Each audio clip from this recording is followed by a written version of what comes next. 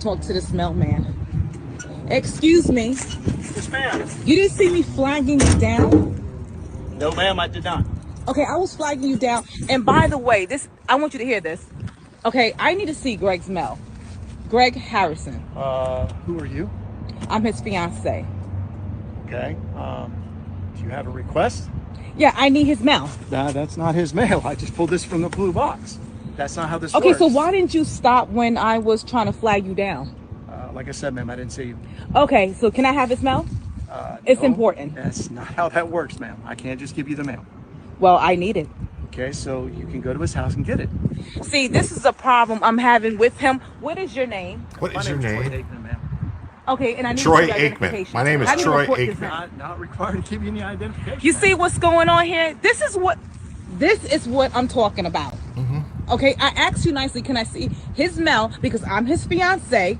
But you're asking me at an industrial park, not even close to where his house is. If you would have just stopped where I was at, maybe. Maybe. You know, I didn't. Maybe. If you would have stopped where I was at, maybe, and gives me the mail, this wouldn't be the problem. Well, we shall see, shan't we? Hey, what's up, everybody? Happy Friday night. So glad everyone's here tonight. Gonna have a great show. Got a really big show planned for tonight.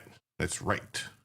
What's up, Mr. G.S. Harkman, or G. Sharkman, however you're going to say. He's, hey, everyone, I'm first. And then Mr. Brian Ogden is here second. I'm always second place now. Lynn's here third. What's up, Lynn? Hello. How you doing? Captain, how you doing? How you doing? How you doing? I am Bob's here also. Sharon Tyler's here. How you doing? None of your business. Audra, what the F? What's up, man? Audra, great to see you, too. Yeah, and then the other Gagax is here. Mr. Dan is here. How you doing? He says, hi, Jim. I said hi to you, too. Miss Hacker's here. Hi, Pat. Joe's here. What's up, Joe? How you doing? Hopefully you got your call back to go back to work and everything's good with you. Glad to see it. HJ Remy is here also. What's going on? Hong Kong Fooey, #1 super guy. That's right. That's right. That's right. Who else is here? Anyone? Tim's here. What's up, Tim? How you doing? And Cindy's here. Hey, Cindy. How you doing? Great to see you. Ads, Jim, ads. Oh, them damn ads. I'll get it figured out one of these years. Let me get it. Let me get it right now. Boys and girls, ladies and gentlemen, I will get it, girl. And it's they're off now. There's been a lot of problems with the YouTubes lately. Like as you noticed, anyone who noticed anything, there's something going wrong with something because I can't set up a goal on YouTube. The ads for the Democratic Nation. Oh, are you serious? That is fucking brutal. Hey, Phil Coggins here. What's up? And Nixie's here. What's up, Nix? How you doing? Lamau, ads are on. All right, they're off now. I shut them off. I got them. They're off. But it won't let me do a goal. When I try to set up a goal for the show, it won't let me pick the goal amount or the size of the super chat or the timer or nothing. So I don't know what to do about it. I don't know what I'm supposed to do. It's like they're killing me here. So I don't know. So I'm just gonna do it, and I think it's only gonna be 30 minutes. I'll just have to redo it every 30 minutes or so, I guess, to keep everybody apprised of what's going on. So I don't know. I mean, it is what it is. Because basically it just says 10 super chats in 30 minutes. That's all it'll do. It won't let me change anything. So it's just crazy. You didn't know you could pick your own adventure. Well, you're trying, but it won't get you a calculator. I don't know. And I get no ads. Let Jim make his money. It's not.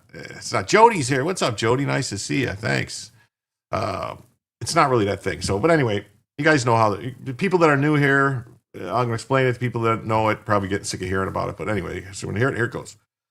For every $75 that comes in across all, for every $75 that comes in across all platforms, Cash App, PayPal, the links are pinned in the chat, and they're also on the screen. And YouTube super chats or Rumble rants or gifted memberships. Like it's Mo Member November. So we want more members this November. Try to get as many as possible. So if you want to gift some memberships or become a member, think about it in Mo Member November. And for every $75 that comes in, we add an extra hour to the show. And I have a very special thing lined up for later in the show. If we hit like an extra 2 hours in the show, I think we're going to watch the Tucker Carlson documentary about Thomas Crooks, the guy who tried to kill President Trump. It's about 30 minutes long. I don't know, maybe we'll fast forward through some of it. Maybe we won't watch the whole thing, but we're going to go through it and break down what we think about, is the FBI covering up what happened to Trump? Was the FBI involved in what happened with President Trump? We're going to figure it out. So, but that'll be if we hit some extra time, because that would take like, that's like almost a whole show. So if we get some extra hours, maybe we'll throw that in probably.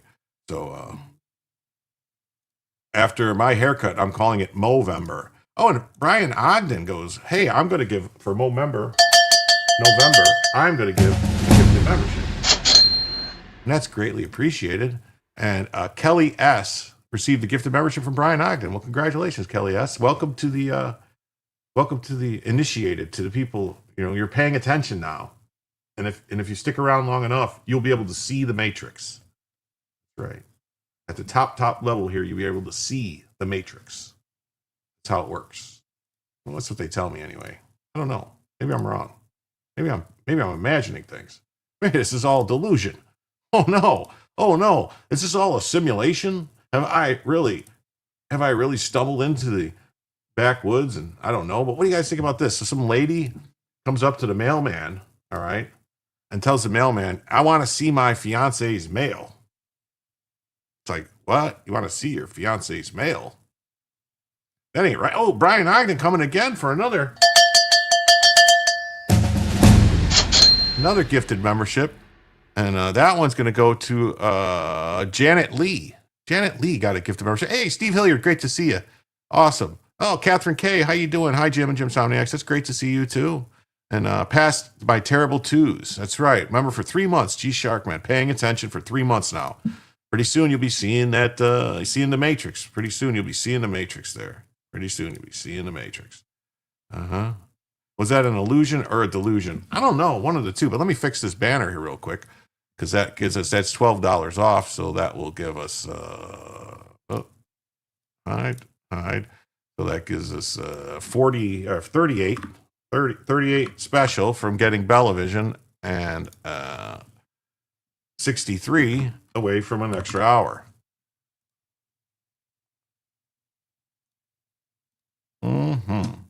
Jim's ignoring me because I didn't say his hair looks handsome. By the way, it does. I did not see you, Marjorie. If I missed you, I am sorry. I never ignore anybody. Sometimes I'm looking over here. Sometimes I'm looking over there. And sometimes if I miss it, it's not on purpose. I'm not doing it to be once they say I'm not doing it to be a jerk or anything. I'm just, sometimes I don't pay it, I don't notice it. But the good way to get it noticed, and I'm just going to tell you right now, the real good way to get it noticed is if you're a member, then your name appears in green and it stands out better to me, and I can see it better and I'll know it better. I mean, I don't know. Is that cheesy for me to say that? But I'm sorry. My hair looks great. I know. Thank you very much. Oh, and look at this. Oh, Catherine K for 10. Thank you very much. Thank you very much. And with that, then that gets us to 53 away from the first additional hour and 28 away from Bellavision.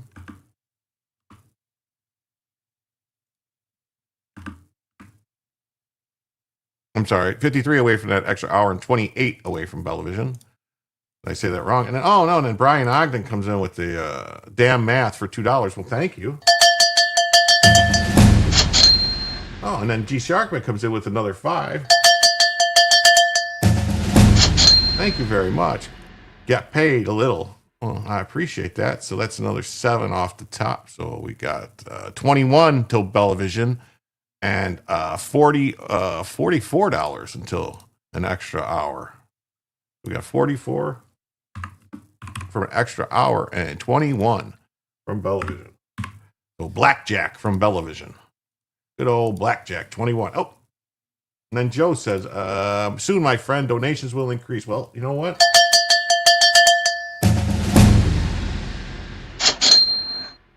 Yes, just got to give it the full Monty. Well, thank you.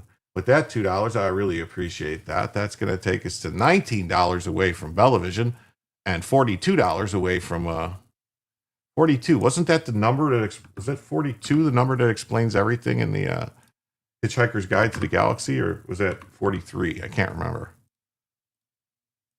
But thank you so much, Joe. And Nixie, what's up? Cool Frog's here. Hey, Cool Frogs, how you doing? Yes, thanks, everybody. Yeah, Joe's back to work soon, Joe. It probably takes a while to get paid. I don't know. I don't think they just sent the checks out right away. So Joe's got to take a little while. So 42, is it? It's 42, the number that explains everything from the Hitchhiker's Guide to the Galaxy? That's awesome. Oh, and Brian Ogden's going to come with another 10 now. Here he goes. Thank you, Brian. Thank you so much. And that puts us $9 away from Bellavision and $32 away from the first extra hour.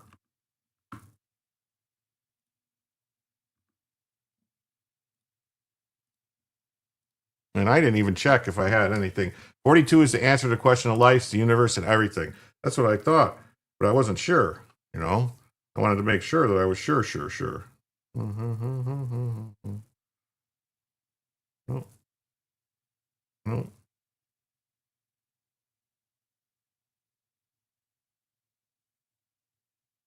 One second. God, it takes so long for PayPal to load for me to look. I just want to make sure. Sometimes people send them and I don't notice it, and then it goes on for a while, and then. All right. Nope. Okay. All right. Just wanted to make sure. Thanks, everyone. Bella is so close. She's so close. She's right here. I could touch her.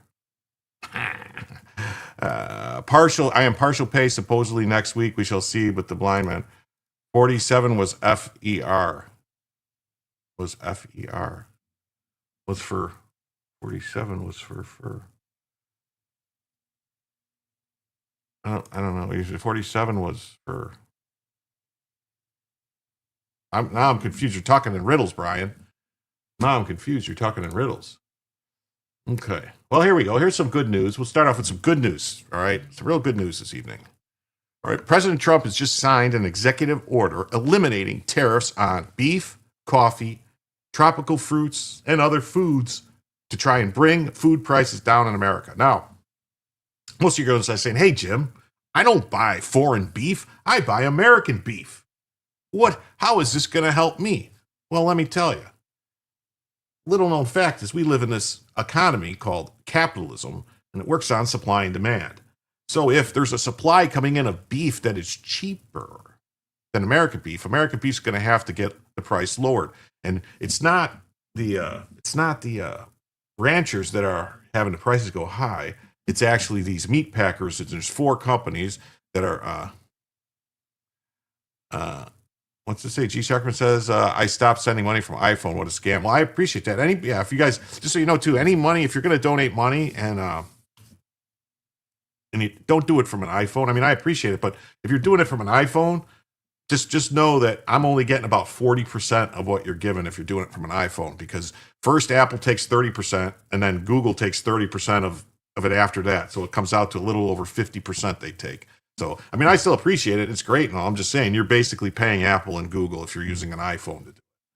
So, Jacob's here. What's up? He says, look up MTG releasing private text and blaming Trump for covering up the Epstein files. Well, we've got some information on some of that stuff because, believe it or not, there were some people doing some texting during the testimony of Michael Cohen, which we're going to cover. Some Democrats that were actually talking to Epstein behind the scenes. It says, let's just say, breaking. Is this true? Macy's has canceled Thanksgiving Day parade after Montgomery tried to extort the event. That would be hysterical. I will look into that. Should know Fahrenheit 451.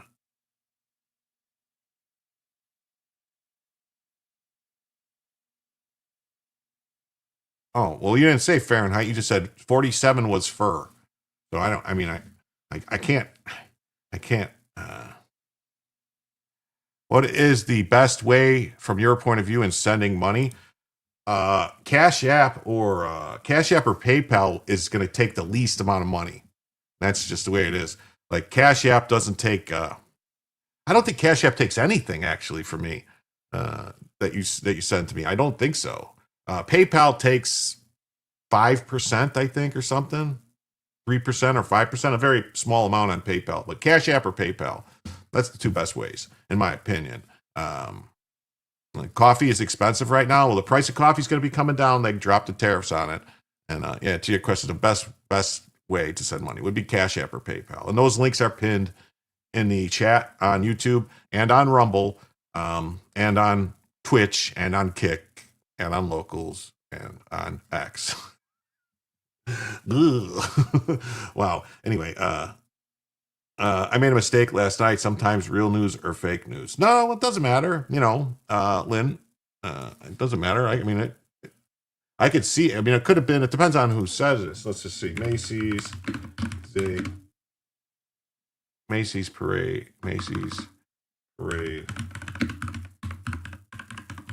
canceled. Let's look.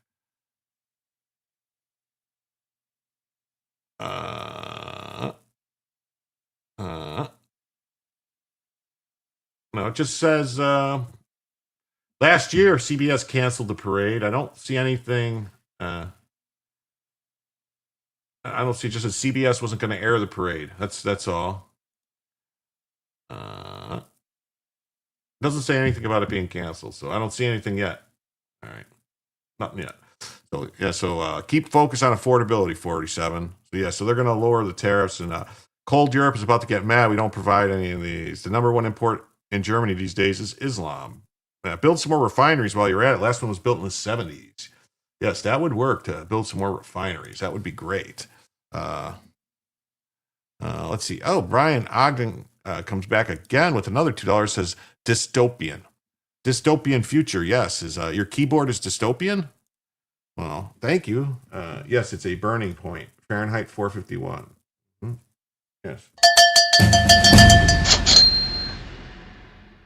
Why are we importing beef, and where do we import it from? We've always imported some beef. I mean, like Kobe beef from, is my camera glitching and acting weird?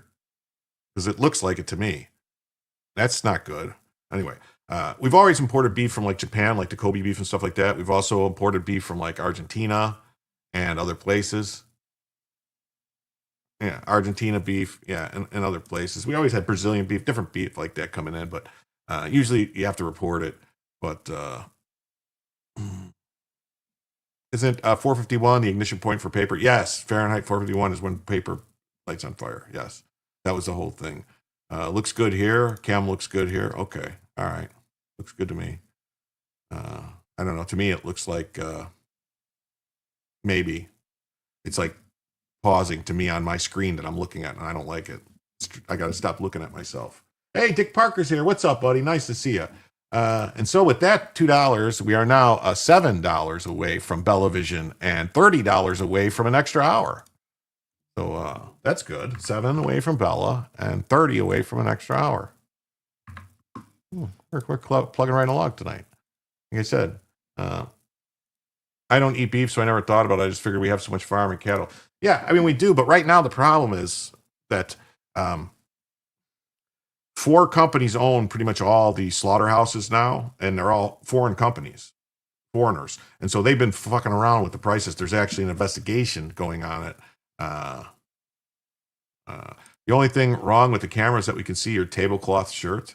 Oh, that's not good. That's good. That's not good. That's not good. This is not a tablecloth. This is just a nice Tommy. It's my nice. I like this shirt. It's a nice, very comfortable bamboo shirt from Tommy Bahama. It's very super comfortable, super soft. Man, it feels really good against the skin. That book is about burning books. Paper at 451 Fahrenheit. Hey, Jim. Hey, everyone. I'm late, but oh well. What else is new? Hey, Sunshine. Anytime you get here is just fine with us. You're always welcome. Always happy to see you. And then What the F says, it's absolutely disgusting about what MTG is doing. I don't know what MTG is up to. I don't know what her goal is, but it sure seems like maybe. I don't know. I don't know. I mean, the stuff, the stuff she's doing just doesn't seem good. You say, I'm just kidding. It's nice. Oh, LMFO. Okay, thank you. Yes, Tommy Bahama, so comfy. They are. Oh, they're super. Like, man, do you think Trump will ever try to get the USA farmland back from China? I hope so. I hope there's a way to do it. Like, there's a whole bunch of stuff. Like, we just found out that they bought a trailer park right next to right next to the base where all our B-2 bombers are and stuff. That's not good. That's shares a fence with the base. We can't have that. We can't have that. Canada imports beef. Yes, they do. It's a tablecloth. Yeah, I know. Sunshine High. Wagyu beef at Costco sells for $149 a pound of ribeye. Yeah, it's super expensive, Wagyu beef. So now I wonder if he's taking the tariffs off of that too. But that's expensive beef anyway. Yeah. Yes.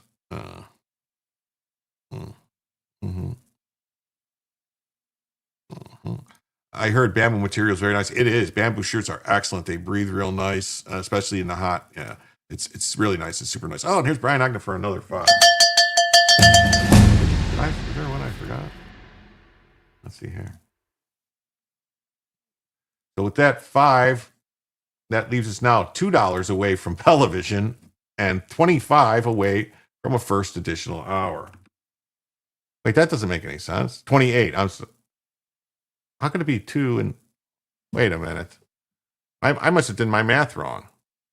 There's no way I did the math right because I did some math wrong somewhere.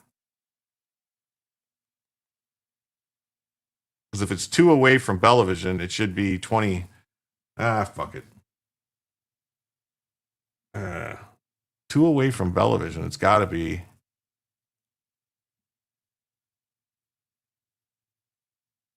Got to be $27 away from a full hour. I must have did some math wrong somewhere. Someone tell me where I did math wrong. Because it's just impossible. I did math wrong somewhere. Just give us Bella. Welcome to the world of Viscous Jim. Yes. Calculator. Math is hard. Barbie told me so. Yeah, I know. Jim Somniac math. Well, no, I know. I know I was doing the math. I'm pushing Bella. Yeah. So, all right, fuck it. You know what? I might as well just go ahead and give you Bellavision. $2. $2 for Bellavision or 2 $5 donations. I did something wrong. Fuck it. All right. It is what it is. There you go. I did my math wrong somewhere. I'll fix it. Math is, I know you gave enough. Math is racist. I'll fix it. Hold on. There. So we'll just do this. We'll just go hide, and then we'll do this. We'll go 20. We're just going to go, yeah. Hold on. Somewhere I fucked something up. I did something wrong on the math.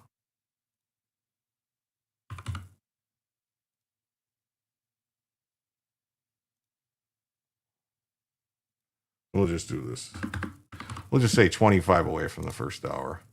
Because I don't know. Somewhere I fucked up the math. Yes, Bella. 2 plus 2 equals 5. I guess that's where I screwed that up. I probably did. Yes. Bella is keeping track. Yeah, she's over there. Hold on. Let me fix the camera for Bella. Can't have her off the screen like that. That's not good. Wait a minute. Oh, Bella, what's happening? Hey, I got it. Oh, I know what it is. There we go.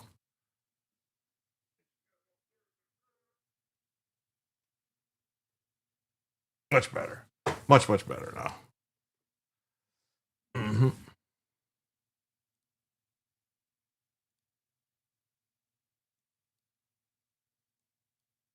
There we go. Oh, and then Kevin comes in with a 10. Thank you, Kevin. Now with that, we are just $15 away from the first additional hour. Thank you very much for all the wonderful donations. They're greatly appreciated. Rank my favorite materials. I like silk a lot. I like, bamboo's real nice. Cotton is obviously great, but I'm trying to think what the other, I don't know. It's I don't know. I mean, I don't know. Wool's good in a jacket and stuff like that. I don't know. I mean, I don't know. Polyester is nice if you're wearing a pantsuit and stuff. Hey, Michelle, what's up? Nice to see you. It says your shirt is plaid, a tablecloth is checkerboard. Cotton sucks. Hemp is good too. Yeah, hemp is good. Do I have any strong opinions on modal? No. Oh yeah. So let's see. So a Bloody Brawl works out at the Turning Point USA in Berkeley, in California. We saw that. We're not going to watch this. This was the other day. So the administration announced on Thursday.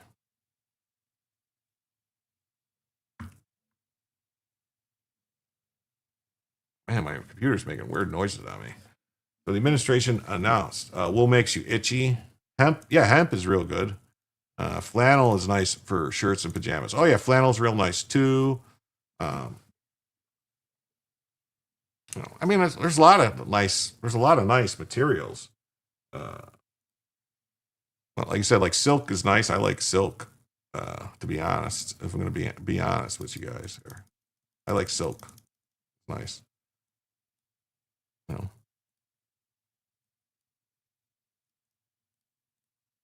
That's better. Now I feel better. All right. Silk, cotton, linen. Yeah, linen's real nice too. Do I farm our own silkworms? Yes, yes. If I give you another $5 if you never talk about how fabric feels on your skin again, that's a deal. All right. Okay, look at this. Silk, cotton, linen, bamboo, then hemp. Wool and linen. Okay. All right. So, yeah, the Trump administration announced on Thursday that will eliminate tariffs on coffee, bananas, and other food imports and select textile products from 4 Latin American countries in a bid to lower prices for American consumers struggling with high grocery costs. The White House reached a framework trade agreement with Ecuador, Guatemala, El Salvador, and Argentina that will eliminate levies on products that cannot be grown or produced in sufficient quantities in the U.S., according to a senior administration official. Oh. Okay. What about the mailman? I really like Jim's. Oh, Nuffle, nice to see you too. My pajama top. It's not a pajama top. It's nice. The mailman would not give the lady the mail of her fiance, which she obviously thought he was cheating on. She wanted the mail, or something was up. I mean, how do you even know that the? Imagine Jim and what's that? Wool wear? Was that a sheep alpaca wear? I don't know what that is. Look into Modal, Cupro, and Rami. It'll change your life. Okay. I like ramen noodles. Is that the same thing? Alpaca. Oh, yeah. I had a couple blankets that were alpaca that were real nice. Alpaca blankets. The video, did it finish? That's all it was. That's all the video was just that short video of them just arguing about it. That was the end of it. But I thought it was funny because the guy said his name was Troy Aikman. So I was like, is this a real video? You know.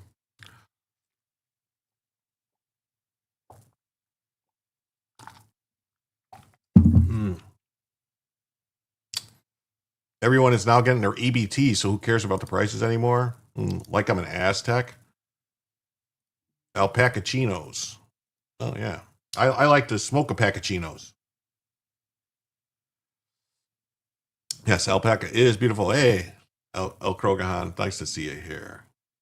Yeah, that was it. That was the end of it. It was just a short video, So, coffee, we're going to lower some tariffs and have some coffee come in, Trump said. Monday interview with Laura Ingraham on the Ingraham Angle. The deal removes tariffs on bananas and coffee from Ecuador, as well as coffee, textiles, and apparel from Guatemala. Overall tariff rates on the 4 countries remain in place, 10% for Guatemala, El Salvador, and Argentina, and 15% for Ecuador. They are good blankets, easy to alpaca away when you don't need them. Yes. He had a drug delivery she was going to intercept. It's possible. Yeah, the grocery store was packed today. I was there Tuesday and it was empty. So coffee had spiked 20%, 19% in the past year through September, while bananas jumped 7%. Yeah, but weren't those prices already spiking before Trump was even in office? The administration expects retailers to pass the savings on to shoppers. The Trump Secretary Spessant hinted the announcement on Wednesday, saying the administration planned substantial announcement that would cut the costs on coffee, bananas, and fruits as part of a broader push to reduce the cost of living. I have banana trees growing in my backyard. I don't know what they're worried about bananas for. I can't do wool. I love the look of cashmere, but can't wear it. Oh, yeah, cashmere is real nice. Yes, cashmere. I mean, that's just wool, but it's really fine wool that they do real nice stuff to it. So, and Peruvian flake. That's what we need, a discount on Peruvian flake. Typical Friday at the grocery store. Say hello to my little friend, Tina.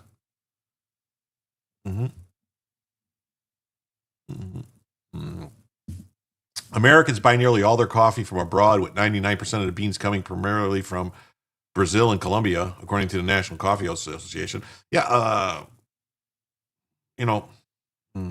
we do get some coffee from Hawaii, but I don't think enough of it to cover. Like, it's not. Jim, why don't you call your backyard a plantation anymore? Because it's is it for tax reasons? Yeah, it's frowned upon now. I can't call the workers, what I used to call them either. People get mad. Did I see the videos of people getting 25,000 in food stamps and went crazy shopping? What? No, I did not see any videos of anybody getting 25,000 in food stamps. That would be, if that happened, that's insane, and I would think that's a crime. So you're saying that would mean somebody really screwed up and somehow did that. Now I'm going to have to look in that and see if that happened. Let's see.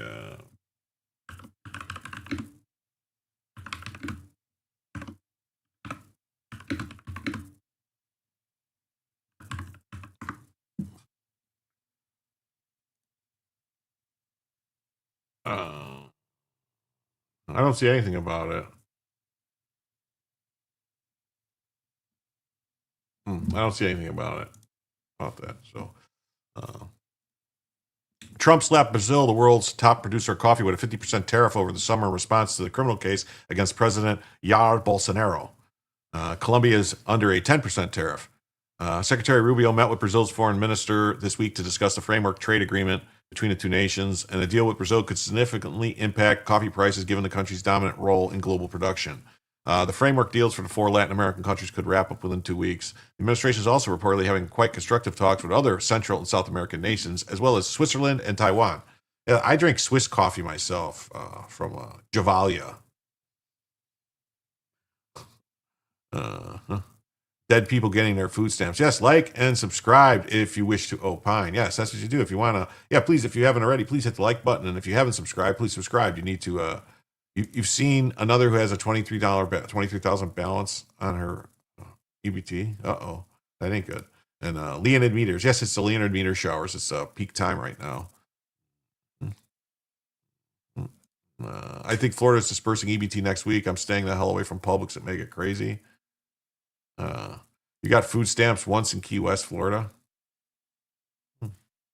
Casey's has great coffee. The Argentina deal will open the country's markets to U.S. beef and poultry and also prohibits Argentina from discriminating against American digital services. The tariff relief follows a brutal week for Republicans at the polls as Democrats seize victories in New Jersey, New York, and Virginia. Oh, yeah. Democrats won New Jersey, New York, and Virginia. And that's supposed to shock people. Key West is its very own country. Yes, it is. It's the, the Conch Nation, they call it. The Conch Nation. You loved Brazilian estates from Javalia. Yeah, I like Javalia coffee. I can drink it without, no problem, black with nothing, no sugar, no nothing. So that's why I like it. Now I want key lime pie. Me too. Yeah.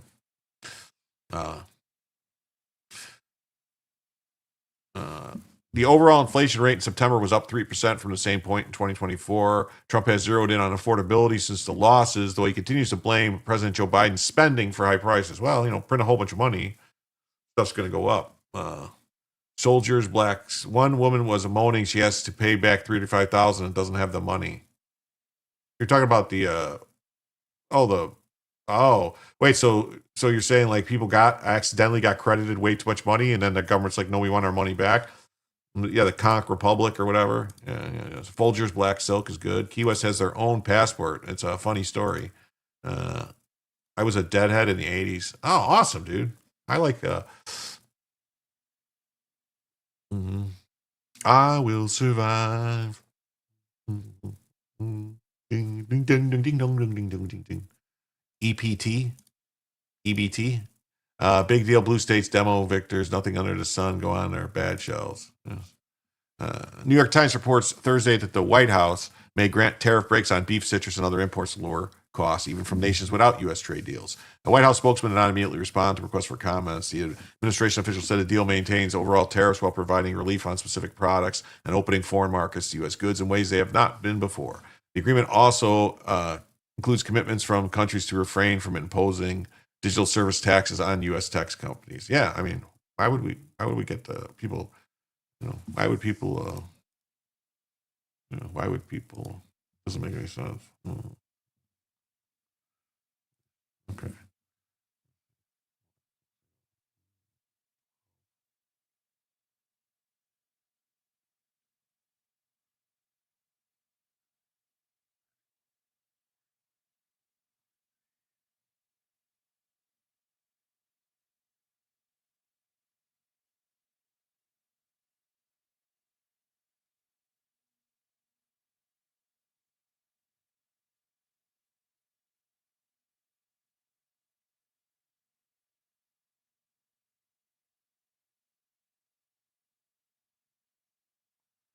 I don't know. I'm confused.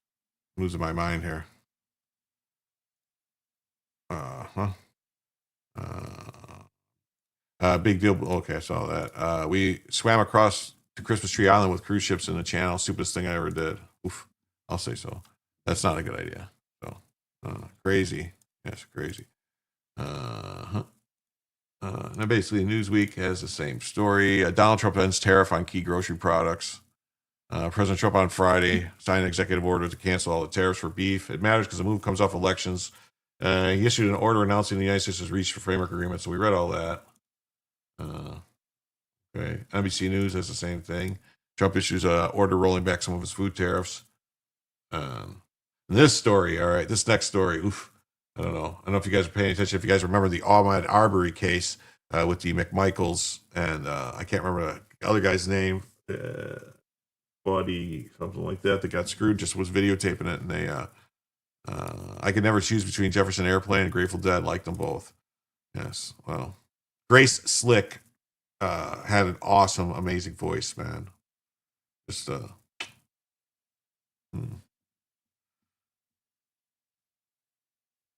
So these three guys. The guy in the middle, Roddy something or other was his name, right? Yeah, Roddy Bryan, William Roddy Bryan, Gregory Michael, and Travis McMichael. So a federal appeals court on Friday upheld the hate crime convictions of three white men who chased Ahmaud Arbery through their Georgia subdivision with pickup trucks before one of them killed the running black man with a shotgun.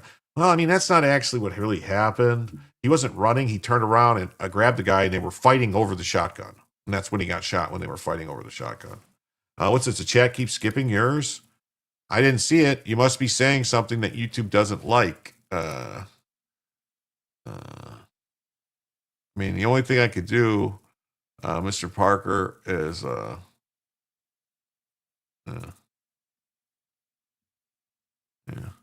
thing I can do is see if this will work. I can make you a moderator and see if that'll work, and if that'll make you your stuff not disappear. I don't know if it'll work or not. They might still hide some of your stuff, so we have to wait and see. One pill makes you larger. One pill makes you smaller. One gives you. Yeah.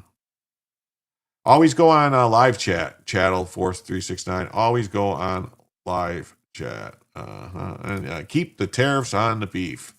Yes. He was the guy out for a jog in work boots. Yes, that's the guy out for a jog in work boots. Grace is awesome. All my all-time favorites is Jim Morrison. Yeah.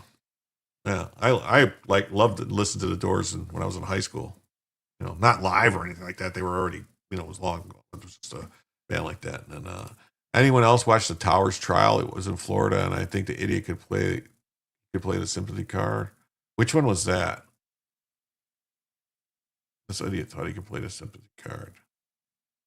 I don't know. I'd have to know more about the case if I remember it. But yeah, so 3-judge panel in the 11th Circuit took well over a year to rule after the attorneys for the defendants urged the judges in March to overturn the case, arguing the men's history of a racist text message and social media posts failed to prove they targeted Arbery because of his race. Yeah, Jim died in 1971. Yeah, that was before I was born. Yeah. Trump has instituted a 50% tariff on all superchats. You bastard! How dare you? How dare you?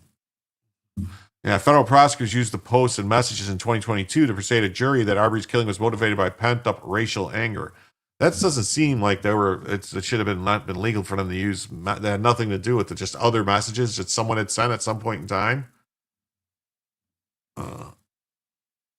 Jim Morrison is a member of the 21 Club. I don't know. You're 1974, still Nixon. They all hung out in Haight-Ashbury. My dad hung out in Haight-Ashbury in the 60s. Yeah. 27 Club, I think it is. The 27 Club. They all died at 27 or something like that. Him, what's his name? Chris Farley, right? John Belushi, I'm sorry. He slaughtered his adopted parents and was so effing rude and crude. Oh, okay. Yeah, I think I remember something about that. I don't think I saw it. Hendrix and Janis Joplin also. Yeah, youngins. Yeah, Janicer. Appellate's panel, written by Judge Elizabeth Branch, said prosecutors at the trial showed that each of the defendant held long-standing prejudice and that evidence was sufficient for a reasonable juror to find that Arbery's race was a determinative factor. That's a bunch of bullshit. If the appeals judge had thrown out their hate crime conviction, that 3-0 faced no immediate reprieve. That's because they're also serving life for murder after being convicted in Georgia State Court. So that was a federal trial, found them guilty of hate crimes. Father and son armed themselves and used a pickup truck to pursue Arbery after spotting him running through the neighborhood just outside the port city of Brunswick. A neighbor, William Roddy Bryan, joined the chase and recorded a cell phone video of Travis shooting Arbery at close range. More than 2 months passed without arrest until Bryan's video leaked online, and the Georgia Bureau of Investigation took over the case from local police as outrage over Arbery's death became part of a national outcry over racial injustice. So this is another people who got railroaded, honestly. It really is. Just another group of people that got railroaded because, he was an orphan from Ukraine. Janis Joplin was 27. Yeah, I think that sounds better. Hendricks, Joplin, Stevie Ray Vaughan. Yeah. Was Stevie Ray Vaughan 27 when he died in that helicopter crash at Monsters of Rock in Alpine Valley? Really? I think this is when Democrats cry like Huxley in Doors of Perception. Okay. Yes. All three men were convicted of murder by a state court in 2021 after a second trial. U.S. District Court in early 22, a jury found the trio guilty of hate crimes and attempted kidnapping. He was 35. Okay. Can't mention laws against price fixing, evidently. I also hate people running around my neighborhood burglaring homes. Yeah, me too. This is just... attorneys for Bryan and Travis McMichael did not immediately return phone call messages. SVR was in his 30s. That's SR. Yeah, SRV was in his 30s. I thought he was older than that. Yeah. Defense argued racist messages to improve racism against Arbery. In their federal appeals, lawyers for Bryan and Greg McMichael criticized. So basically, what they're, if you understand here, that they're saying that because somebody sent a message that mentioned race or had racist connotations, they could be convicted of a hate crime even though they didn't actually say or do anything that was hateful to that person. That just they can imbue that stuff. That seems very, very sketchy. Very sketchy. Also, I mean, is that what we're going to do now? Anytime someone kills someone, we're going to go look at their messages and see if they ever said anything racist or racial about the person that they, like the race of the people that they killed. And if so, then you charge them with a hate crime. Because I think there might be a whole heap of people that should be charged with hate crimes then, because I'm sure they've texted a bunch of stuff about crackers. Just saying.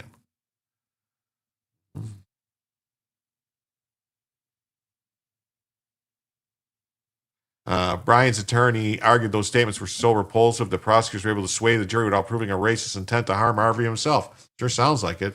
Gregory McMichael's lawyer insisted his client initiated the pursuit of Arbery because he mistakenly suspected him of being a fleeing criminal. Well, no, he was a fleeing criminal. We know he was a fleeing criminal. He was robbing houses. He was burglarizing houses repeatedly. The McMichaels had seen security video months prior that showed Arbery entering a neighboring home under construction. And also the cops went around and showed the neighbors his fucking picture. All of them, and said, yeah, this is the guy robbing the houses. If you see him, stop him. The cops told the people that. No, nothing. The 11th Circuit rejected those arguments, noting there was no evidence Arbery had committed any crimes. He was unarmed and had no stolen property when he was killed. What about the video of him breaking into the fucking houses? And Travis McMichael's appeal attorney didn't dispute the jury's finding that he was motivated by racism. The social media evidence included a 2018 Facebook comment Travis McMichael made on a video of a black man playing a prank on a white person. He used an expletive and a racial slur when writing he'd kill him. Oh. Instead, Copeland based her appeal on legal technicality. She said the prosecutors failed to prove the streets of Centilla Shores subdivision where Arbery was killed were public roads, as stated in the indictment used to charge the men. Wow, I can't even with this, man.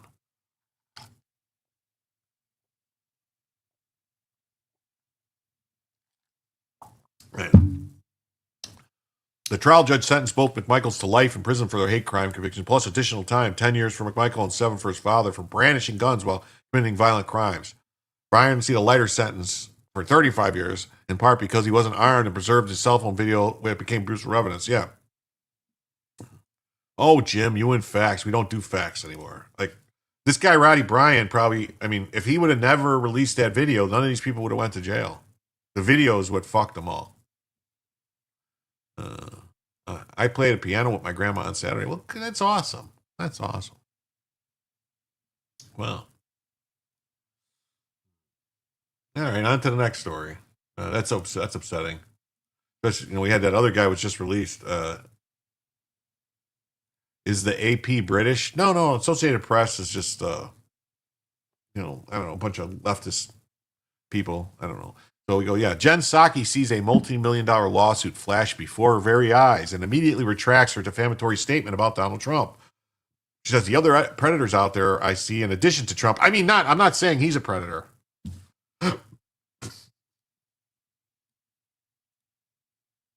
In supporting what Donald Trump is doing. You're talking about the other predators out there, in addition to Trump. I'm not. In addition to Trump, so Trump's a predator, and then these other people are predators. I think she's still going to have a problem with this statement. I'm back it up. About the other predators out there, in addition to Trump. I'm not saying he is. We don't know all the details about that. I just mean in addition to what we've learned about Epstein and others, there's other predators out there. There are, and we have to remember that Alex Acosta, when he in supporting what Donald Trump is doing. You're talking about the other predators out there, in addition to Trump. Yeah, hold on. I got to fix that goal in YouTube, so just give me a second here. Yeah, screw Jen, definitely. Why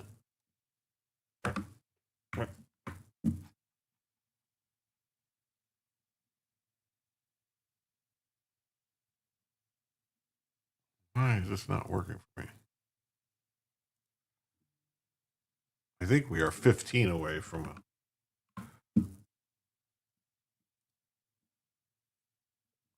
Okay. Yeah. So I have to, like, every 30 minutes, I got to start another goal. That sucks. I mean, on YouTube.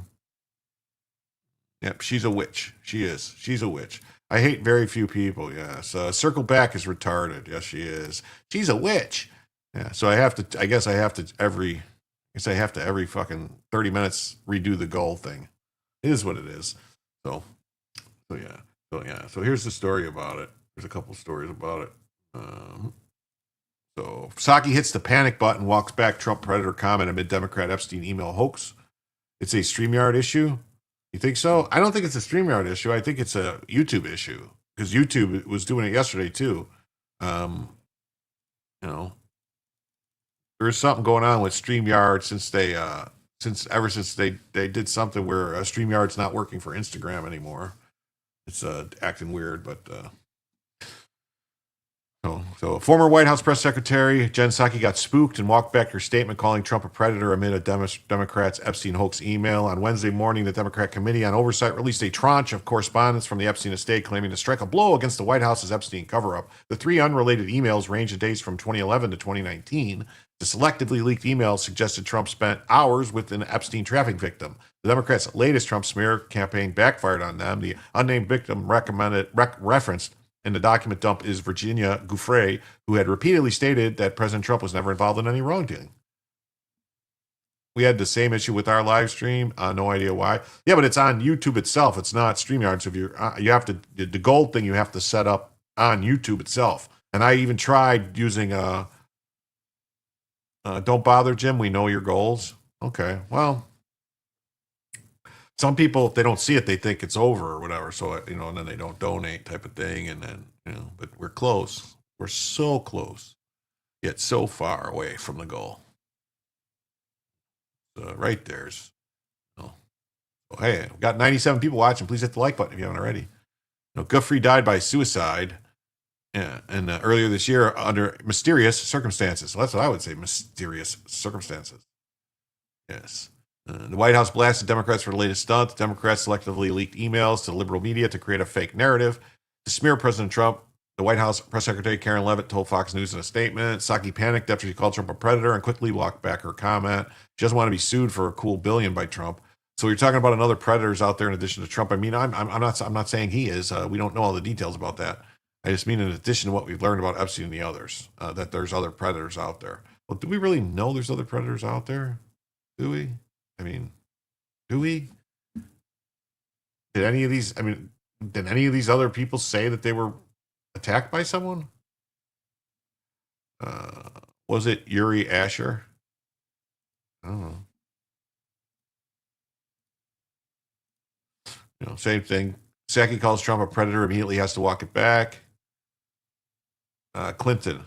Yeah, Clinton was a predator. They're investigating. They're investigating that now, finally. So basically the same thing. Jen Psaki catches herself making a defamatory statement on air and has to walk it back. And then we got this. We got on the same thing. We have Jasmine Slavy Crockett gets fact checked by CNN while failing to smear Trump over the Epstein documents that were released. President Trump named a few people today on Truth Social. Yeah, I got that. It's got a couple. He has a couple 4 people that he wants them to investigate and look into, and hopefully they'll get to the bottom of it. Hopefully.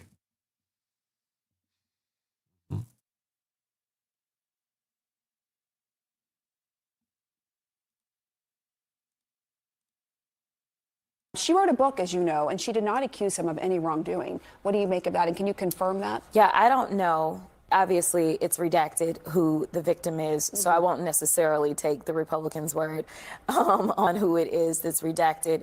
And I don't know why they would necessarily redact someone's name who is deceased at this point. The Democrats did that, though. The Democrats redacted. No. I understand, Okay, but I'm yeah. just saying, like, our biggest concern is to actually make sure that we are protecting victims.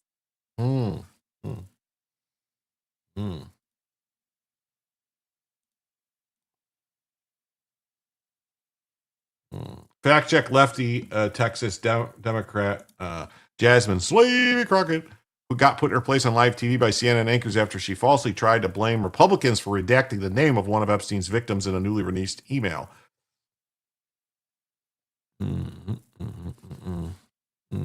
Gates, a couple of Billy boys. Yeah, Bill Gates and Bill. Yeah, word salad again. Definitely. Clinton. Yeah, Clinton and Gates. The email in question was part of a tranche of 23,000 pages of documents from the convicted pedophile's estate released by Republicans on the House Oversight Committee this week after Democrats pushed a smaller batch in which they chose to redact the names of the deceased victim, Virginia Giuffre. I played mostly mellophone and drum and bugle corps. Okay. You think she needs a little more hair? Well, they have to cut back on the amount of hair because they need to tie up all the ships with the rope. Republicans later revealed the omitted name in a 2011 email was Giuffre and accused Democrats deliberately muddying the water. Oh, no, the Democrats muddied the water? What the fuck is that on her head? That's called boat rope. Boat rope. The fact that Trump doesn't want these files to be out tells me he has more to hide than him actually being able to exonerate himself. However, CNN anchor Pamela Brown then produced the email and pointed out that Giuffre, who died by suicide in April, wrote in her posthumously published memoir that Trump had no hand in the disgraced financier's wrongdoing. Yeah, I don't know. Obviously, it's redacted who the victim is, so I wouldn't necessarily take the Republican word on who that is redacted. Like, it's a mooring line by the Moors, the Moorish. It's posturing, yes. And I don't know. I wouldn't necessarily redact someone's name who's deceased. Brown quickly corrected the far left communist rep. The Democrats did that, though. A visibly rattled Crockett stammered through an attempt to walk back her false assertion and quickly changed the subjects. The Democrats were, no, I understand, but just saying, like, our biggest concern actually makes that we're protecting victims, and obviously she wrote a book. She told the truth, her truth, not the truth. Yeah. What is she, Rapunzel? No, she's repugnant, not Rapunzel. She's not Rapunzel, she's repugnant. Crockett, when she isn't getting her feet literally kissed by batty liberal radio hosts, abusing her staff for spending tens of thousands of dollars in campaign cash on lavish hotel stays and limo rides. That's right. It's been found out that she spent tons and tons of money on all types of stuff, like thousands and tens of thousands of dollars. Giuffre was 17. I don't know if she was 17 when it started. I think she was 17. I think she was 17 when she was with Prince Andrew, if that's true. I don't know enough about it. I really don't. So here's these stupid emails. In September, Crockett sparked outrage when she referred to Kayla Hamilton, a 20-year-old brutally raped and murdered by an MS-13 gang member, as a random dead person. Oh, that's right. She said, by some random dead person. We're not going to. Oh, okay. So just a random dead person. She also called Trump and his supporters the most unpatriotic people we have in this country. Thursday's episode was the second time in 2 weeks that CNN took Crockett to task for her misleading statements about Trump, whom she is referred to as a piece of S and repeatedly compared to Adolf Hitler. Well, I didn't think Trump painted at all. Has anyone seen Trump's paintings? I mean, if you're going to compare anybody to Hitler, wouldn't it be like George Bush or or Hunter Biden? They're all painters. They're all painters. They all paint. So that's how you would compare them. Is compare their paintings. But Trump doesn't paint. I don't think Trump's ever painted anything. Last month, CNN anchor Caitlin Collins corrected Crockett's parroting of a debunked claim that the president's top priority of the government shutdown is building a new White House ballroom. Yeah, in the context of that comment, she was asked if the president was working on any of the renovations. And she said it was saying his focus was on the ballroom. So, yeah. C. Willicke says, yeah, she was 17. Her parents gave permission because he's not Clinton. Okay. So, oh.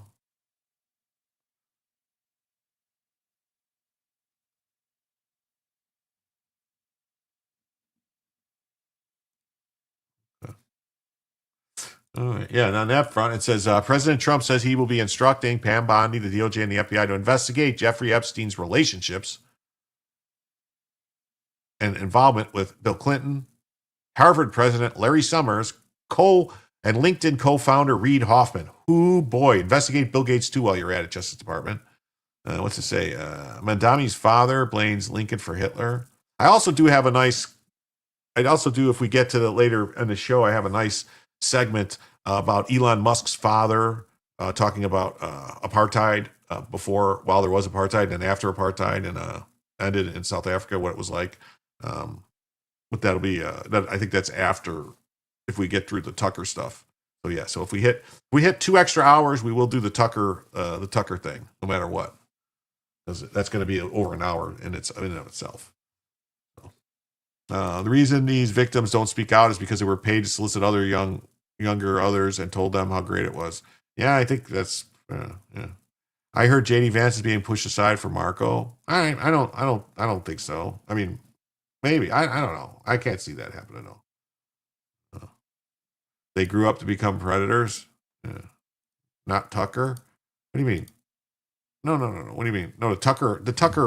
There's a Tucker documentary about Crooks, Thomas Crooks. It's like 30 some odd minute long, explaining like they basically all this research about who he was. And, because remember they said the guy, he's like, oh, he's like this weird kid who has no footprint. We don't know anything about him. We think he was right wing.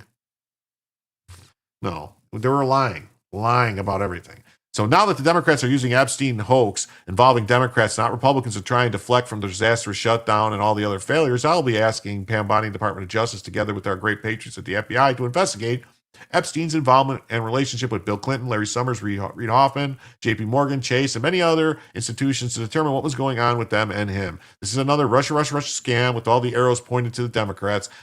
Records show these men and many others spent large portions of their life with Epstein on his island. Stay tuned. So they were all paid hoes. Nobody was raped, in my opinion.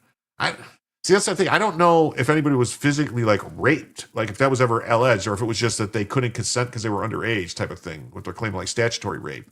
I never read anything where like he beat anybody and forced anybody to do anything. Did anyone read that anywhere? Because I've never read that. I'm not defending him at all. I'm just saying, like, I don't think it was ever like grabbed him and hold him down, rape him type of thing. I hate that I don't even like talking about this stuff because it's. I should have invested in popcorn futures. Yeah. Yeah. Trump is doing what I've asked him to do since 2017. His diehard supporters will go based and genius. Being several years behind Cernovich, as they always are. Check the date when I said pardon Ross Ulbricht versus when they did it. Shows the problem. They're moving too slow. When does grape mean grapes? I like grape soda. I like it a lot. Oh, don't be a dick. They were young, impressionable hoes. And so I'm starting to think it's all a bunch of consensual. It's a lot of it probably is regret more than anything. You know what I mean? Like later on, because this is stuff you're going 20, 30 years. I mean, I don't know if there was somebody that was like, if we're talking about 17, 18-year-old girls, it's a little different than 14, 15. It's a lot different. I shouldn't say a little, it's a lot different than 12, 13, 14-year-olds. It's just, I don't know. I don't know, but I mean, if these girls were, if these girls were flying to his island and doing all this stuff on his island, and for years, obviously they were much older later, and they should have realized, unless they were getting, just getting paid so much money. I mean, how much were they getting paid? These are all things that we should know about. It shouldn't just be this whole thing like this should be what it was. Here's the facts. This is what they got paid. This is what the deal was. Something, but we know nothing. Just basically somehow he convinced them to do all the stuff. Like, I mean, what was it? Was it like, here, you're going to get paid $50 for a massage or $100 for a massage, but if you blow Bill Clinton, you're going to get 200? I mean, was that what it was? I don't know. I'm asked. I don't have no idea. Yeah, no matter what, it's wrong. Oh yeah, it's wrong. I'm not saying it's not wrong. I'm saying we don't have information, and we've seen how they lie and distort things. Like the whole E. Jean Carroll stuff, like, oh, yeah, rape is sexy, and it was in a burger of Dogman's, and I still have the dress and all this weird shit. And that lady's a baddie as a fucking belfry. Paperboy's got more sometimes.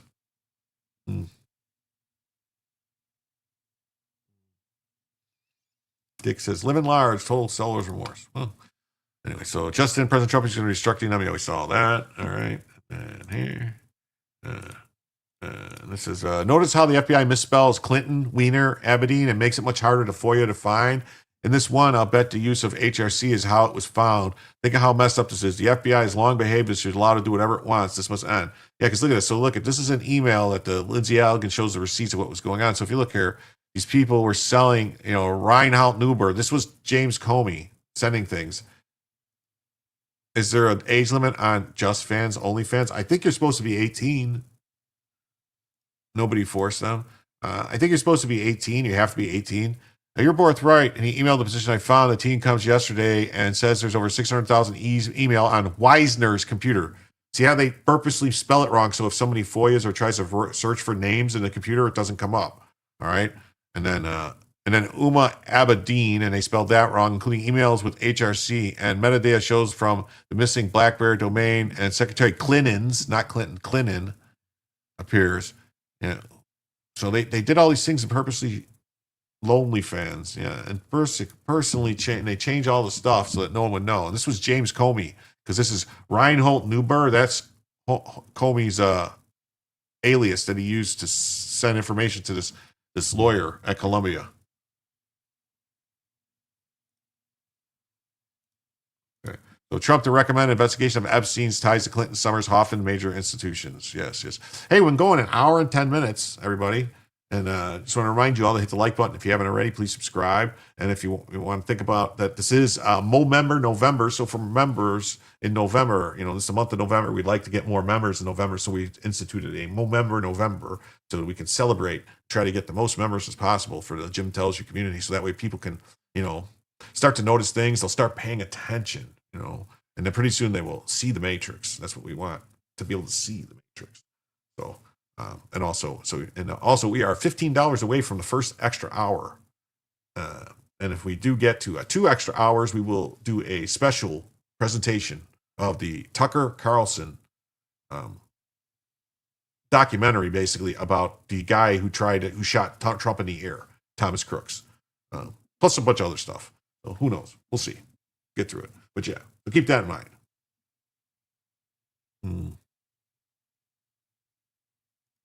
Not Member, by the way.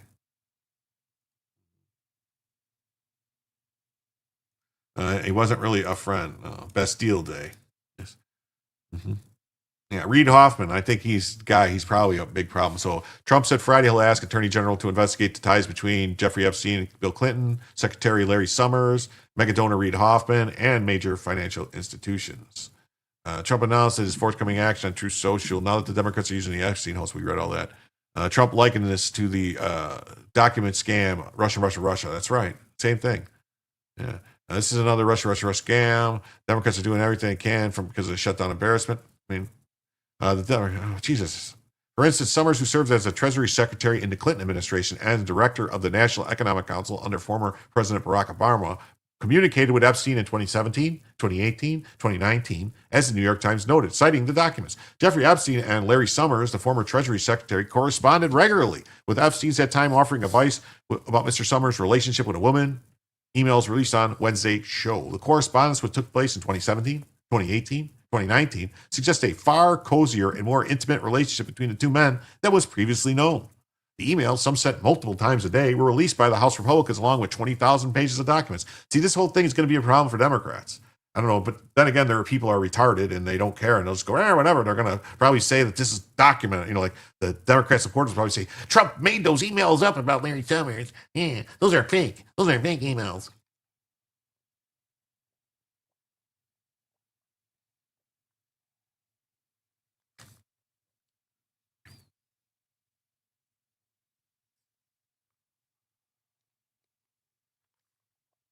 Oh, man. On the other hand, Trump and Epstein are reportedly not associated in decades. White House Press Secretary Caroline Leavitt noted on Wednesday that Trump booted Jeffrey Epstein from his Mar-a-Lago clubs because Epstein was a pedophile and a creep. I froze? Did I really? Baseless claims. I froze? Oh, sorry. Well, here's the thing. The Democrats tried to say Trump was really good friends with Jeffrey Epstein, all the stuff. And then that didn't hold. So then the next day they come out and say, oh, look, Epstein said Trump was a horrible person. He was bad. So take the pedophile's word for it. Well, make up your mind. You know, like they can't. It's gay. I don't know what that means. I mean, I know what that means, but I don't know. In a statement to NBC, JP Morgan Chase spokesman Patricia Wexler said, we regret any association we had with the man, but did not help him commit his heinous acts and ended our relationship with him years before his arrest on sex trafficking charges. Mm-hmm.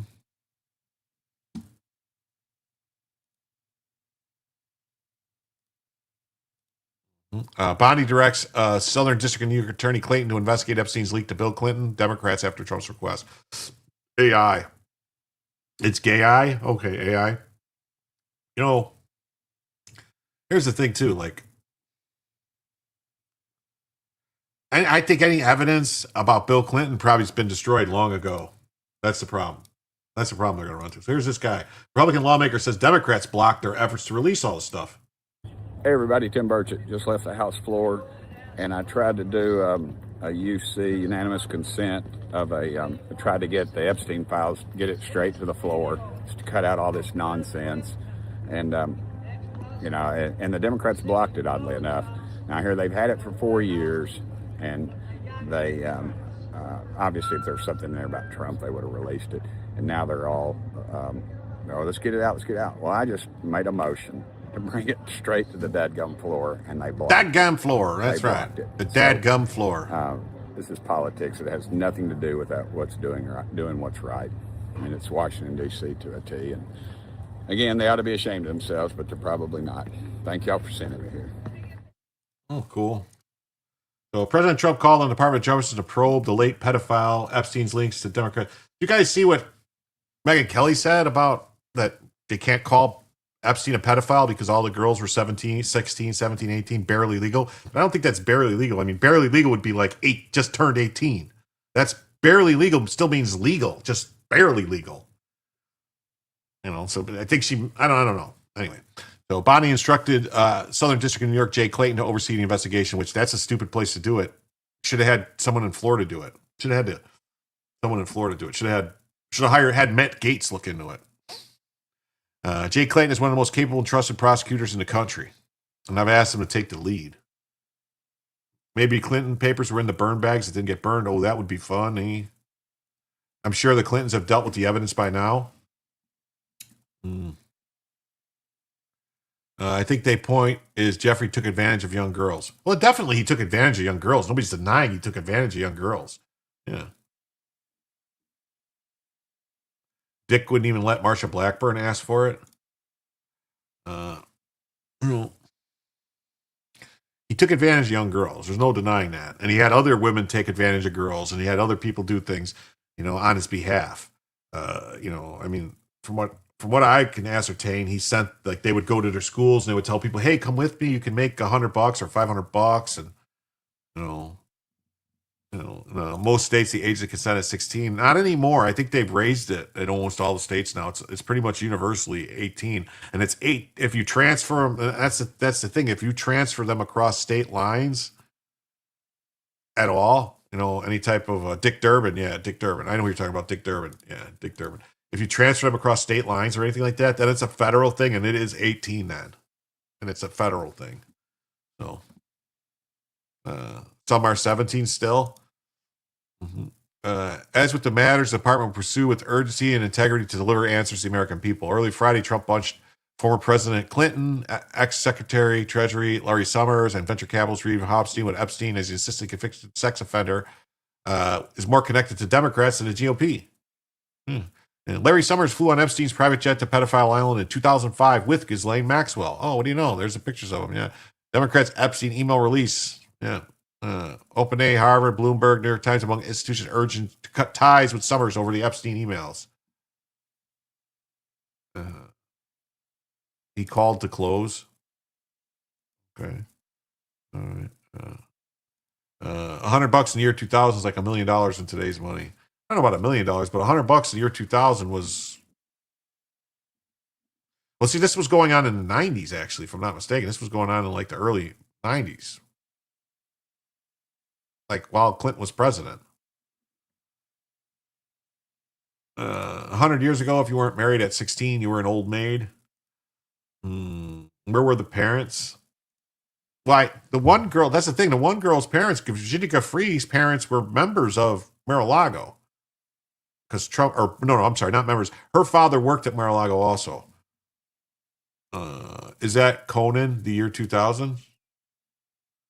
In the year 2000. Now that Democrats are using the Epstein hoax, not involving Democrats, not Republicans. Yes, so we're going to get them. This is another rush scam. The issue of Epstein, who killed himself while awaiting federal. I don't know. I don't think he killed himself while awaiting. I don't think he killed himself. I really don't. While awaiting federal sex trafficking trial in 2019, was pushed back into the national spotlight after a new tranche of documents connecting the former disgraced financier was released by Congress as Democrats tried to highlight Epstein mentioned Trump in a few emails. There's no emails of him emailing Trump, right? Trump and Epstein were once friends years ago, but had a falling out. Trump claimed he booted him from Mar-a-Lago for stealing young female employees from his club. One such Mar-a-Lago worker was Epstein's victim, Virginia Giuffre. She said Trump was not part of any of Epstein's sex crimes and couldn't have been friendlier.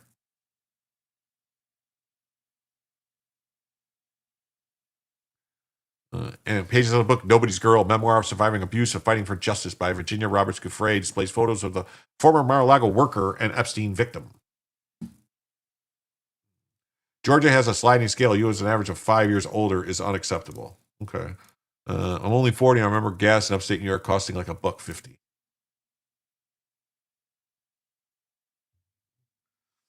Summers was also associated with Epstein and accepted donations from Epstein when he served as Harvard University president. Hoffman, a prominent Democrat donor and LinkedIn founder, has said he met Epstein numerous times in professional situations. All three Democrat figures have expressed regret about having a relationship with Epstein. No credible evidence has surfaced indicates any of them were involved in his sickening actions. There is video of Bill Clinton getting a massage, or not video, pictures of Bill Clinton getting a massage from Virginia Giuffre. Bill Clinton was on the plane. There was all types of stuff. There's shit about him going on the plane without Secret Service and people making a stink about it and all types of stuff. So don't even go there. Bill Clinton was banging them chicks. Definitely. Them girls, whatever you want to call them. I shouldn't call them chicks. Bill Clinton was getting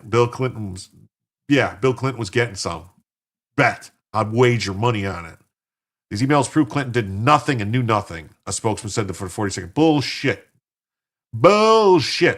The rest of the noise meant to distract from the election losses, backfiring shutdowns, and nobody knows what else.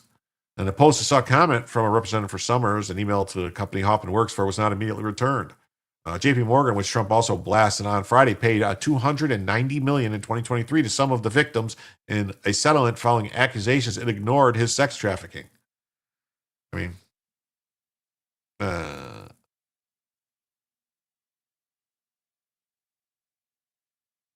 yeah, see this. Terrific guy. He's a lot of fun, and even said that he likes beautiful women as much as I do, and many of them are on the younger side. Trump on Epstein in 2002.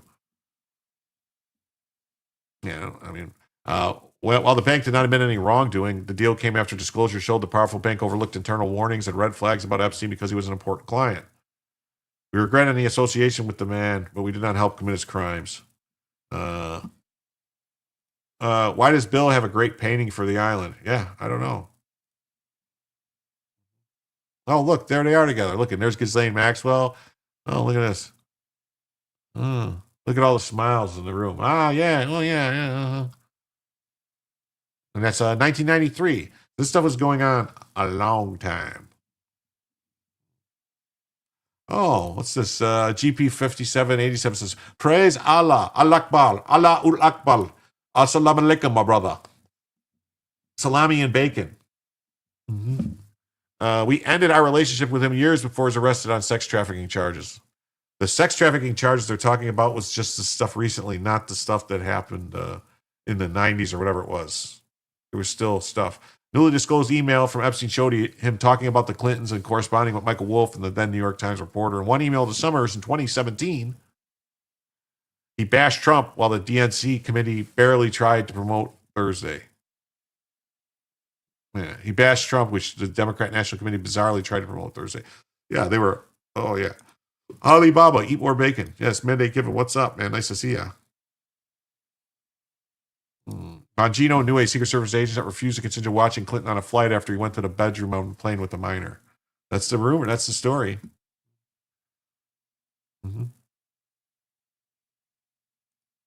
Anyhow, international travel wasn't targeted like today. Aloha Snack Bar. Yes. Department of Justice referred to Bondi's social media post when asked for comment. There's been an ongoing push from the public for years across the Biden-Trump administration for release. Yeah, Biden didn't do anything to release anything, did he? And while Bondi told Fox in February that Epstein files were on her desk, she and the FBI insisted over the summer there wasn't more information to divulge. No reason to be hateful. America has freedom of religion. Not my fault if you don't understand who the one true God is. The same God, I don't know if you don't understand, the same God that the Jews pray to and the Christians pray to and the Muslims pray to, it's the same God. The same God. They just have different beliefs about what the God wants you to do, but it's the same God, the same one God. The God of Isaac, the God of Ishmael, the God of Abraham. It's the same God.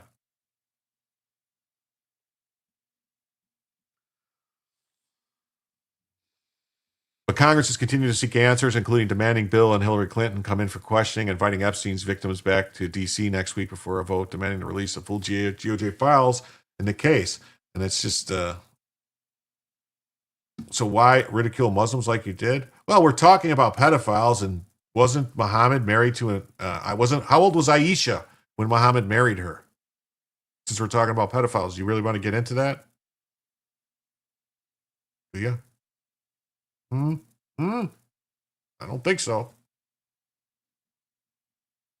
Spokesperson for the Manhattan U.S. District Attorney's Office declined to comment Friday afternoon.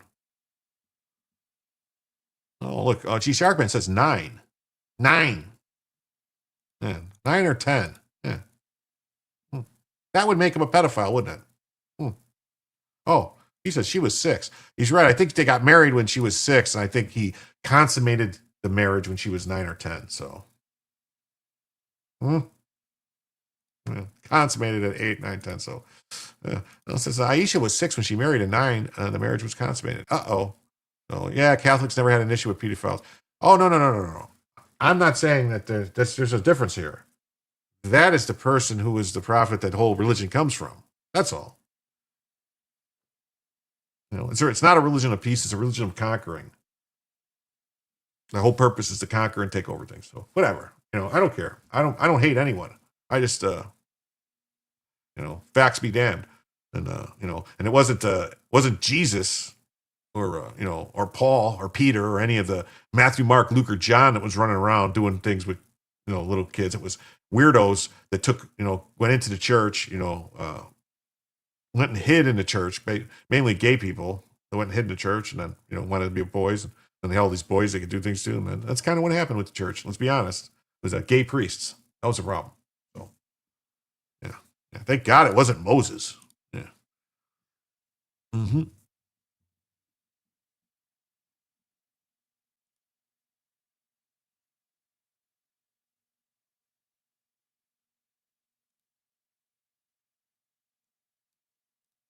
Okay.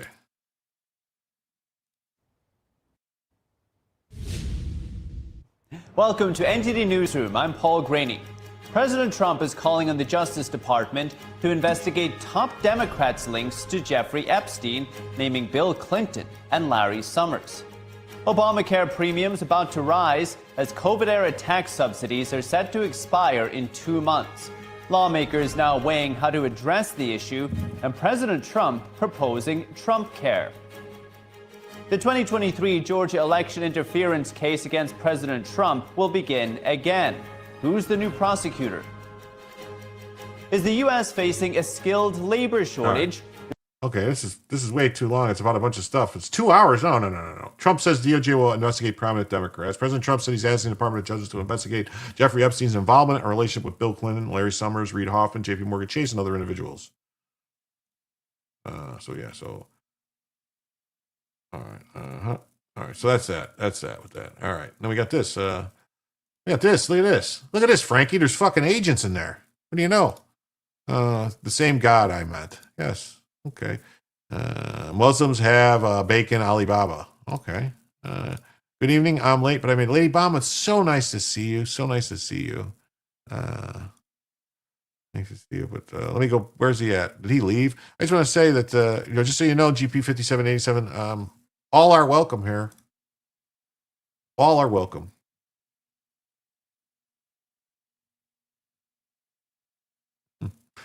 Mm-hmm. Islam practices pedophilia and little boys are for fun because the girls are to reproduce. It was told to me in Iraq by one sick fuck. Yes, there was some weird stuff going on over there, and especially Afghanistan too had some really weird stuff happening, and it's very upsetting that our government allowed it to happen and told the people to look the other way. Tell me something new, Jim. Enough Epstein already. Well, we're going to get there. Come to the light, Carol Ann. That's right. So Epstein appeared to be texting with a Democrat member of Congress during a hearing that was questioning President Trump's former personal attorney, Michael Cohen. So this was in like 2018, 2019. One of the Democrats, they were texting with Epstein. Will the left sweep this one under the rug? Epstein was texting delegate Stacey Plaskett, who represents the U.S. Virgin Islands, as its non-voting delegate in the House of Representatives. Yeah, so where Epstein owned the island, this is the representative. So I'm sure she was getting money from Epstein. So here it is right here. At around 10:40 a.m. Eastern Time on the day of the hearing, broadcast feed cut to Plaskett showing her moving her mouth as if she were chewing something. At 10:41, Epstein sent a message to his texting partner. Are you chewing? Not anymore. Chewing the interior of my mouth, bad habit from middle school. At 12:50, Epstein asked his partner again, how much longer for you? Hours, got to go to other meetings. The quick, I'm up next text from Epstein was sent at 2:25 before Plaskett began questioning Cohen. Epstein mentioned good work to his partner at 2:34, 1 minute after Plaskett finished her questioning of Cohen. So this woman was texting with Epstein while she was questioning Cohen. But yeah, it's a Republican problem. Yeah, Epstein was a friend with Trump. Yeah. If it was Stacey, I've been calling Stacey Plaskett out for being friends with Epstein and running cover for him for many years. Epstein got her elected in the Virgin Islands, home of Epstein Island, and donated insane amounts of money to her. Yeah. Epstein, maximum amounts allowed. How Jeffrey Epstein's political donations won him and his pedophile island a powerful ally.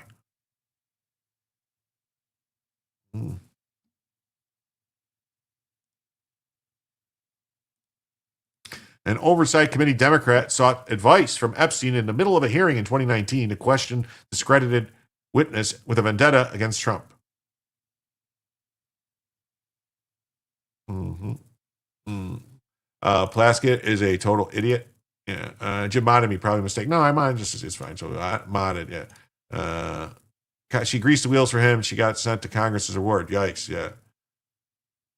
Brian says, if somebody tips $20, I'll pour another drink. Yeah. Maybe, should I do that? I don't think Jim's wants anybody booted. I don't, unless somebody's threatening people. Yeah, if you're a mod, unless somebody's making threats, like threatening violence, just, you can mute them or whatever, or time, if they're getting crazy, like if spamming and stuff like that, people spamming or doing stuff like that, then, time them out or whatever. But generally speaking, don't boot anybody unless they're making threats, like threatening people. That's it. Just threats. Mm-hmm. Mm-hmm. Mm-hmm. And then and then Jamie Ratskin. He is still a slimy loser punk. Yeah. Jamie Ratskin is a Democrat on the Oversight Committee who sought advice from Epstein in 2019 during a February 27, 2019 committee hearing where Michael Cohen testified on President Trump's business practice. Raskin tested Epstein for guidance on questioning Cohen. Epstein, arrested days earlier on federal trafficking charges, responded with suggestions on how to challenge Cohen's credibility, calling him a discredited witness with a vendetta against President Trump.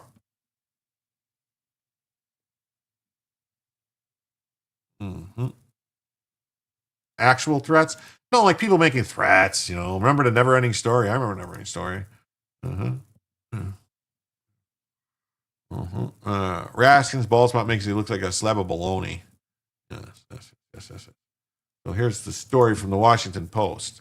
The Washington Post talking about this. So what's going on with the Washington Post? Newly released documents from the sex offender's real estate include text messages from him that appear to influence the lawmaker's questions to Trump's personal attorney in a 2019 congressional hearing. I was a mod for Conservative Nation. We had full authority to boot. But you can boot people if they're threatening people or stuff like that. But, the best mods don't mod, but plug Jim. Wait, that'll come out wrong. Yes, that did Jay Leap got. It came out a little wrong, but not bad. Let's see. Is that a goal ended? All right, start another goal. All right. Mm-hmm. Mm-hmm. Mm-hmm. Yeah, that did come out wrong. Speaking of that, like and subscribe. That's right. You're watching Golden State Warriors versus the Spurs. Curry is not human. You think he's an alien? Might be. I believe the Epstein's Island was in the British Virgin Islands, not the U.S. Virgin Islands. It's possible. I don't know. I know they were down there. They're real close and stuff like that. But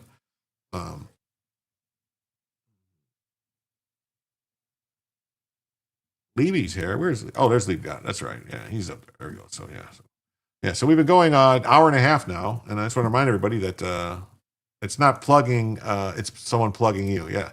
Just remind everybody that for every $75 in total donations that comes in across all platforms, we extend the show by an hour. We're right now $15 away from adding an extra hour to the show.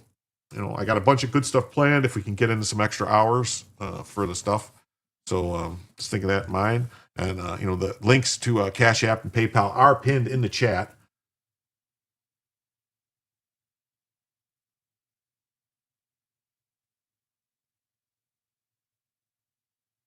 Mm-hmm. Well, we'll see. Just remember, and it is Member November, so consider memberships if you want to become a member or gift the membership for the Member November. That would be nice. Nice. Mm-hmm. So, newly released documents from Epstein's estate show that convicted sex offender appeared to be texting with a member of Congress during the congressional hearings. President Trump's former attorney and fixer and those text messages have influenced the lawmakers' questions of Cohen. And the text, Epstein appeared to be watching the hearing in real time and one point informed the person he was texting, whose name is redacted, that Cohen had brought up former executive assistant Ronna Gaff in his testimony. At that time, Cohen was testifying before the House Oversight Committee against his former boss, alleging that Trump was racist, manipulated financial records, and directed hush money payments to cover up his extramarital affairs. Allegations Trump denied. The president said on social media Cohen was lying. Cohen brought up Ronna, keeper of the secrets, Epstein texted the person, misspelling Graff's first name. Ronna. Quick, come up next. Is that an acronym? That's his assistant. Copies of the text message were included in a trove of thousands of documents that were released from the House Oversight Committee. The message show Epstein was invested in what Cohen was sharing about Trump. The financer's former friend during the testimony, Trump provided different accounts about why he ended his decades-long relationship with Epstein. Oh, look at that. And then Granola comes in for a 5. With that, that means we're just $10 away, folks. Just $10 away from adding an extra hour to the show. Just $10 away from adding an extra hour to the show. Thank you very much. I've decided if it's moral or constitutional. Yes. Thank you. Thank you very much. What do you mean? Where this is going, it sounds like it's heading in the wrong direction. I'll see myself out. I don't know what you mean. What are you talking about? What do you mean? Yeah, smash the like button. Friday night. No. BOGO? No. What do you mean? What's going on? What's the problem? Joe? Waiting for my drink. What's wrong, Joe? What are you talking about? Where is this going? It sounds like it's heading the wrong way. Oh, no, never mind. All right, now I get it. I'm never mind. I had no idea Trump told, okay, so the message showed Epstein was invested in what Cohen was sharing and why he ended his relationship and wanted to distance himself from the deceased sex offender, but was previously denied knowing about Epstein's abuse. I had no idea, Trump told reporters. I haven't spoken to him in many, many years. Though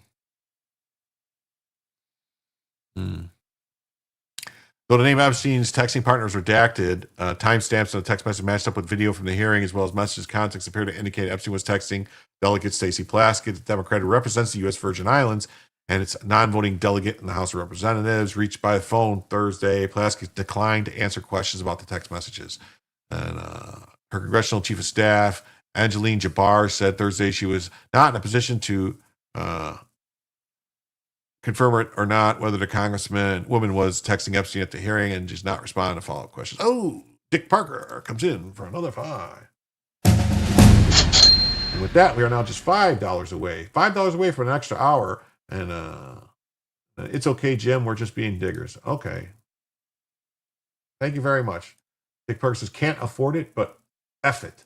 Fuck it, he says. Well, I appreciate it. And with that, folks, we are now just $5 away from the first extra hour. Oh, look at this. And then this guy comes in now. He says, cheap views on streamboat.com and move to space. Well, thank you. I like cheap views. Although I don't pay for views. So around 10:40 a.m. the next day of the hearing, the broadcast cut to Plaskett. You took your returned all your bottles today. Oh, you love me regardless? Well, I appreciate that. I love you guys too. And Epstein, Texas partner, are you chewing? Oh, Marjorie Smith comes in.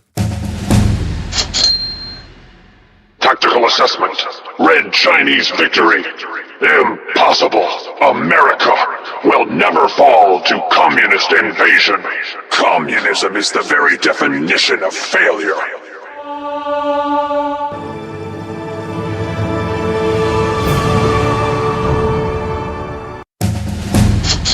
With that, folks, with that $5 from Marjorie Smith, we hit the goal for the first extra hour. And that consider becoming a channel member. You can make a donation at Cash App or PayPal or any of those things. That really works and greatly appreciated. And P.S. The love was towards Dick. Wait, you love Dick? Brian Ogden loves Dick? Oh my God. Pin that, Jim. I thought it was already pinned. It's not pinned?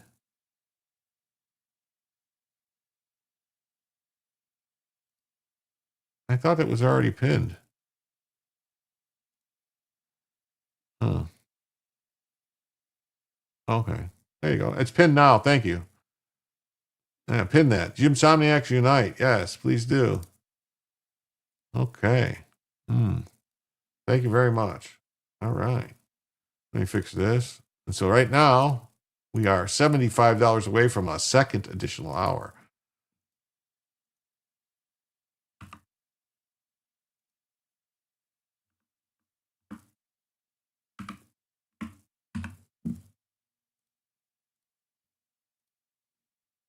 Thank you. No, thank you. Yes. And speak for yourself about the dick. Okay.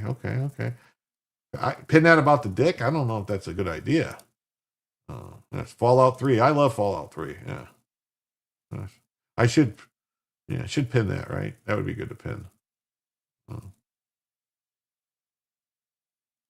I want an I love Dick Parker pin for my jacket. Oh, I think he's going to start selling those. Thank you. Yeah, so also about chewing the mouth. I'm up next. Tech messages indicate Epstein may have influenced what questions to ask Cohen. He's opened the door to questions already who the other henchmen at Trump Organization. Epstein texted, waiting my turn. When Plasky questioned Cohen during the hearing, she asked about Trump associates and he had mentioned previously. There are other people we should be meeting with. So Alan Weiselberg is a former chief officer in the Trump Organization. You got to quickly give us as many names as you can so we can get to them. Is Miss Rana? What is Miss Rana? Rana Graff is Mr. Trump's executive assistant. Her office is directly next to him. She's involved in a lot of what went on. Cohen replied, "Oh, Jim, you missed my humor, but fuck it. Okay. Oh, okay, I get it now. Oh, I get it now. Now I caught it. Yes, now we're at 1.64K. Congrats. Yes, we picked up some subs. We picked up some new subs. You know." And, we're at 1640. We were at 1643 earlier today. I don't know what happened, and it dropped back down again, but it is what it is. It is what it is what it is what it is. Can't be complaining about stuff like that. It is what it is. Where am I at here? Yeah. So it's new member November. That's right. New member November.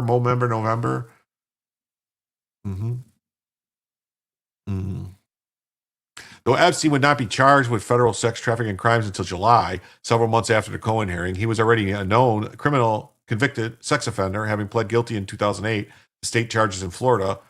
Under a plea deal, he spent only 13 months in the county jail, and I think he only went to jail on the weekends or something, or maybe during the week, and he had weekends off. He had some weird deal where he just had to go at night or something. In November 2018, the Miami Herald published an investigation into the allegations of Epstein's serial sex abuse and the handling of his 2008 agreement. Epstein was arrested in July 2019 on federal sex trafficking charges, accused of sexually abusing dozens of girls in his homes and paying his victims to bring him others. He pleaded not guilty and was found hanged in his Manhattan jail cell. His death was ruled a suicide. It's new member Movember was able to work. Okay. I appreciate it. That's right. New member November. Give me some members. Yes. Epstein had deep ties to the U.S. Virgin Islands, where he formerly owned a pair of private islands, Great St. James Island and Little St. James. His primary residence was on Little St. James, where, according to a settlement and a lawsuit, many of his crimes occurred. So the U.S. Virgin Islands sued his estate. Why didn't they sue this woman who was working with them? And it showed he donated large sums of money to U.S. Virgin Island politicians, including Plaskett. After Epstein's arrest in 2019, Plaskett's office initially said she was unlikely to return her campaign donations, but reversed course after public backlash. She's like, I'm not giving back the money. In 2023, 6 Epstein accusers sued government officials from the Virgin Islands, including Plaskett, alleging that they helped him and benefited from his sex trafficking enterprise in the U.S. Virgin Islands. And the lawsuit against Plaskett was voluntarily dismissed with prejudice earlier this year. Why would it be voluntarily dismissed with prejudice?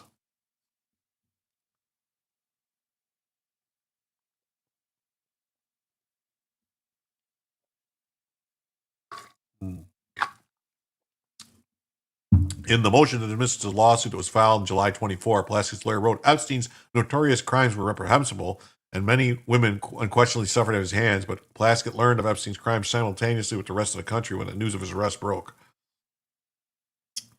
She was talking to him. He was already convicted sex offender when she was talking to him in 2018, 2019. So I don't buy that. I don't buy it. Then on the same kind of track here, we got another story here. Without prejudice would be better. Yes. Suicide by inmate. Yes. It says, breaking. Prison staffers were fired after stealing Ghislaine Maxwell's attorney-client emails and funneling them to Representative Ratskin, who then leaked the stolen material to the media under a fake whistleblower label. Mm-hmm. It is interesting that there's never been any U.S. enforcement authority visits to the island or video produced, to the best of my knowledge, anyway. Yeah, it's weird, right? Wouldn't the Epstein was Clinton victim number 38 or so? Yes. Yeah, they had a very famous Italian prison guard flown special in just to watch Epstein to make sure he would be safe. Hilarina Clintonia. Prison staffers fired for stealing attorney-client privilege emails and sending them to Ratskin, who's a lawyer who knows better. Says, "Oh, Joe are in trouble, Raskin. Jew are in trouble, Raskin." Yes. For immediate release, statement from Leah Safan, counsel to Ghislaine Maxwell. The release to the media by Congressman Ratskin of Miss Maxwell's privileged client attorney email correspondence with me is as improper as it is a denial of justice. This might actually get her. This might come up. Might be a problem for the government. Like they might have to release her because of it. I thought some of Maxwell moving to summer camp would produce nothing but witch hunts. Oh yeah, this is it right here. Raskin is a lying piece of shit, fake cancer to wear a rag while his plugs grew. Yeah. Mm-hmm. Yeah, and his conduct undermines the whole legal process. It actually be a matter of professional disciplinary action. Yeah, he is a member of the bar. They should, he should get in trouble for it. Okay, so the provision of those emails to a federal official who then caused them to be shared with the media is a breach of constitutional protections of the First, Sixth, and 14th Amendments afforded to all prisoners. Dressing the improper action as whistleblower information does not mitigate the fact that the mails were both illegally obtained and put to unconstitutional purposes. It's clear that no effort to fact check the credibility or veracity of the so-called whistleblower was made by Representative Ratskin, and for Ratskin to seek to make political capital from such publications and from the content of personal emails between Maxwell and a family member is both shocking and reprehensible. Regrettably, this is just the latest example of Maxwell's constitutional and human rights being ridden roughshod over. This began in July 2020 with her 2 years of torturous incarceration and solitary isolation and suicide watch at the infamous MDC Brooklyn, followed by more than 3 years at FCI Tallahassee, an institution that the DOJ's own Inspector General on independent investigation found to be filled with black mold, with inmate food contaminated with rodent dropping, and infested with insects. Said, can you imagine Hillary and Jeffrey getting it on? Well, there is supposedly in Jeffrey Epstein emails was that Hillary Clinton was fucking Vince Foster. Maybe that's why Vince Foster shot himself twice in the head. Ms. Maxwell will shortly be filing a habeas petition with the federal district court. Habeas petitions are distinct petitions to the Supreme Court, and they relate to prisoners' rights and conviction challenges. Contrary to Ratskin's assertions, Maxwell has not requested a commutation or made a pardon application to the second Trump administration. Prior to any such application, a prisoner needs to demonstrate that all possible avenues of appeal have been exhausted.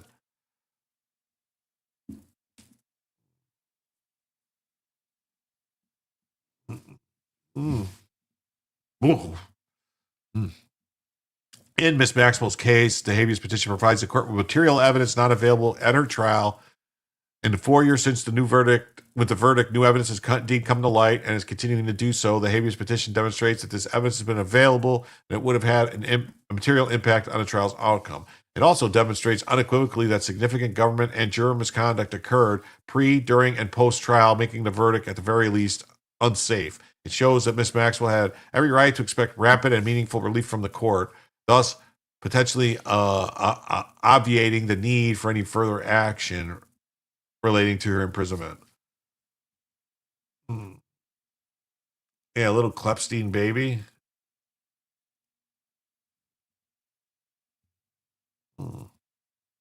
Webster Hubble is Chelsea Clinton's father. Definitely looks that way. Did you say Foster slept with Hillary? That's what Epstein, in one of these emails that was released, said. Epstein said that Hillary Clinton was screwing around with Vince Foster. Maybe that's Bill. Maybe Bill Clinton told her that. Maybe they were both, you know what I'm saying? Maybe they both were screwing a bunch of other people. Maybe Bill Clinton didn't care because he was doing what he did. And maybe it didn't matter. I mean, Who knows? Maybe Bill used to watch Hillary scissoring with Uma Abedin or something. I don't know. Just saying. It's possible. Anything's possible.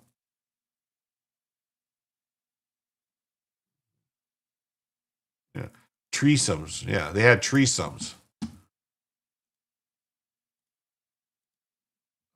Prison staffers fired for breaking into Maxwell's attorney-client emails and handing over the rep Ratskin, who then leaked his materials to the media under a fake whistleblower label. Yeah.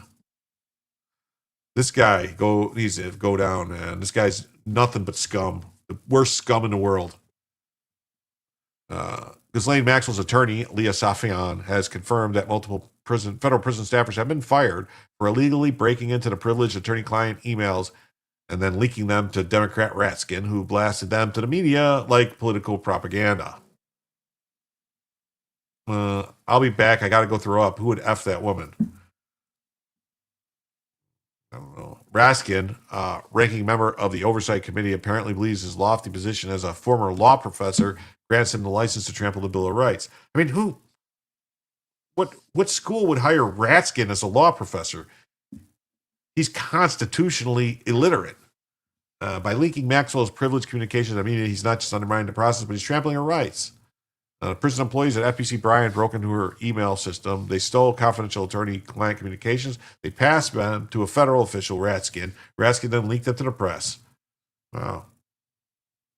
Oh, yeah. Is that like the movie Kingpin, watching them throw up? Yeah.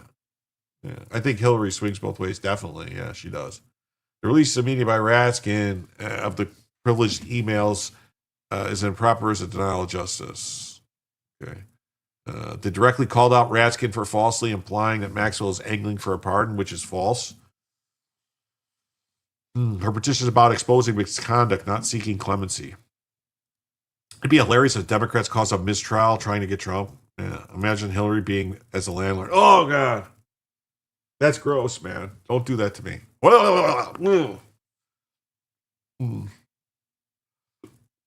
Raskin sent a sharply worded 6-page letter to Trump on Sunday following new information his committee received from a whistleblower alleging Maxwell's prepared a commutation application.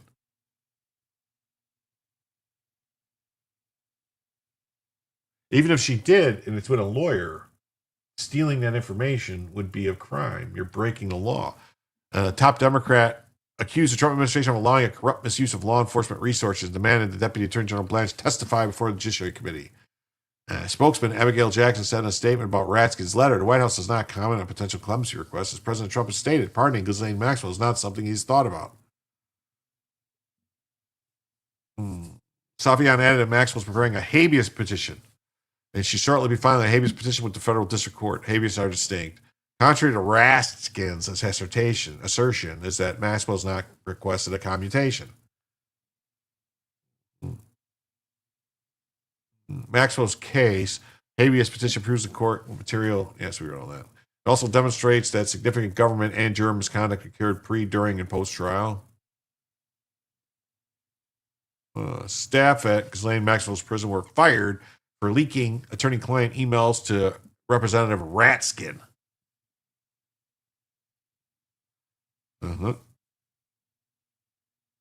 Ratskin's team would also not comment on any dismissals, but cast any effort to do so as silencing of staff who spoke out against preferential treatment, alleging Maxwell was receiving custom meals and had access to staff-only areas. Why would they leak her communications with her attorney? Why would they just take pictures of her in these places or do something instead of doing what they did, which clearly was breaking their contract, breaking probably the law, not just rules, but more than that. Anyway. And he says, to protect the identity of my whistleblowers, we won't comment on any information that could identify the whistleblowers, including their employment status, and any effort by the Bureau of Prisons to intimidate, silence, or retaliate at anyone, including inmates and staff, when information on Maxwell's outrageous preferential treatment is unacceptable. Judiciary Democrats will continue to demand answers. Well, I hope Ratskin gets arrested. Ratskin's team disputed that he violated any attorney-client privilege. They said that the TrueLink's email system used at the facility requires them to consent to monitoring and information. Oh, so monitoring by them to come in and leak the stuff, so they're going to go in and get emails from the prisoners, just release them? Sounds like a problem for Ratskin. And then we got some of this stuff we got here. Like, womp, womp, womp. Cry all you want. These criminal illegal aliens aren't getting released. Just like clockwork, violent rioters have arrived at the Broadview ICE facility to demand the release of some of the worst human beings on planet Earth. Oof. Great job, you imbecilic morons. Well, let's see here. We got this nice little video. Play it. Now, we are being told to stay back. We're going to follow those rules, of course, but you can see that this really is a stressful situation. Some of those officers back there taking those protesters' gas masks that fell off during the arrest, and we are seeing these people push back from the law enforcement officers. We spoke with some protesters earlier who were very frustrated with local police officers as well as state police officers, what they feel like as being helping the ICE officers. And of course, this arrest happening right here as we speak. And you can hear the crowd screaming shame and shame.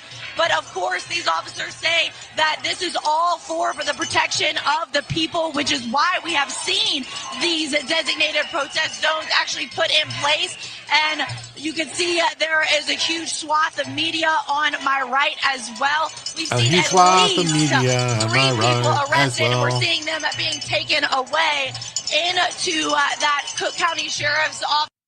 Wow. So there's that. And then we got this.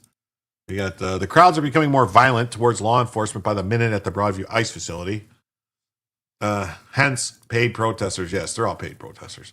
The crowd is getting more violent. These people are deliberately provoking law enforcement, trying to have a confrontation. Arrest every last one. Bring out the fire hoses. Bring out the dogs. Bring out the fire hoses. As the nation watches this, you cannot miss the fact that people are willing to physically put their hands on immigration, custom, and enforcement agents. And you're talking about local law enforcement and SWAT being there as well. The line of the protect and serve being breached by citizens who think that this actually looks like free speech. I mean, Garrett, this looks violent in some points. Yeah, we've seen a couple of those instances where when the police move in to try to back up these protesters, they don't want to leave the road and they start pushing back. And when you get a crowd this big, and initially before these riot police moved in, the police here were outnumbered. So they're having to use more force than they would otherwise. And that's really where you start to see some of that violence escalate here. And that's when we saw multiple people arrested, at least a half dozen or so is what we saw so far. And we're going to see now that the police have moved in. Normally, over the last few weeks, we're having some movement over here again right now. Yeah, we see it. Might control around here so you can see this. Yeah. Yep, we see that. Now, these are the folks that are being told to move out of the roadway, and they progressively continue to move further in, despite being pushed back, being asked to leave the roadway. The ICE agents are getting pushed back, Garrett. They're outnumbered, as you said previously. I mean, it's obvious they're getting pushed back. Garrett, I'm going to ask you to stand by. We'll keep these live pictures from Broadview, Illinois. You are looking at a sanctuary area inside a sanctuary state. I want to bring in former acting ICE Director Jonathan Fahey on the phone with us now. Jonathan, I don't know what you can see, but I do want to talk with you about the protocol of dealing with a crowd this big. And did we even anticipate this is what it would look like? I mean, they're breaking through now. Yeah, I'm watching this right now, live on Fox, and it does seem like this crowd is getting more violent and pushing back, and it's certainly not what we would call free speech. These are people that are deliberately provoking law enforcement, trying to have a confrontation, and you can tell just by their, you see the signs in the background of open borders and other things like that. These are people that are determined. They don't care about the conditions where people are being housed. That's a pretext because they want open borders and amnesty. And I think when you look at this, the big picture that I think is the worst part of this all is you have J.B. Pritzker, the governor of Illinois, and instead of saying ICE has a legitimate law enforcement function and they should be respected, he is on the side of these rioters, and I'll call them rioters because they seem to be getting violent, and on the side of people that are trying to prevent ICE from doing a legitimate job, which is in fact enforcing laws. Okay, yeah, that's crazy. So we got, let's go through this. This is, they're paid protesters. We need water cannons. Dick says they're like Muslims. They put women out in front. Yeah, that's what they do. A lot of lady local cops. Looks like that too. Kent State, ring a bell. Yeah, that's right. And they won't be happy till people die, more than likely. And Joe wants to know the ROE, the rules of engagement for those guys. Why aren't they bringing buses to arrest everyone? Is beyond my understanding. Plastic cuffs are not that expensive. Well, these are like state police and stuff, so they're doing what the governor told them to do. And we need some more Kent State. These people are not normal. I don't know if they get paid or just ignorant, but they're not average IQ. Do they have live rounds? Well, these are state police. I'm sure these have live rounds. Dick and Brian don't even joke about that. Oh, great. Another Yale Nung song. Yeah. For dead in Ohio. They get more violent because they're not getting any consequences. Duh, that's right. And Pat, I didn't joke about Kent State. And I think he was just saying that, does Kent State ring a bell? What happened in Kent State? Yes. And Joe, exactly. 100%. Let's see. And then I think there's more of this here. So breaking multiple riots. Police are descending on Broadview ICE facility. There's multiple arrests happening. The local authorities are stepping up to ensure that insurrections are put under control. Where are we at here? Okay. Immigrant Processing Center in Broadville, Illinois. You know, on Fridays, this gets hot. Let's go straight to Garrett Tenney on the ground down there, so this can turn dangerous. Garrett, I see that they are arresting some people down there. What's going on? Yeah, we probably have at least a half dozen or so people that were arrested just in the last few minutes. And this is the regular Friday protest that we have here outside the Broadview ICE processing facility. A couple hundred people that are here. And what happened in the last 10 or 15 minutes, this roadway right here that leads to the ICE facility, it is blocked off. They are not supposed to be standing there. But over 10 minutes or so ago, this crowd started to move into the street to try to block it off from any access going in or out. And that's when these clashes with law enforcement started, when they refused to get out to the sides of the street, these designated protest zones, and some shoving that was involved with the county sheriff, as well as state police that are out here, as well as Broadview police. You can see down here now, riot police coming down the road.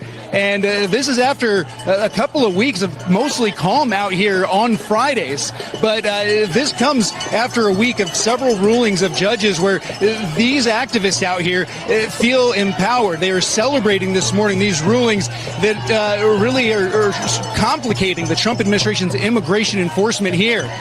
And you can see the riot patrol that is out here now. They are coming and they are securing this area. Gas masks are not out at the time. We know that has been deployed here, though, previously. But tension certainly getting up here high over the last 10 or so minutes. Look, you know, we pulled back. I just realized I had it written wrong. I know why somebody had said something about buy one, get one free hours, because I had $15 from a second additional hour, and it was supposed to be from a first additional hour. So I screwed that all up. Anyway, I want to decorate Bella like a, get him, Nanner Goat. I want to decorate Bella like a Christmas tree. At least in the 60s, protesters had the balls to show their faces. Yeah, they might have smelled bad, but water cannons and horses would be nice. Funny as I'm typing, thinking Dick see his boots, so see Dick fly. See Dick run. See Dick jump. They have to go for the money, man, ASAP. This is organized and paid for. Look at this. Yeah, so SA logo, Nazi brown shirts. Antifa logo. Oh, what do you know? President Antifa. But I thought Antifa was the communist people and stuff. So a crowd of 200 to 300 protesters in Broadview, Illinois are more antagonistic than ever. Real Tom Holman says they're putting their hands on these law enforcement officers. You have the right to protest, but don't cross the line. It says they get right out of jail, no fine. It's almost supportive because they get a medal. I went to jail. It's crazy. This is crazy talk, man. Some crazy shit here. Out once again at the ICE processing facility in Broadview. That's just outside of Chicago. Border czar Tom Homan reacting to the scene just moments ago. I was watching the videos where I came out here. When they put hands on a law enforcement officer, they're getting arrested, going to jail. You have a right to protest, but don't cross the line. Garrett Teddy's been at Broadview all day, and he joins us now with the latest. Garrett. Yeah, John, things look much different here than they did just an hour ago. And we had one of the larger and more antagonistic crowds than we've had here in a couple of weeks. The crowd was probably 200 to 300 people. And you can see what happened when part of that crowd was set on having some kind of confrontation with police. They left the designated protest zone, walked out into the restricted part of the street, and tried marching down to the ICE facility. Police moved in to push them back, eventually having to bring out their riot gear when some in the crowd started pushing back. We are told close to 21 people were arrested and that a few officers sustained injuries. This invigorated and emboldened protest, though, comes just days after. Wow, it's insurrection. Insurrection. Insurrection. They should all be in solitary confinement for at least the next 2 years, right? Right? No? No one agrees? After they arrested, they need to be enrolled in a work program since apparently none of them have fucking jobs. Yes. And this just in, a CBS reporter gets berated by anti-ICE rioters who think she's Fox News after she says she couldn't show the footage of crowds because of atrocious signs. Reporter, there's some signs that we can't show on TV. Those are curse words?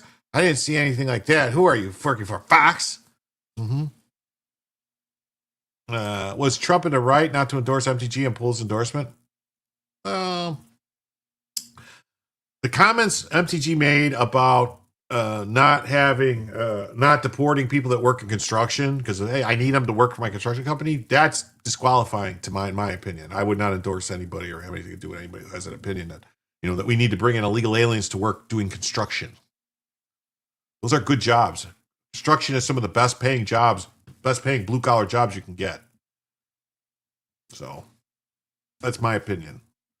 And this ICE's arrests the local cops for dereliction of duty, behavior unbecoming, constitutional oath violation of duty, oath loyalties not to the governor. I'm not a lawyer. I'm not a lawyer either. I think they should arrest everyone. And these protests are well funded and calculated. Yes, they are. And they need to cattle prods for crowd control. Amazing too. Cattle prods. Oh yes, definitely. MTG, I don't think is MAGA. I don't think she is either. Some of the stuff she said, she went on The View and trying to tell them, like, oh, you have to do all this stuff. Like, I don't know what she's thinking, but that ain't it, honey. No. I'm actually live on air right now. Are you really? Why are you lying? We're going to make sure that Lauren is okay, the studio says. So, let's see what this is. So they're going to, I remember there was this and happy, a group out here just trying to show some love. I can read a sign from here that says God demands freedom. A lot of people around here have signs that have biblical verses on them. But there are also some signs here that, we cannot show on TV because they have curse words that are pointed. I didn't see any like that. I saw a few. Who are you working for, Fox? I'm actually live on the air right now. No, are you really? I'm not. Why are you lying to them? I'm not lying. Sir, please.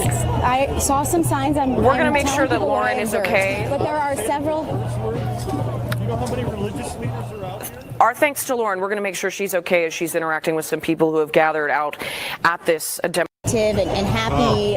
There's religious leaders out here. Yeah, like the religious leader, the Antifa religious, the fake bishop, the fake pastor guy who likes to go get shot on camera and promotes abortion. Yeah, like that religious leader who's used curse words all the time. Huh? Really? Idiots. Lady Obama says, my stepson works in construction and all the guys he hires are Americans. It's not difficult. It's not. That's great. That is great. Thank you.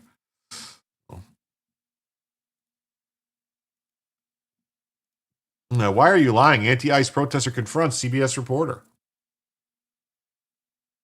Police and federal agents clash with far-left protesters outside of the Broadview ICE facility in Chicago, Illinois. On Friday, several protesters were arrested after chaos erupted outside the Broadview facility. Protesters arrived at Broadview on Friday after a radical Biden judge ordered the release of 13 detainees. 21 protesters were arrested, according to police. CBS reporter claimed protesters were holding offensive signs, but there's some signs we cannot show on TV because they're curse words. An infuriated anti-ICE rioter was upset, and a confrontation ensued. The curse words, I don't see anything like that. Who you working for, Fox? I'm actually live on the air. Why are you lying to them? I'm not lying, sir. You saw some sign. We're going to make sure that Lauren's okay, blah, blah, blah, blah, blah, blah, blah, blah, blah, blah. Yeah, so that's what happened. Yeah. So this was That's actually the media becoming the news. And it says anti-ICE protesters clash with officers outside the ICE facility. Okay. We got, this is a nice long video. Here we go. Let's see. From BG on the scene. No ICE, no KKK, no fascist USA. No ICE, no KKK, no fascist USA. No ICE, no KKK, no fascist USA. No ICE, no KKK, no fascist USA. No ICE, no KKK, no fascist USA.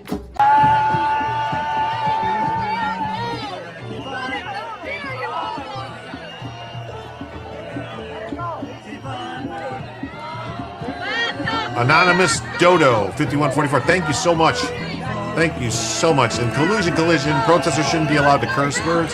No, they can, but they can't show it on TV. They're just saying it the thing until, MTG got butt hurt because she sucked up the trunk during the whole campaign, always trying to put herself close to them and didn't get the appreciation she thought she deserved. That's what I think it is. I applaud that we hired the white man. Mexicans are great voters.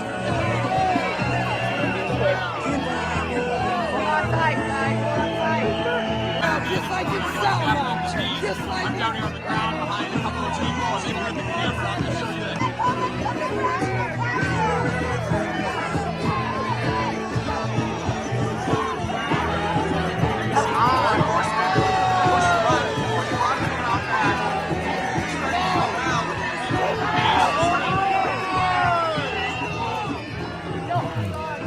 Using curse words as adjectives is a sign of low IQ. Using curse words as expression is a sign of high IQ.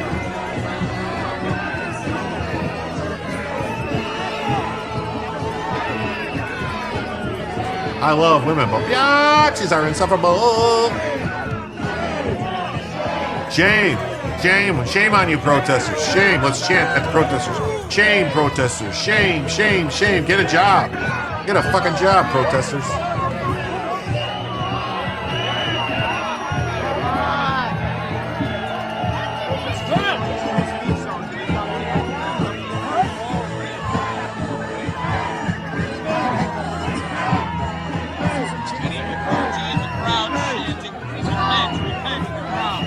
Oh, in a crowd, chanting.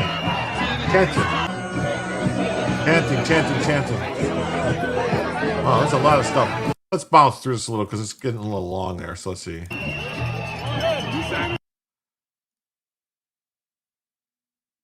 Oh, I'm making some arrests.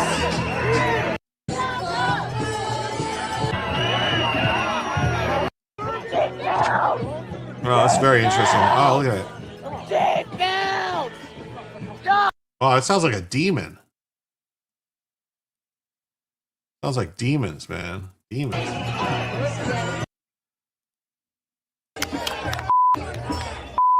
Okay, so that's what's going on there with that. And then it's not only just Broadview, it's also in Charlotte, North Carolina. They showed up to protest Border Patrol's arrival in the city. This is what people who have worthless degrees do for a living. Yeah. One woman was claiming that President Trump believes Hitler was the greatest man on earth whose whole vision is to be like Hitler and create 1940s Germany. What? What is wrong with these people? Why would Trump want to create 1940s Germany? 1940s Germany was at war and had all types of problems. I mean, if you're going to create any Germany, it would be like 1934 or 35 Germany before anybody knew there was any problems. Right? I don't understand. Doesn't make any sense. That's just retarded. Like, you want to create 1945 Germany after they, you get a job. Sha-na-na-na, sha-na-na-na-na, boom, sha-na-na-na, World War I, yeah. They are unstable, yeah, mentally. Now, this lady's got the biggest thing on her head I ever seen. I mean, what is this? We have a little man. A little man. Sitting in 1600 Pennsylvania Avenue, who really believes that Hitler was the greatest man ever on earth, whose whole vision is to be just like Hitler, and is trying to create a 1940s Germany right here in the United States. And like then, many people said, well, it's them, it's not me. We have a little... Yeah, was it over when the Germans bombed Pearl Harbor? Let him alone, he's on a roll. Actual beehive, yeah. I mean, she works for the NAACP, so I would sue the NAACP. That's what I would do. As DHS surges ICE agents in Charlotte, anti-ICE activists are giving media interviews railing against deportations. One woman claimed Trump believed Hitler was the greatest man on earth. The president has never said anything like this. It's a lie. It's an absolute lie. Uh-huh. Yeah, she's president of the Charlotte NAACP. All you need to know, what adult. I would sue the NAACP. Criticizing the president should get you sued at minimum. No. You can criticize them all you want. You can't make false allegations. As super mayor, remember Dalton Mayor, super mayor, Tiffany Henyard? You can't make false allegations. He's saying he said something like that. That's what it goes. That's Corinne Mack, president of the Charlotte NAACP chapter. She's an activist making unsubstantiated claims. In the clip, Trump has repeatedly condemned Hitler and Nazism, including praising Churchill's stand against him. Oh. Yeah, it's a great line. That house was full of animals. Yes, it was. It's defamation. Yeah, it's false allegations. Talk about demons. Go watch the Towers trial. Bastard couldn't even show remorse for a couple that adopted him to give him a chance. That's crazy. Mm-hmm. Yes. Our education system has spit out stupid people. Yes, it does. Physically, I see this. Intellectually, not so much. Oh. Brainiac. I know, no. And then we got Rep. Mark Harris says that Sembra's, North Carolina's mission is to actively sabotage ICE and spread fake propaganda. Just check the receipts. Can't fix stupid. Only Nazis condemn Nazis, am I right? Yes, that's how it works. Yeah, North Carolina's Sembra NC is actively sabotaging ICE by enabling illegal aliens to evade detention while relentlessly promoting anti-ICE and anti-law enforcement propaganda. Here are just a few examples of their extremism. Encouraging illegal aliens to build power with the goal of putting ICE agents and law enforcement officers in danger means one thing. Siembra, North Carolina, wants our country to be taken over by invaders. Oh, look, we are casita for Latinas with or without papers who want to be informed of their rights, empowered to build power. We organize committees in countries around North Carolina to fight for better working and living conditions for our gente. We fight issues, campaign, and coalitions with other building-based groups. We work hard, but we also play hard with committees such as our queer committee, putting our cultural events on so we can learn about the butt fucking. We are here to collaborate with the political grassroots and digital hub and gente around the nationwide campaigns to mobilize Latinas in North Carolina to participate in a broader movement for justice and human rights of our gente. See? Latina for BLM. That's us, man. It's no surprise the same radicals who sabotage ICE also demonize our law enforcement, claiming that the history of police is racist. Chihuahuas or chalupas, babies. Where you going? Yeah, little man, I thought Trump was 6'3", Latinas. What's with the voice, bro? That's my good bro. That's my I'm trying to read it like them. You have to read these things and you have to do it in the voice. It's pronounced gente. Oh, gente. Okay. Thanks. See? Lol. People get it. It's called a joke, man. It's called trying to be funny. The history of the police has a racist origin. Oh, it does, huh? Yeah. Yeah, the fight. Yeah, so these are the people that say, like, oh, they were slave catchers. Yeah. Because there was no police before there was slavery in the U.S., right? Don't say Jeffe. Fighting back against ICE isn't just a bad idea, it's illegal. Propaganda like this has led to an 830% increase in attacks on ICE. We must stop ICE. Let's fight back. Yeah, Sembra, North Carolina claims right-wing politicians criminalize communities of color just to gain electoral advantage and promote Juan Crow laws. Juan Crow. Wow. Oh, very good, Jim. A couple more words and you could be a Vite. Black Latinx as criminals. Yeah, anyone who says Latinx, Latinx, they're not. They're not. No. Yeah.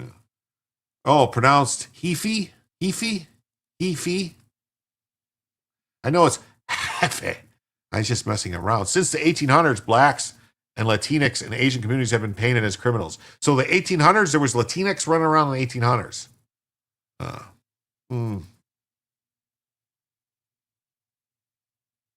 Says, yeah, Jim is getting whiter every show. Sadly, 40 years from now, her granddaughter will brag about a brave grandmother she has. Probably Jeffy is Bros. Choosy Madra, choose Jefe.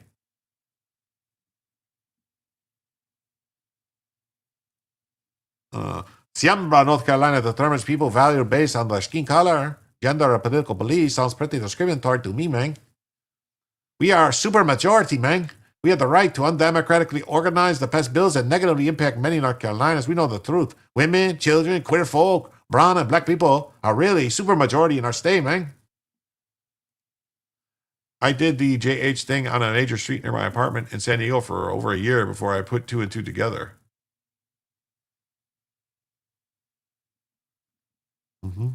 Latinx infuriates me. Whoever came up with it should get a free Pinochet helicopter ride.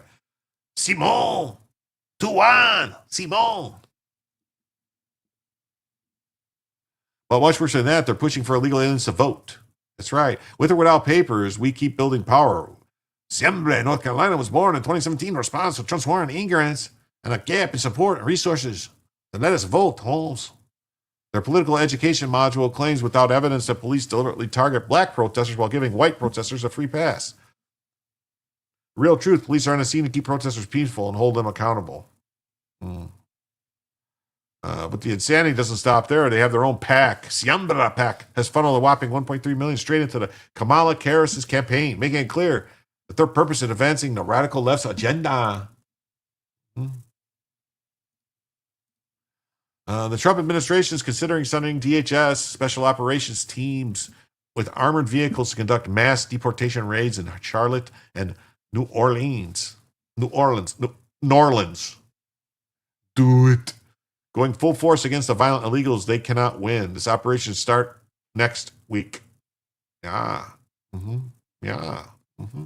Yeah. Yeah.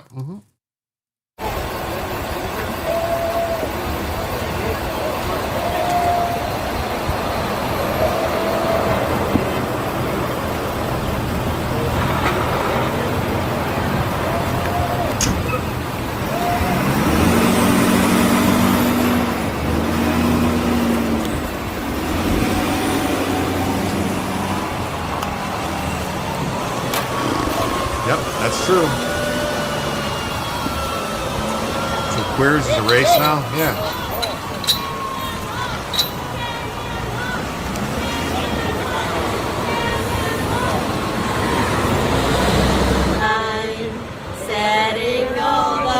Marlins.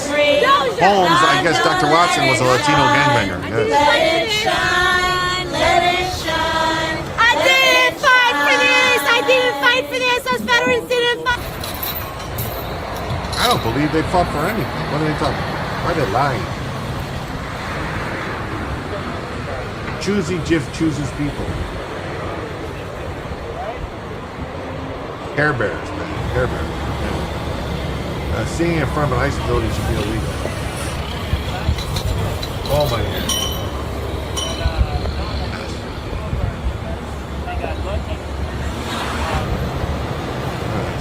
Avowed racist, LBJ's vision for destroying the black communities, family structure has come to fruition. Only 140 years remaining. That's what he said. He said they're going to have him voting for him for 200 years. These people all need a job. Care Bears, man. Care Bears. Oh my God. Oh, liberal women, of course. Liberal white women, of course. So has Trump appealed the alien release case yet? I don't know. I hope so. Rainbow shooting out their hearts. Yes.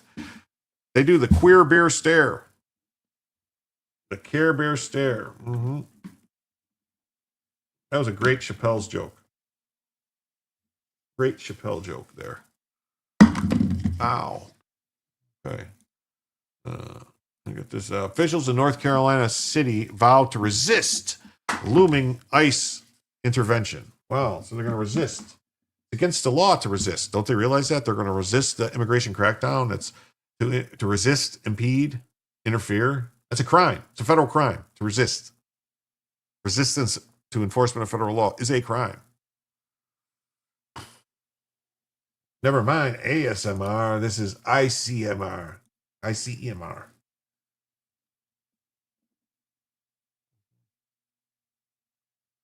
Officials and community leaders opposing an immigration crackdown in North Carolina's largest city characterized it Friday as an invasion and urged Charlotte residents to protest peacefully and record agents' actions from a distance. Yeah, resisting federal authority, go to jail. Do what the feds tell you. Feds know best. I wouldn't say do what they tell you. Feds know best, but I'm just saying, like, when they're enforcing the law, when they're going to arrest somebody, interfering is against the law. And so, no, you can throw a sandwich and get off scot-free. Yes, you can do that. Sand and silence coming soon. We are living in the strangest of times, said Mecklenburg County Commissioner Susan Rodriguez McDowell, a granddaughter and wife of immigrants. A time when felonious reality TV personnel, oh, yeah, fuck you. We have seen this movie before, and now they want to film an episode of Shock and Awe. On Thursday, Sheriff Gary McFadden confirmed that federal officials whom he had declined to identify told him that U.S. Customs and Border Patrol agents would start an enforcement operation there by Saturday. Was he supposed to tell him that? Was he supposed to release that? Because that might be actually interfering. He might be interfering. But the community is preparing for the types of enforcement actions seen in Chicago. We have seen what's taken place in other cities, said Rep. Jordan Lopez. We have seen undisciplined agents pointing weapons at unarmed civilians. Oh, the people throwing bricks and rocks and shit at them and all those people? Yeah. The indiscriminate rounding up of civilians who are sleeping in their homes. That's a lie. That is a fucking lie. I was educated in the Texas school system. They taught us young, remember the Alamo and go lead. Criticizing the Fed should be illegal. No, I don't agree with that, dude. What are you talking about? We come up with, I mean, criticizing the government is part of your rights, man. Dick, I went to boot camp in San Antonio, a tech school in Wichita Falls. Why Fox Pam News Bondies won't charge all these people with insurrections? Why I believe she needs to go.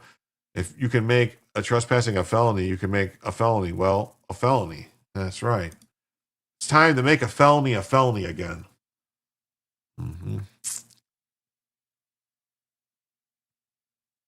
We have seen the worst of law enforcement. Oh, we've seen the worst of Democrats, I would say. Local and state officials said they received no formal notification from President Trump's administration about the mission to Charlotte. Yes, sandwich man should be in jail. Yes, the sandwich throwing guy should be in jail. He's on video committing a crime. Elizabeth West Bay, a Charlotte resident, attended one such training on Friday that was organized by Indivisible. Oh, that's the George Soros Indivisible backing this. She said a large turnout made her feel hopeful after seeing the toll of federal immigration crackdowns in other places. Everything I heard online and what could be coming and what you've seen and what's happening. So I kind of compelled to come and be prepared. Trump has defended sending the National Guard and immigration agents to Democrat-led cities like Chicago and Los Angeles. North Carolina Governor Josh Stein,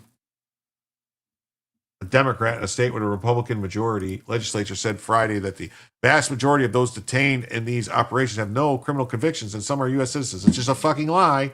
That is a lie. Why is Soros still free? I don't know. Yeah. If you see inappropriate behavior, use our forms to record it and notify local law enforcement. So another one that thinks local law enforcement can overrule federal law enforcement. Charlotte's another Democrat stronghold. A statement of solidarity from several local and state officials estimated that the city is home to more than 150,000 foreign-born people. Its population is about 40% white, 33% black, and 16% Hispanic, and 7% Asian. The Trump administration has used the summer's fatal stabbing of Ukrainian refugee Irana Zarutska on a light rain trail in Charlotte to argue that the Democrat-led cities failed to protect its residents from violent crime.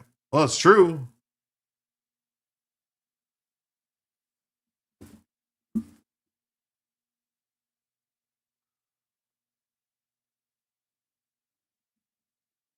It's not Bondi, it's the House. Yeah. The Charlotte Mecklenburg Police Department has clarified it does not have the authority to enforce federal immigration law and it isn't involved in the planning or carrying out such operations. Council member-elect J.D. Mazzulla Arias, a Colombian who grew up in the U.S. and became a naturalized citizen in 2021. So just 4 years ago. Said he knows what it's like to fear a knock at the door and pledge that local resources and tax dollars won't go towards immigration enforcement. He said sweeps like those in Chicago have been about quotas and control.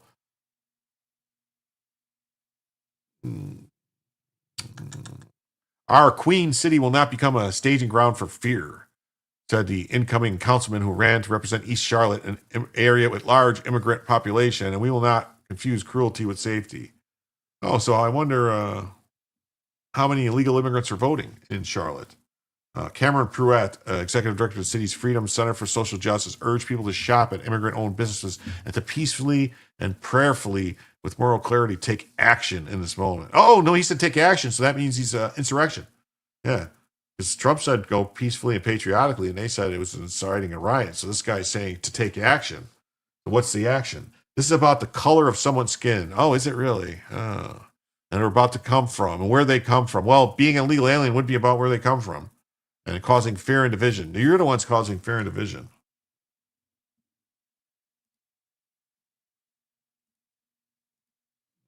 Charlotte braces for surge of agents as Trump's crackdown widens.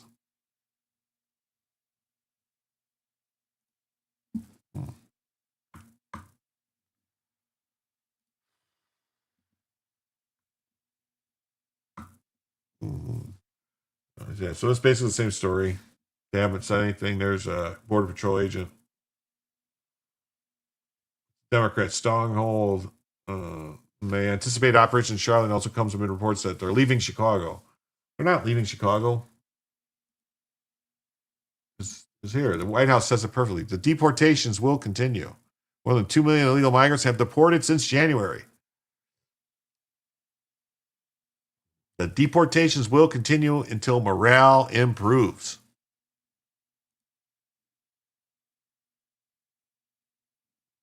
So it is what it is. What it is. What it is. What it is.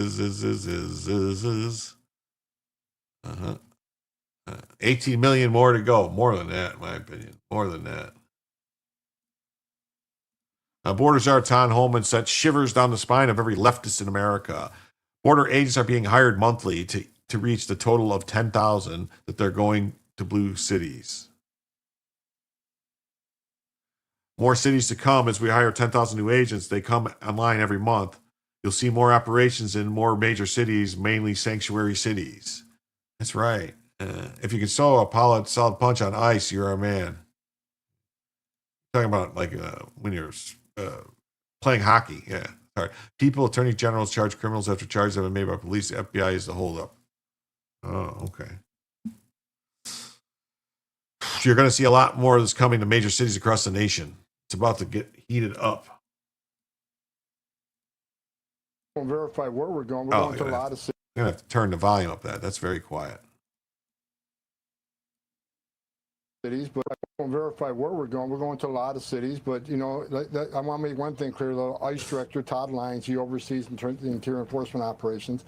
Border Patrol is doing a great job with us. I mean, bottom line is, as you know, well, the last 4 years, ICE has spent thousands of people down on the border to help the Border Patrol, and they're overwhelmed. Now the border is the most secure border in history of this nation because of President Trump. Now we need their help because 10.5 million illegal aliens came to the border under President Biden. But add that to the 15 million already here. So again, Border Patrol is helping ICE interior and numerous cities, more cities to come. And as we hire the 10,000 new agents, they come online every month.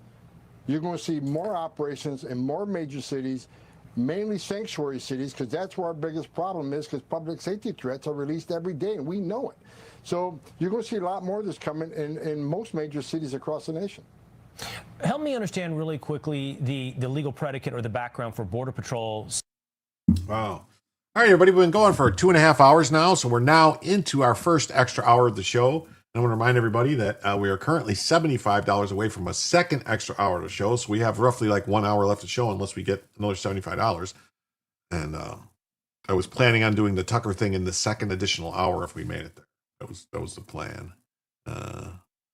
Probably didn't get our Doge checks they need the money to hire 10,000 more ICE. Oh, I don't know. I don't know anything about that. I was worried about our Canadian border.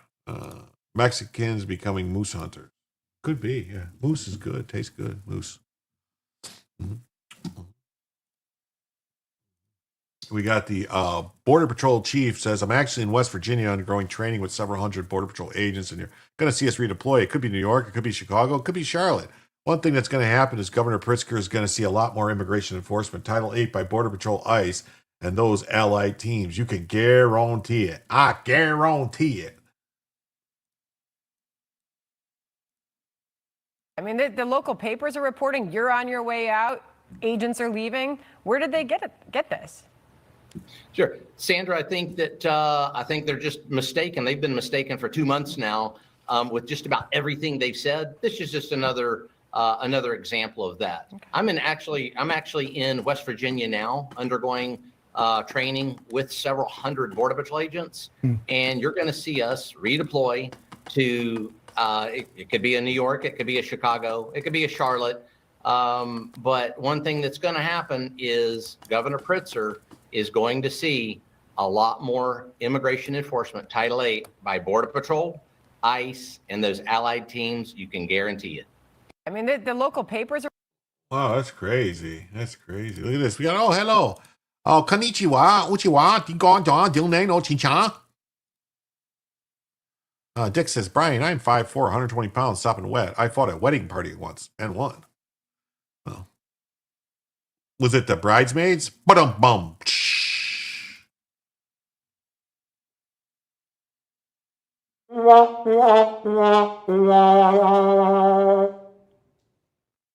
Mm-hmm. This reads like a fantasy novel because it is one. This individual was never in ICE custody. These lazy, tiresome, played-out lies are both unacceptable and unsurprising. We'd say do better, but it's obvious that will never happen. Mm-hmm. Can you imagine? We are landlocked and can't control nothing. Yeah. There we go. Apocry Democrat says, ICE just tried to deport this woman, but there's just one problem. She's a Native American. You read that right. Immigration Customs Enforcement already tried to deport an undocumented, yeah. But there's the thing. Did I just hear you speak another language? You heard me speak 2 different languages. Cantonese and Hunan.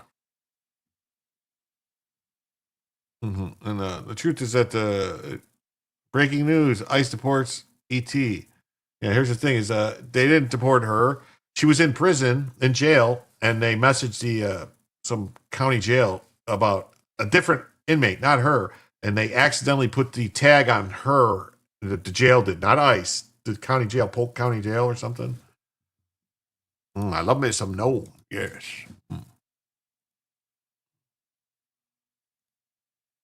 At this update, Eduardo Flores Ruiz has been deported. Judge Hannah Dugan's actions to obstruct this violent criminal's arrest take activist judge to a whole new meaning. Thanks to the brave men and women of ICE law enforcement, this criminal is out of the country. Well, yeah. So the judge that let this guy. Do you know anything about China? I know that's where they have all the Chinese people, and they eat a lot of rice, and they have a wall. And that's why I like China. China has a wall. We need a wall in America. China has a wall. America needs a wall. Lice, I meant ice. Yes. On domestic battery charges. He walks past plainclothes federal agents there to arrest him and into Dugan's courtroom. According to court documents, Judge Dugan learned of the agents' presence and confronted them in the hallway. She's seen in the video directing them to the chief judge's office. Minutes after most of the agents leave, Flores Ruiz walks out of Dugan's courtroom through this door, which federal prosecutors call a jury door, not open to the public. But one federal agent hangs back in the hallway. You can see him here in the tan. He motions to follow Flores Ruiz and gets onto the elevator with him. Here's Flores Ruiz leaving the courthouse with the agent was right on his butt, and that's why Judge Hannah Dugan went away. Wow, look at this. Have you ever seen 350 bricks of cocaine? No, that would be cool. I'm sure it was accidentally. I don't know about anything accidentally. How about he's gone? Bye, Felicia.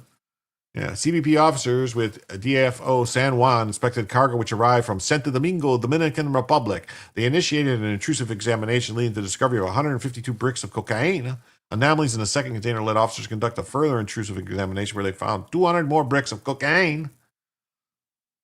Yeah, that's old news. I know about the guy, but the guy was just reported. It was just posted today. That was just posted today by CBP. So here we go. They're going to watch them. They're going to find some cocaine. Huh? Oh, no. Canceled Christmas.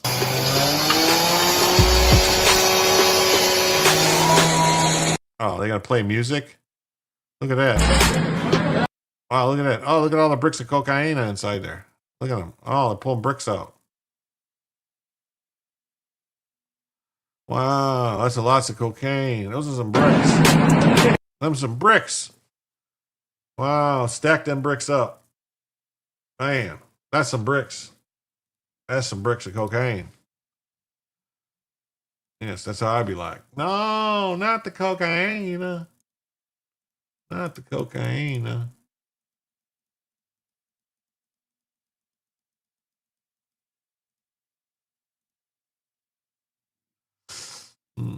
There's an update on another story we covered previously. That's a kilo. Yes, I have seen 300 bricks, probably more. You can almost build a cocaine brick fort with that many. Almost. Oh, Karen says, "Hey, all. I've been listening, really. 2.2 pounds of fun. Yes, it is. No name given was the driver. Yeah. All that blow, and not one hooker's ass to snort it off of. Karen, what's up? Yes, Karen. One deep inhale, a racket could make 100 bricks disappear at one nostril. Yeah. Could be. More women and children rescued from another horrific illegal alien sex trafficking ring in Baton Rouge, Louisiana. Women and children were kidnapped and sold for sex for $40 to $60 on WhatsApp. Oh. All these monsters have full support of the anti-ICE Demon Rat Party.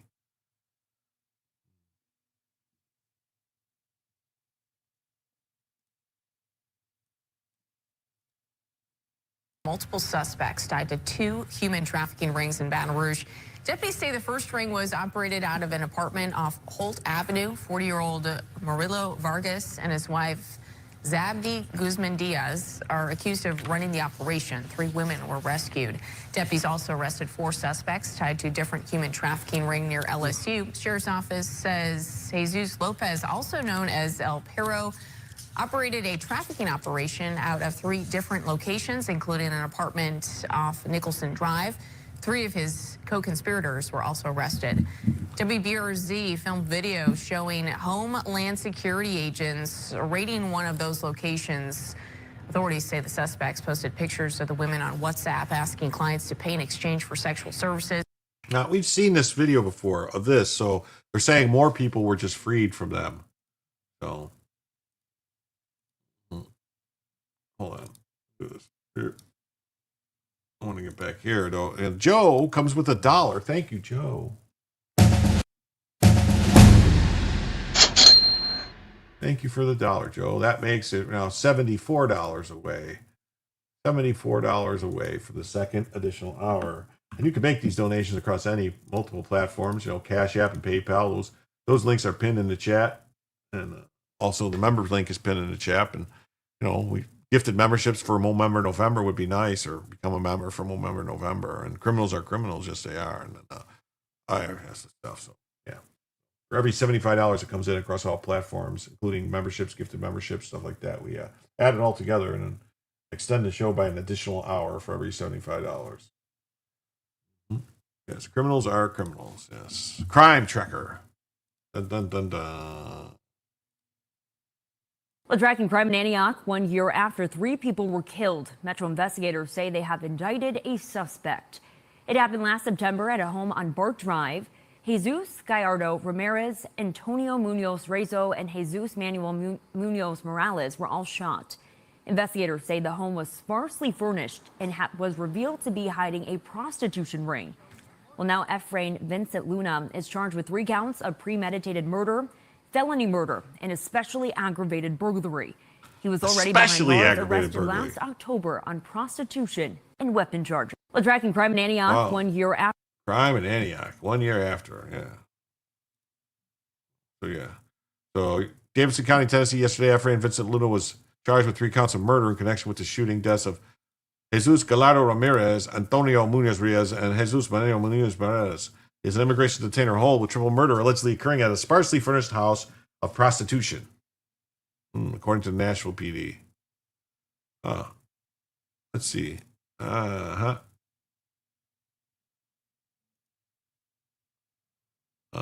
Sex, male, race, white. Yes, that's a white man. A white man. These fucking white people committing all these crimes, man. Look at that white man. He looks like he could be Asian. He looks like he could be Hispanic. He's got one weird eye. I don't know.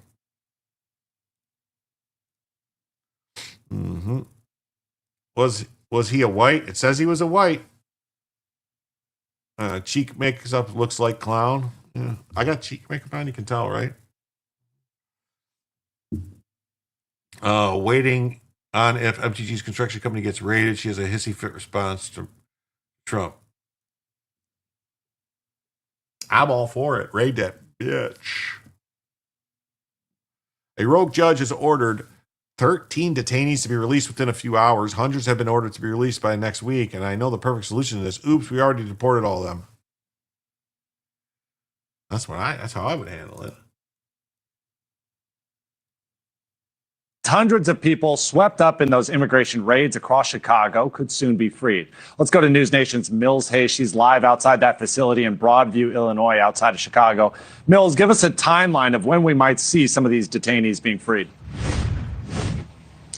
Good morning, Alex. The federal government has just a few more hours to release at least 13 people a judge ruled were being held within a violation of a 2022 consent decree barring ICE officers from making arrests without warrants. And more than 600 others detained could be released as early as next week. The Department of Homeland Security has until later today to say whether any of the 615 people detained without warrants between June and October pose a danger or flight risk. So far, they flagged at least 313 as low risk, eligible for release on a $1,500 bond and GPS monitoring under that same settlement.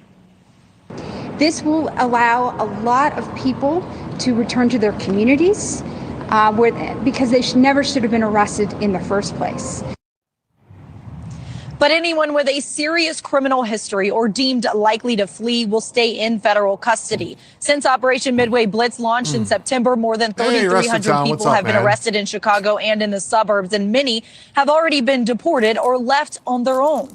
DHS must provide full status reports on everyone arrested in the Chicago area by Wednesday. The agency says the ruling won't have an impact on how it arrests those who they call the worst of the worst. And Chief Greg Bovino's doubling down, saying Operation Midway Blitz isn't going anywhere.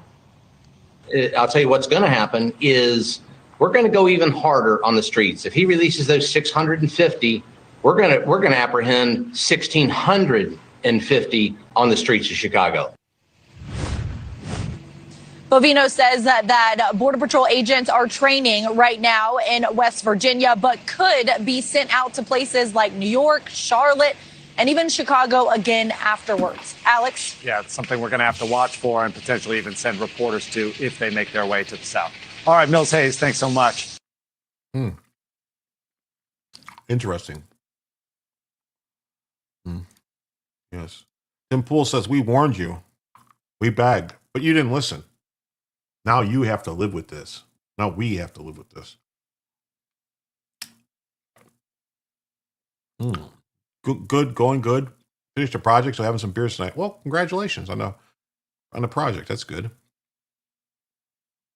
They're all likely to flee. They came into a foreign country illegally. Yes. Imagine how strong of a country it would be if the judges and government officials would fight as hard as they do for the illegals for us. Yes, it would be. Just like the old space coaster. The great space coaster. Whoa. Now we go. Oh, look at that cute Bella there. Look at her. Oh, so nice.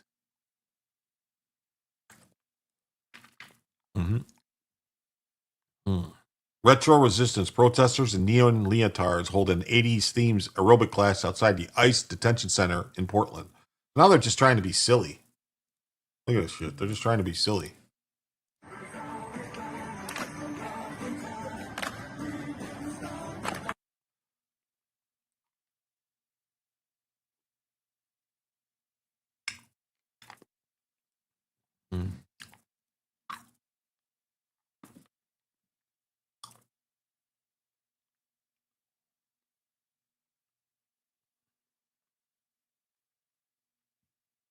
I don't get it. I don't get what this is supposed to do. I really don't. Women films herself verbally accosting ICE agents as they arrest suspects who hit one of their vehicles and attempted to flee. ICE agent, he's a pedophile, ma'am. Whatever, leave him. Whatever, leave. Don't come back.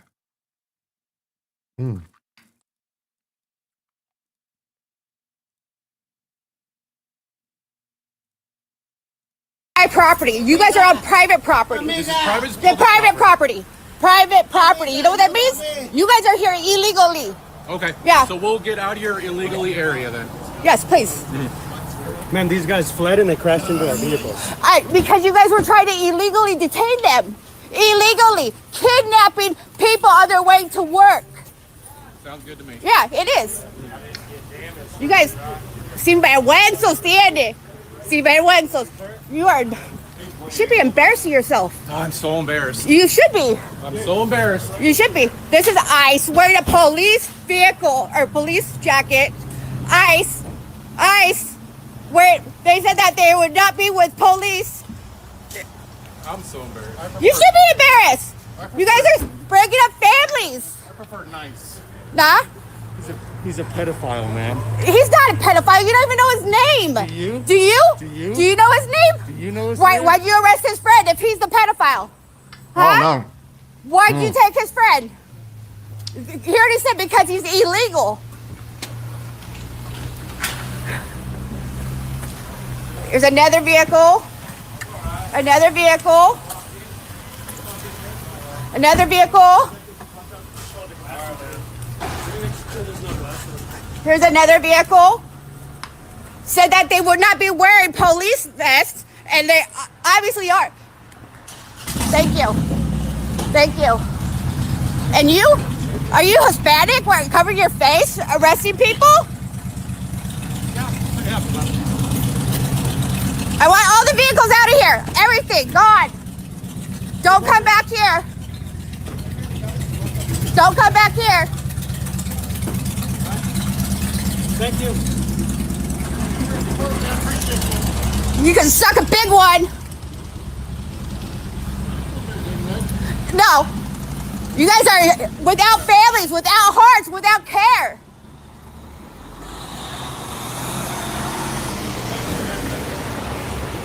Yeah.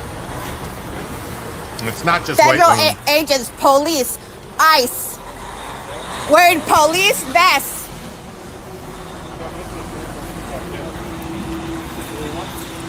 These kids just going to work.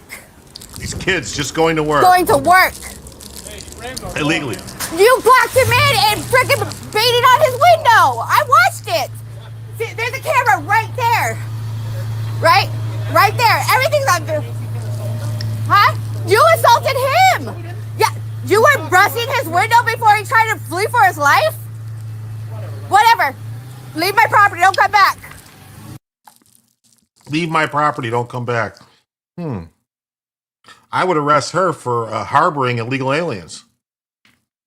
That's what I would do. Wear white gloves to arrest pedos next time. Yep. That's what they should do.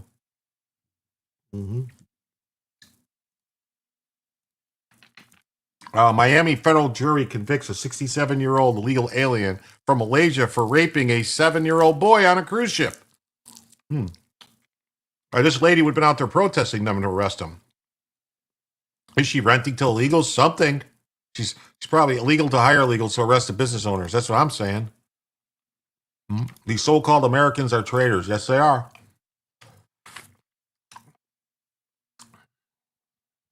Yeah, these are the depraved child predators the Democrat Party imported for 4 years for votes.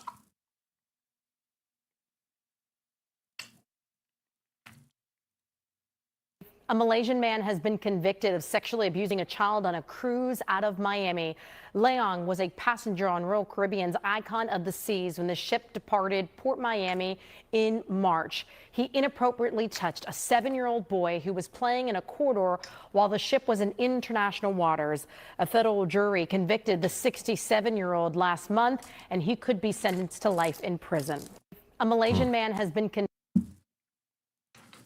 I'm not eating, Kevin. I'm having it's a brioche candy. My stomach started bothering me. I had chili for dinner. Chili mac. Kenosha County, Wisconsin, yesterday, a legal alien, Julio Nieto Gutierrez, was arrested for possession of child pornography. He's accused of loading child pornography via WhatsApp and Snapchat. Additionally, Nieto Gutierrez has a felony warrant out of Arizona for larceny and a probation parole violation. It's lemon fun. Yes, it is. Yeah, international waters, but under U.S. flagship, so.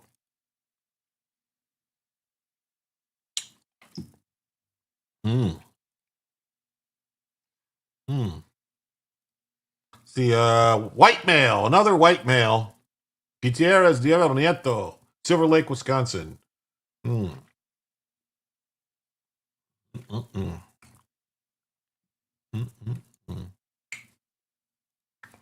Says on October 17, 2024, Kenosha Police Department received a cyber tip indicating an individual was distributing child sexual abuse material through messaging platform WhatsApp. 45-year-old man named Julio Nieto Gutierrez was initially residing in the city of Kenosha. During the course of the investigation, it was determined that Nieto Gutierrez had moved to the village of Salem Lakes, at which point the case was transferred to the Kenosha County Sheriff's Office. KESO subsequently received several additional cyber tips involving Nieto Gutierrez. On January 31st, 2025, he was reported to have uploaded and distributed CSAM through WhatsApp. Another tip in April indicated he was the same activity. A third tip in June. Another tip received in August. They identified his vehicle. He had an active felony warrant out of Arizona. KESO deputy conducted a traffic stop on a suspect. On November 13th, KESO detectives executed a search warrant at his residence and seized multiple cell phones. He's currently being held in Kenosha County Jail on 10 counts of possession of child pornography. Through coordination with U.S. Immigration and Customs Enforcement investigators also confirmed he's in the United States illegally. Sheriff David Zorner worked directly with ICE to ensure ICE detainer was placed on this suspect. Okay. Why are these Hispanic and black males listed as white? Send them all back. Nope.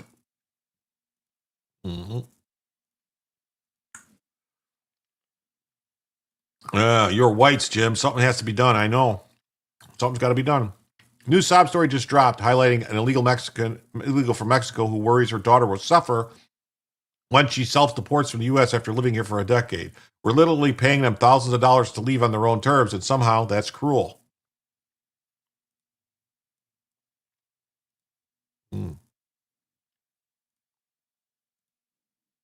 last 2 weeks have been tough on Margarita Barron. She gets by with these sweet memories, family moments from better days. Pues sí. She worries about how her 10-year-old daughter will handle leaving the U.S., the only place she knows as home for a new country and culture. Lo que sí me duele es desincomodar a mí. She said, "What really hurts me is that my daughter may suffer because of this. I don't know how she's going to react to a new climate and culture because she doesn't know anything other than the U.S." Without her husband, the family's provider, they're struggling to make ends meet. Sí, dos venes de We are going to sell both work trucks and return another because we can't afford to keep paying it.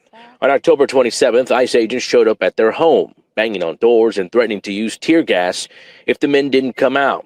Eventually, her husband, brother, and a co-worker who work in flooring surrendered, went to an ICE detention center, and agreed to self-deport. Yo se lo juro que no sentí el tiempo. She said, "It happened so quickly.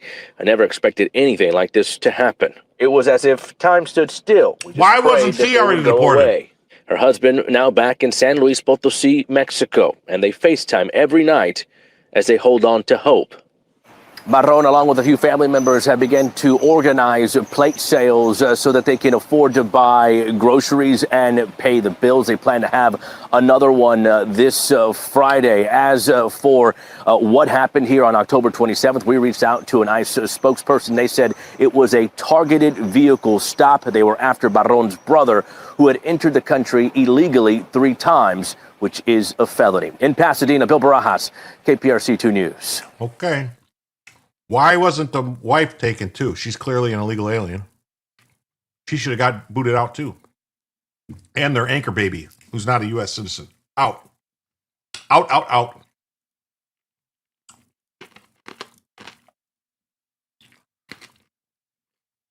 A little girl was hit by a car while walking in Boise, Idaho. The driver was identified as Alvin Ramos Caballero, who had an outstanding ICE warrant at the time of the crash. He's now in ICE custody. Huh. Boise police say the young girl hit by a car in the North End this evening has died from her injuries. Around 4:42 this evening, police were called to a crash at the intersection of North Harrison Boulevard and West Ada Street. Police say the girl was rushed to a local hospital. As they said, though, she didn't make it. Her identity has not yet been released. An early investigation shows the driver of a pickup truck was traveling west on Ada Street and did stop at a stop sign at Harrison Boulevard. The young girl, also traveling west on Ada Street, entered the intersection as a driver, then tried to turn right and head north on Harrison Boulevard. Boise police say the young girl. Let me see, is there more here in this one? Anything else? This is horrible. Yeah, prayers for the young girl. Look at this. This is funny. You got women in Chicago are now walking the children of illegal aliens to school so that the parents don't have to leave the house.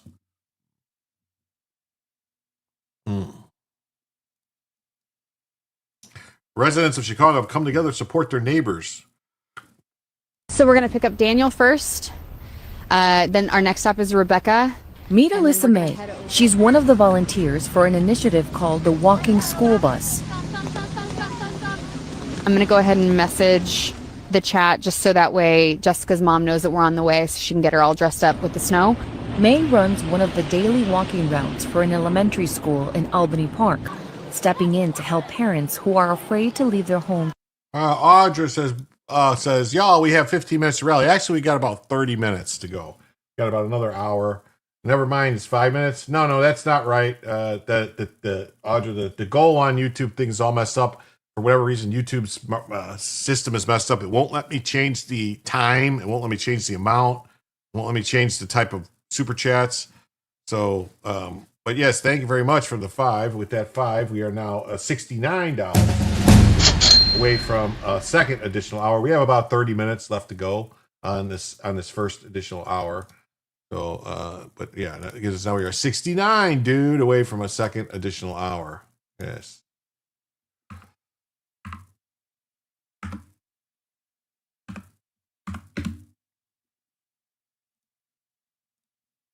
But thank you very much. Good night, everyone. It's over. I don't know what that means. Why are these kids taking up space in public schools? Yeah. Fixed income here, Aubrey. We're all on a fixed income. I'm okay with an early night, Pat Hacker says. Oh, okay.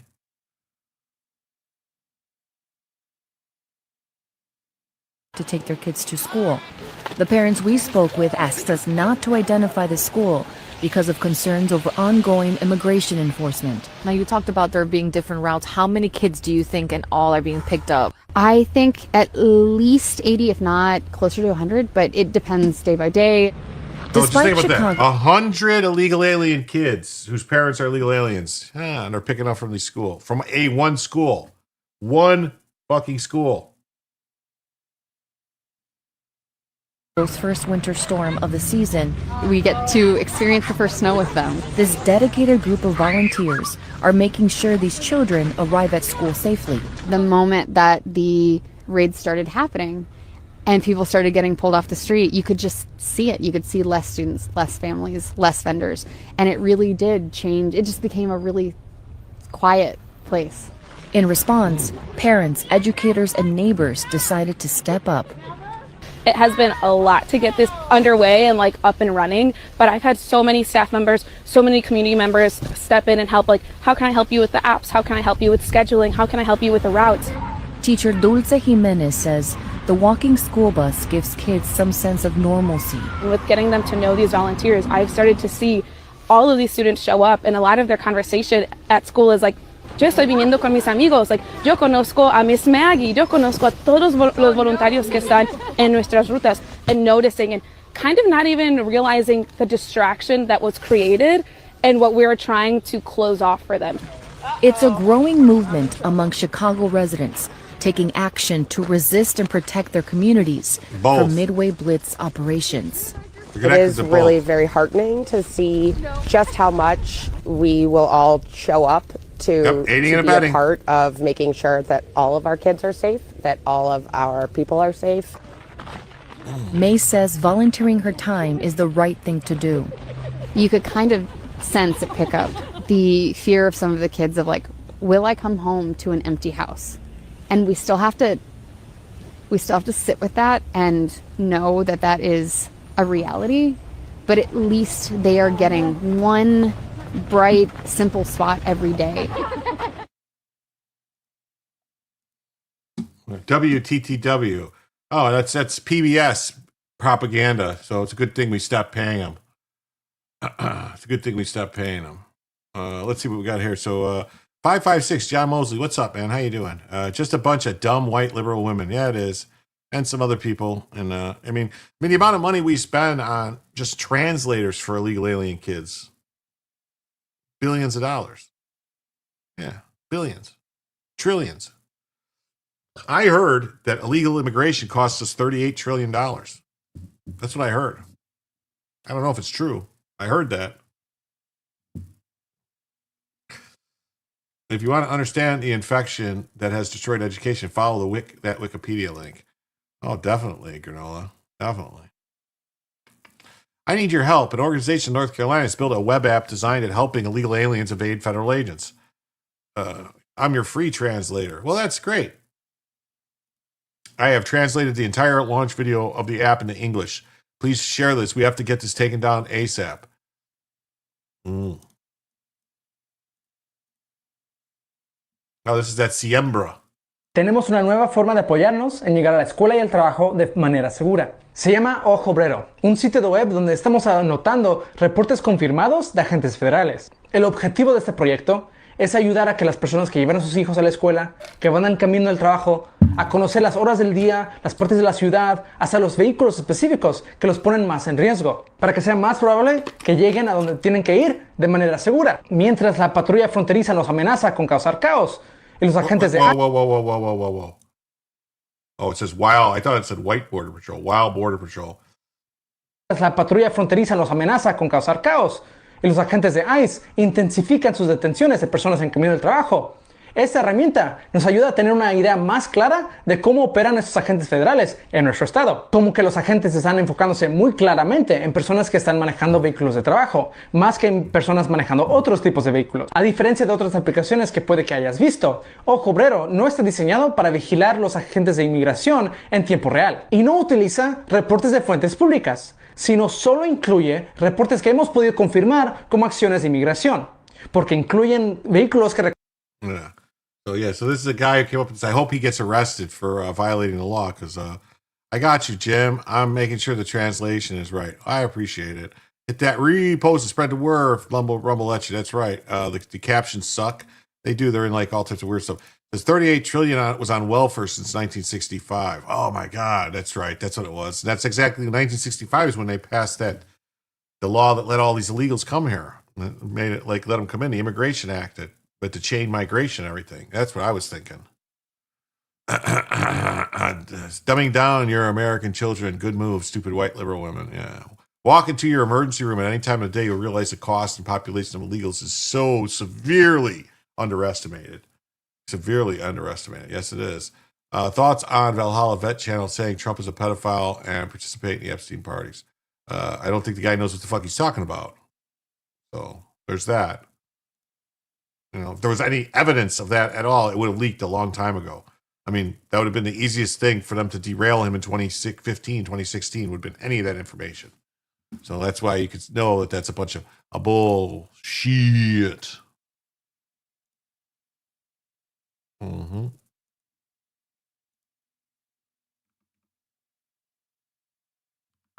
All right. All right. So I just started another goal on YouTube for another 30 minutes. And if we don't hit it, that'll probably be a military guy and friends with Ian Cato. I have no idea who neither of those people are. And so I would say it's a pure bullshit. Yeah. LBJ said, going to have these N-words voting Democrat for 200 years. That's what he said.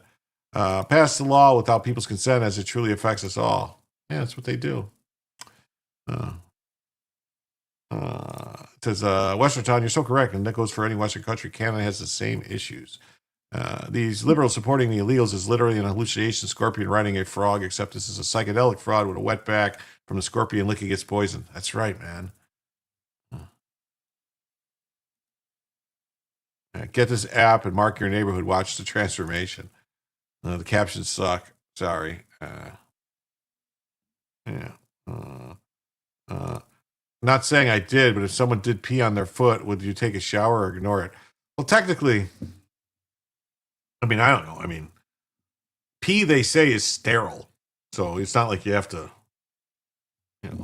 worry about catching something from pee. But hello, Snarf. What's up? I still haven't got that stuff you sent, Snarf. Get the app and flood it with garbage. Yeah, we're not going to launch very much more of this. Conocemos por estas detenciones de tráfico que han sido especialmente frecuentes en la ciudad de Charlotte este año, o que hemos confirmado que incluye una persona detenida por ICE porque hemos hablado con esa persona o recibido información de sus abogados. Te enseño cómo funciona. En la página principal verás todos los incidentes confirmados. Estos carritos indican incidentes que incluyeron detenciones de tráfico. Los ojos morados son incidentes sobre los que tenemos menos información. También puedes hacer clic aquí en el escudo verde en la izquierda para ver dónde podrían correr más riesgo los trabajadores inmigrantes. Lugares como el condado de Sampson, donde la semana pasada los policías, trabajando con ICE, detuvieron a unos trabajadores en camino a construir casas en Wilmington. Oh, yeah. So that's what we need. Yeah, we need people to get rid of them. So, so Hammer's whole mission is to actively sabotage ICE and spread fake propaganda. Yeah. Okay, and we got this. Look at Matt Walsh says, I don't recall the bishops making any sort of video like this to condemn the Biden White House for supporting, funding, and facilitating the mass slaughter of children in the womb. Urine is not sterile? It's not? Well, then why did someone tell me that? I definitely don't have hepatitis. Okay, good for you. Huh. Oh, it says, Valhalla is friends with Ian Carroll and served in the military but criticizes Trump every move and thinks Candace Owen and Ian Carroll are right in their conspiracies with the Charlie Kirk killing. Well,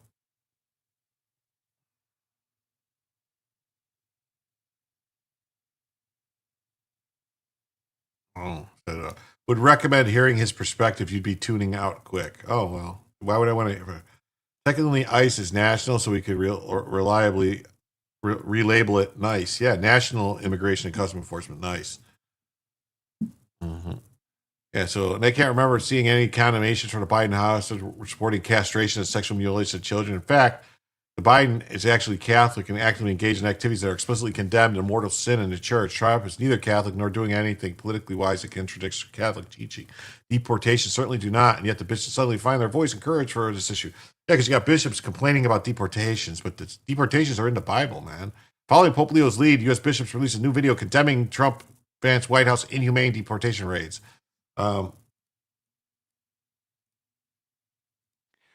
As pastors, we, the bishops of the United States, are bound to our people by ties of communion and compassion in our Lord Jesus Christ. And we are disturbed. I would immediately revoke the Catholic Church's tax-exempt status. That's what I would do. Fuck them. And that's coming from a Catholic. Fuck them. When we see among our people a climate of fear and anxiety around questions of profiling and immigration enforcement. We are saddened by the state of contemporary debate and the vilification of immigrants.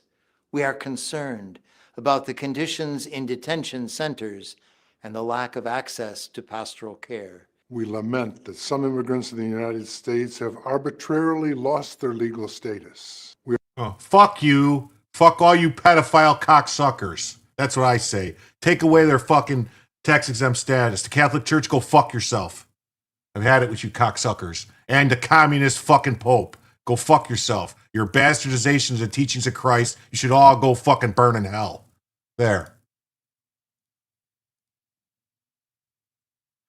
San Antonio, Texas, 2 years ago on November 14th, I was arrested at a public terminal airport for video recording 150 illegal aliens entering the departure terminal. I would later win the unlawful arrest for lack of evidence and sue the city and win. Yes. Yes. I see boy violators. Yeah, that's what I see. A bunch of pedophiles. They all need sweaty, nasty pervs. Yep. Fuck them. Mm-hmm. Yeah, so this guy was arrested. This guy was videotaping illegals at the airport getting put on buses, and the cops arrested him. You don't need to do that. I'm not running away.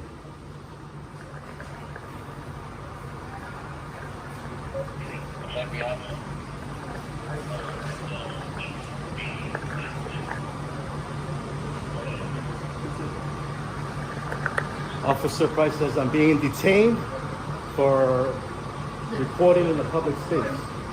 There you go. We're about to arrest you. There we go. I'm going to go. What I just said. Public safety, maintain order. You don't need to do that. I'm not running. Oh. Yeah, so this guy was arrested for filming at an airport. 150 illegal aliens went through TSA checkpoints unvetted with no IDs. This guy gets arrested for showing what's happening, and TSA just got bonus checks. Sure, that sounds right. You go after their qualified immunity for violating your First Amendment rights. Anybody would arrest someone for doing what needs to be worked at McDonald's. Mm-hmm. Nice. Yeah, so that's happening. Yeah.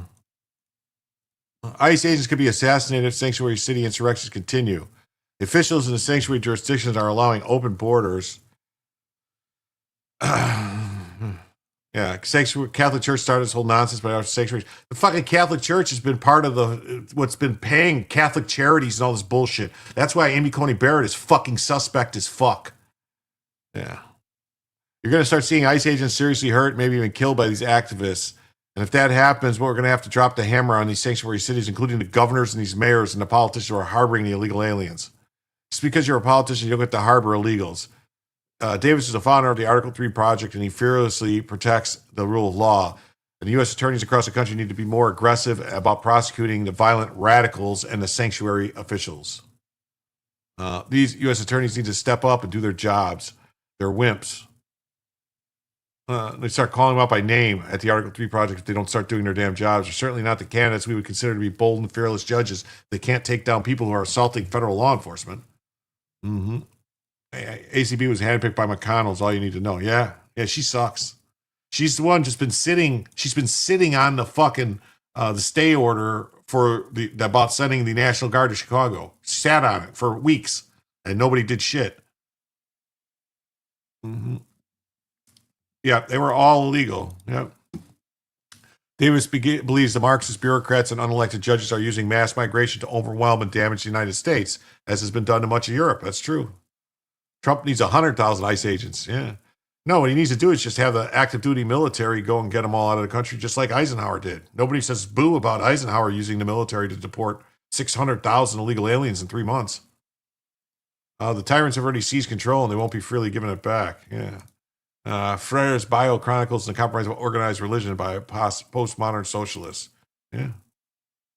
Get to the war. If these politicians want a country to turn into Bosnia and to balkanize and fall apart, that's how you do it. You mass support people, tens of millions of people from all over the world. You don't have them assimilate and you destroy our country. Davis says it's imperative for illegal aliens to be removed, no matter how many are actually here. No matter, they should all be gone. 50 million, whatever the number is. If you're here illegally, you should be gone. You should prioritize the violent ones, the most dangerous ones, but they should all be gone. I used to have compassion for people who wanted to come to our country. Maybe 10 years ago, I might have turned a blind eye to some illegals who came here, just wanted to work. I've got zero compassion anymore. There is a lawful way to come in the process. No one likes line skippers.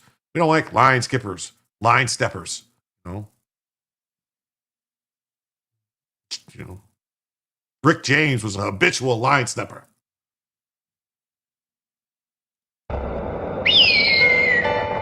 And destroy America from within. But I And Mike Davis, as you said, I started the Article 3 project.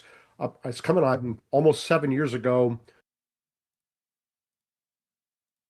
When I left the Senate Judiciary Committee, I was the chief counsel for nominations on the Senate Judiciary Committee, and including during the Kavanaugh confirmation as the staff leader, a record number of President Trump's judges in his first term where he transformed the federal judiciary, including the Supreme Court, to the first constitutionalist majority in 90 years. But I saw when I was on the Senate Judiciary Committee during the Kavanaugh fight that we had a void on the right where we needed a group that had insider experience but was willing to fight. And I was willing to do that, and I'll leave a lot of money. All right, well, I'm not gonna listen. It's just him talking about all this stuff. So we're gonna keep moving because I got a bunch of stuff I want to try to get through.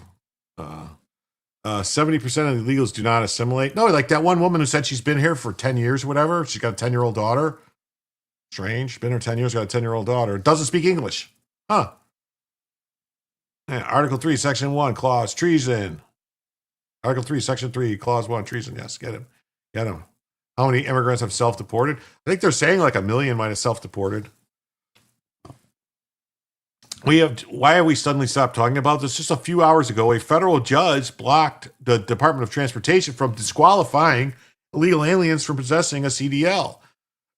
Missouri has shut down over 170 trucks that had drivers who couldn't speak English behind the wheel. Ignore this judge. That's right. A judge said, no, you can't do that. That's discrimination. You can't make, even though the law says they have to speak and read English, you can't make them do that. Around 1,000 times a day, a truck drives through this weigh station. Driver, turn right, park behind this building. Turn right, park behind this building. And it's Officer Holbrink's job to keep them in check.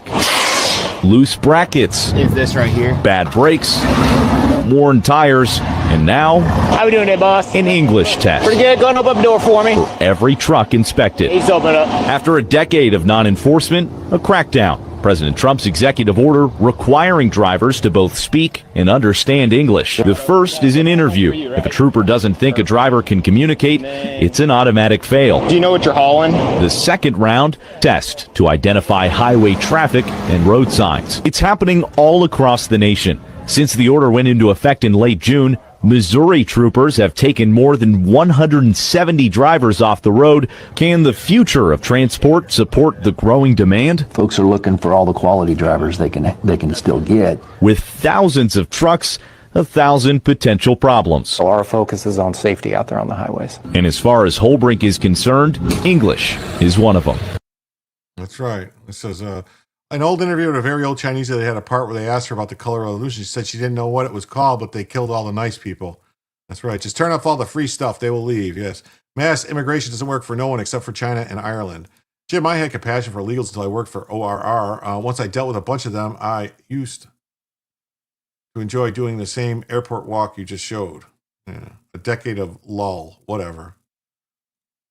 Exactly. Yeah. So a federal judge slams the brakes on the Trump administration rule limiting commercial driver's licenses for immigrants.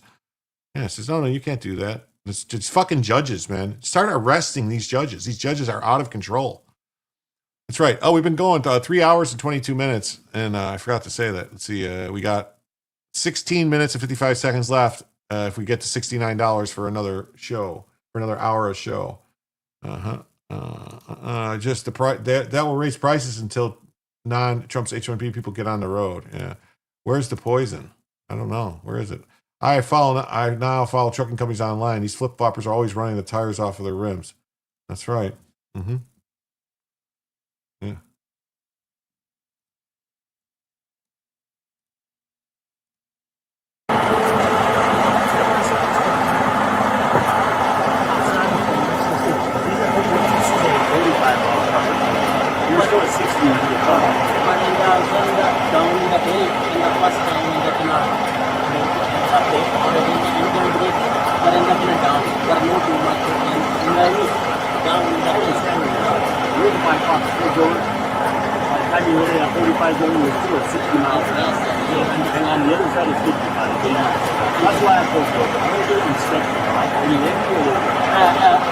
YouTube terms of service, Dick. YouTube terms of service. I can't say what I would like to do with them involving a trebuchet.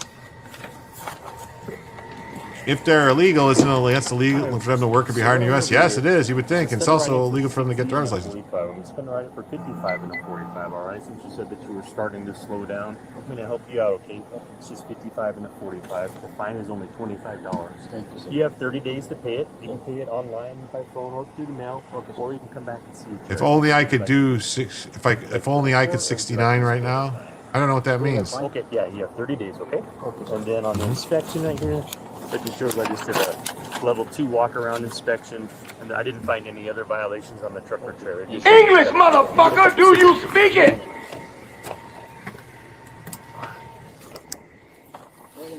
In the racket, in my first time, in the already in the 5 year, in the no ticket. No tickets? Yeah. I hate to be the first guy to write you a ticket, but... Full name, sir? Yes. Oh,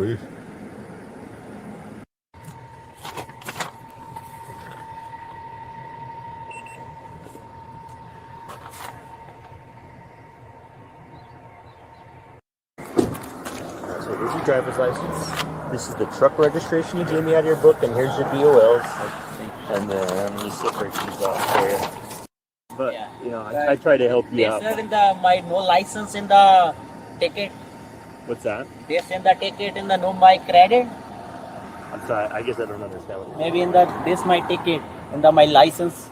Yeah. Or how many year? Don't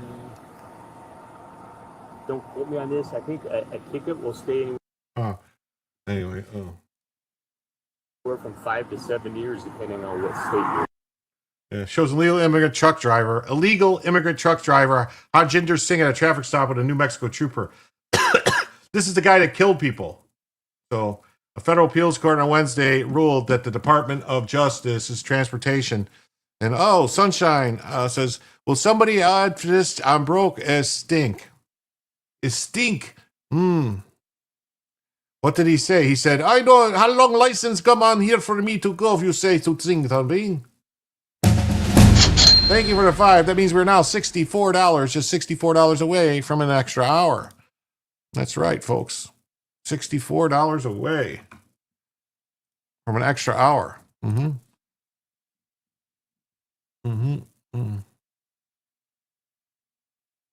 I'll word it this way. I have no more money, please. Hit the money button. Yes, thanks.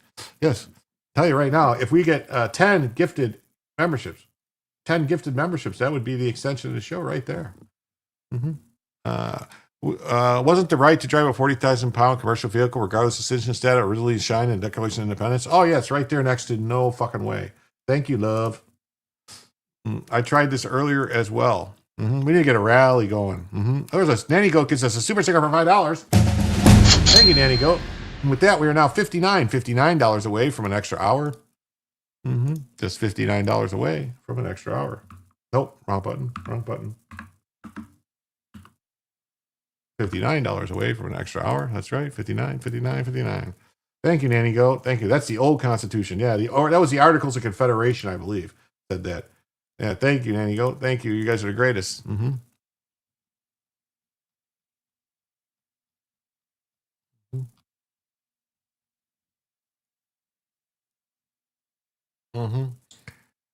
Says Trumpinator says, please step up if you can, everybody. That's right. Please step up. So right now, that puts us down. We are $54 away from a second additional hour of the show. That's $54 away. Everyone can do this. Thank you, Trumpinator. I spent half my money on fast horses and faster women. The rest I just blew. Because I watched an illegal repeatedly tell a cop I have a license, as if it was his e-ticket to citizenship, maybe. Rally the troops. Let's get them out here. Yes.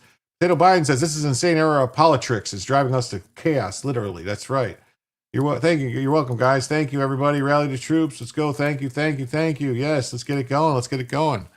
We're now $54 away. $54 away for an additional hour and covering the Tucker Carlson documentary on Thomas Crooks, the person who tried to assassinate President Trump, shot him in the ear. The restrictions in town since September after that illegal immigrant truck driver caused a crash that killed 3 people in Fort Pierce Pierce, Florida. Harjinder Singh, an Indian citizen who allegedly illegally entered the U.S. from Mexico in 2018, pleaded not guilty to 3 counts of vehicular manslaughter. So the court found that the federal government did not follow proper procedure when creating the new rule. Oh. Judges also noted that a Federal Motor Carrier Safety Administration data shows that about 5% of all commercial driver's licenses belong to immigrants, though they only account for 0.2% of fatal crashes. I don't believe it. Oh, look at this. We got another one here. We got a mandate given says Vance Trump 2028. Bella went rogue. Yes, she did. We're going to fix that. All right. We're going to fix that. Bella went rogue. It's going to get fixed. It's going to get fixed. With that, now we are $49 away, just $49 away from another additional hour. I feel like I'm an auctioneer here or something. Bella just had a marathon, ran a full circle. Yes, she did. She went all the way around. Yes, thank you. The Articles of Confederation, I got to read that crap. Yes, you do. Yes, you do. It's very interesting. It's very interesting. Let me, I don't know why all of a sudden she's over here like this.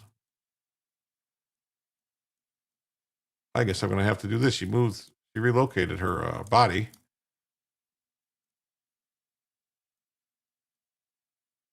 Oh, wow. Look at that. Right there. Charles and Company comes in with a $30 donation right there with the 5 gifted membership. That's $30 right there, folks. That's 30. That's halfway. That's halfway there. Okay, let's see who, it says Adrian Angevine got a gifted membership. Proxy Loxy got a gifted membership. Kevin Pastaro got a gifted membership. LB, Lori B got a gifted membership. LB. And Maria Floor got a gifted membership. That's awesome, Charles. That's great. That's awesome. That is just great news for November. Bella did a 360. And then Dick Parker says Vance Trump 2028 for $2. So that's $32 that comes off. So let's see. So that's 49.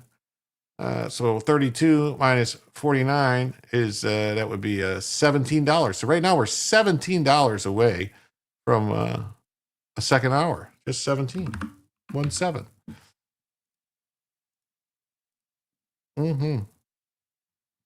Dick Parker, thank you so much. Charles, we love Dick. Yes. You just wanted to hear me say it. Charles, thank you. Thanks, Charles. Charles, you're the best. Just watch Once Upon a Time in Hollywood. Such a great movie. It is. Yeah. Can you imagine if that's what really happened? If that, because that was, you know, that the character, if you know who the character is, Leonardo DiCaprio is playing Clint Eastwood. That's who he's playing. Trump Jr. Oh, there's Lisa comes in with 20 big ones. Tactical assessment. Red Chinese victory. Impossible. America will never fall to communist invasion. Communism is the very definition of failure.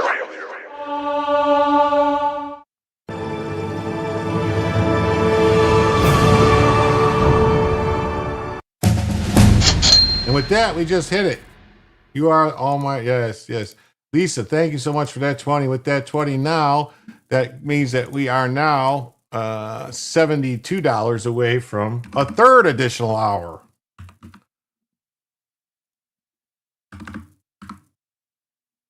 Wow. See how that works? Oh, that's great. Thank you. You guys are the greatest audience around. That's awesome. Thank you so much. Thank you.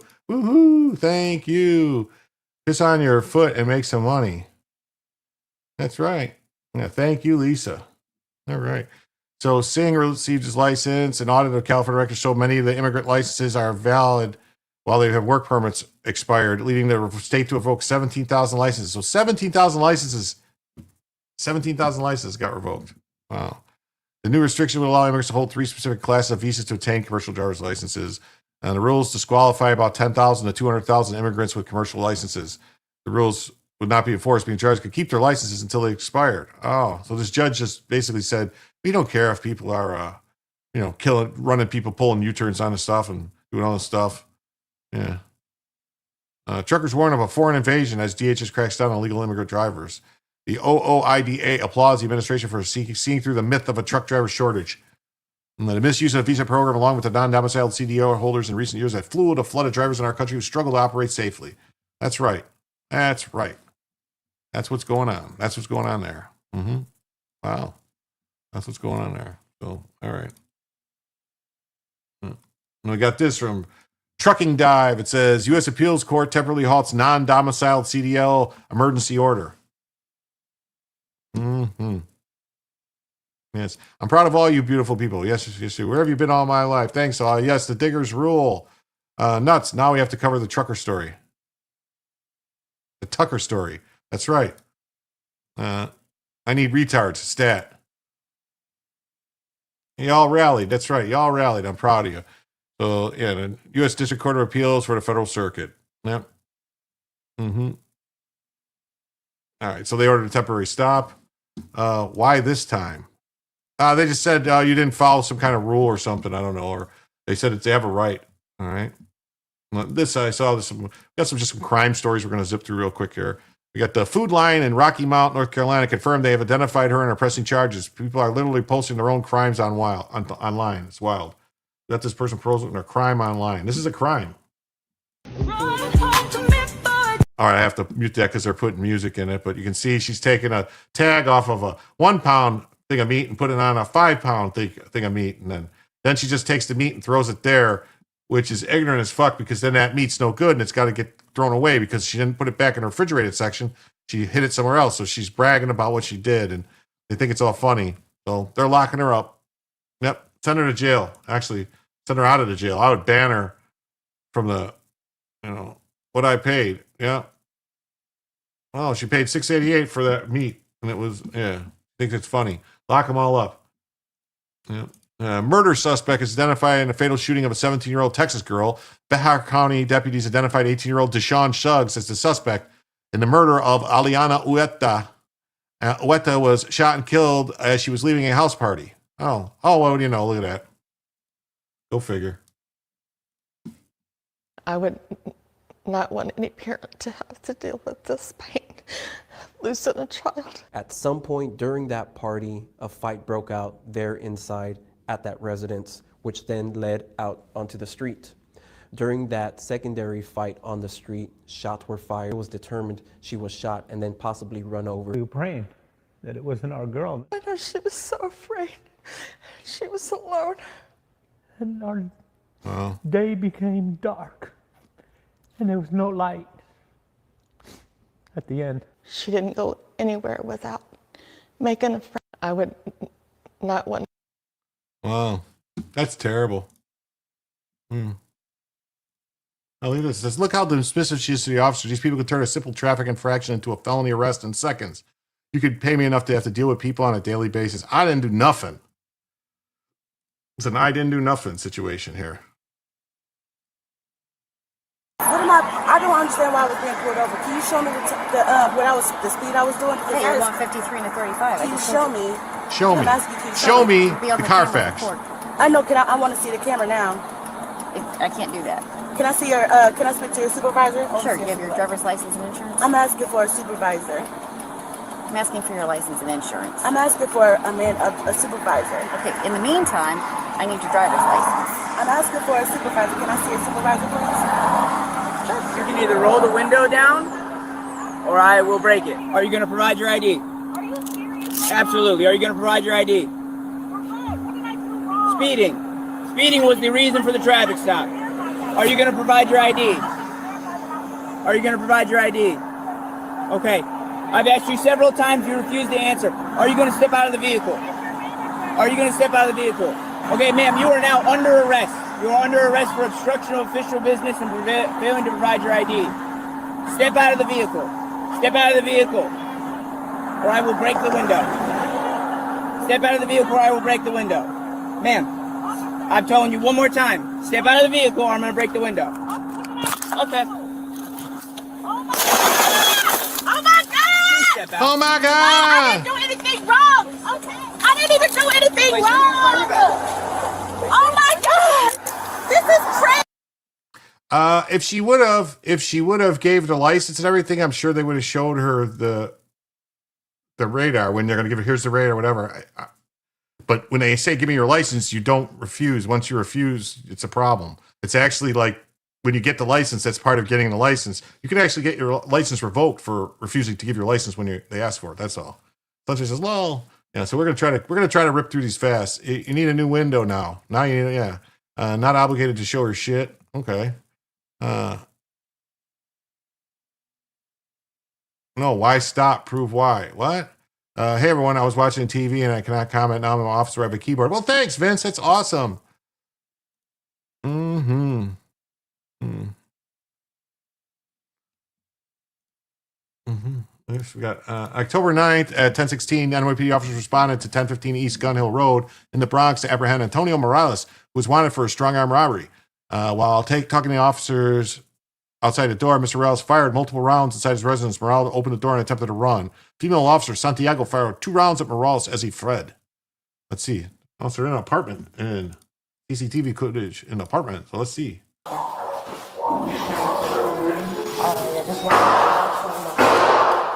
Shots fired, shots fired. No, close. No, we didn't have hospital shots fired, shots fired. 10:15, 10:15. 10:15 East Gun Hill Road. Put it over. Let me get the units here now. Units here now. What was this guy thinking? He's trying to get out. He's trying to get out.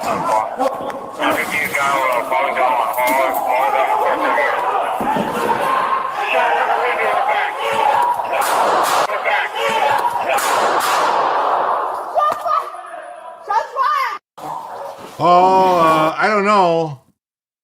I don't know. I mean, I want to say I'm fine with it, but I think she might have a problem because she shot him in the back as he was running away.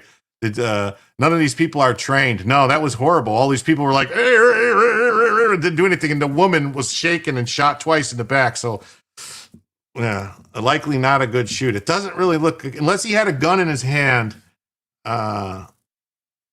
Unless he had a gun in his hand, I don't think it was a good shoot. You don't know that he was the one firing in the park. I mean, it's a car snatcher. Yeah, I don't know, man. I don't know. This is Mayor Johnson needs to be arrested for gross negligence resulting in physical harm to citizens of Chicago. This is Anthony Cumia, a great follow. His policies are directly responsible for these animals being out on the street. That looked like Scooby-Doo training. It really did. It was bad. Chicago serial woman puncher has been arrested again. William Livingston was charged with 2 felony counts of aggravated battery in a public place. Police say Livingston has identified the man who struck 2 women aged 40s and 29 on June 12th. He previously spent time in jail for punching several other women. Kathleen Miles, a mother of 11 from Lake Villa, was punched on August 19th. How the fuck is there a mother of 11? Livingston was named a suspect and taken into custody. CPD records show he had 7 arrests in the past 10 years for similar attacks, including 2 in 2017. He faced a felony count of aggravated battery for his early 2022 attack. Look at this. Oh, that looks horrible. Oh my God. Horrible. Horrible. Horrible. Horrible. Horrible. Horrible.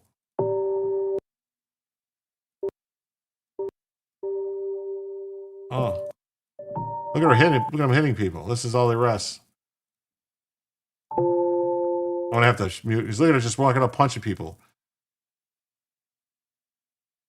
Look at him. This is crazy what he does. This guy should be under the jail. They just keep letting him out. Psychopath shot dead by NYPD after threatening New Yorkers with a gun, then shooting at responding officers. Coming to New York, Zora Mondani will have social workers responding to these calls. Begin with that breaking news on the Upper East Side where a man was shot and killed by police. The scene stretched nearly a dozen blocks, starting at 107th and Madison and ending at 96th Street, where the suspect was shot. Ali Bauman joins us live from the scene with breaking details. Ali. Old Dick police just gave an update moments ago and say that man walked into multiple buildings and threatened multiple people with his gun before ultimately firing at officers here. Those officers returned fire and shot and killed him. Now we have a photo of the gun that was recovered here at the scene at Madison Avenue by 96th Street this evening. Just after 7 p.m., police were called about a man with a gun 12 blocks north on 107th Street, where police say he threatened a man with his gun in the elevator of a residential building. He then went into the deli where he threatened workers, police say, and told them to call 911. Why are you feeling sad, Aramoon? No reason to feel sad. Before the suspect then I'm here to say hi. His phone and went to Mount Sinai Hospital. There, police say he stashed his gun in a nearby tree that was outside the hospital and walked in, told So they call you racist across the street to avoid them, and if they TP show you sucker punch you. But after Yeah. the officer started to escort him out, police say they began to struggle. The man then went back and grabbed his gun from the tree and ran here to 96th Street. Meanwhile, the officer radioed for help, and officers encountered the man here at 96th Street, where he once again pulled out his gun. How many times did he pull out his The gun? officers exited their vehicles, and the individual immediately discharges the firearm at the officers, with multiple civilians in close proximity who had just gotten off an MTA bus. The officers returned fire and strike the individual. His firearm was recovered at the scene. He was like near the bus stop, and then it was like a scuffle with someone else, and then all of a sudden you just see a gun come out and then like shooting. That's crazy, right? Oh, this was supposed to be back. So this guy says public serial woman puncher. They're saying public execution. Get rid of this guy. Yes. Try to sow solidarity. It's a type like shit. Yeah. Brian goes, young Bella, Bella. Last time, pulled out a gun. That's right. Guilty of being in New York City. Oh, Elon says we'll put a 400 gigawatts into space, claiming it's the most efficient way to power AI in space. Mind blown.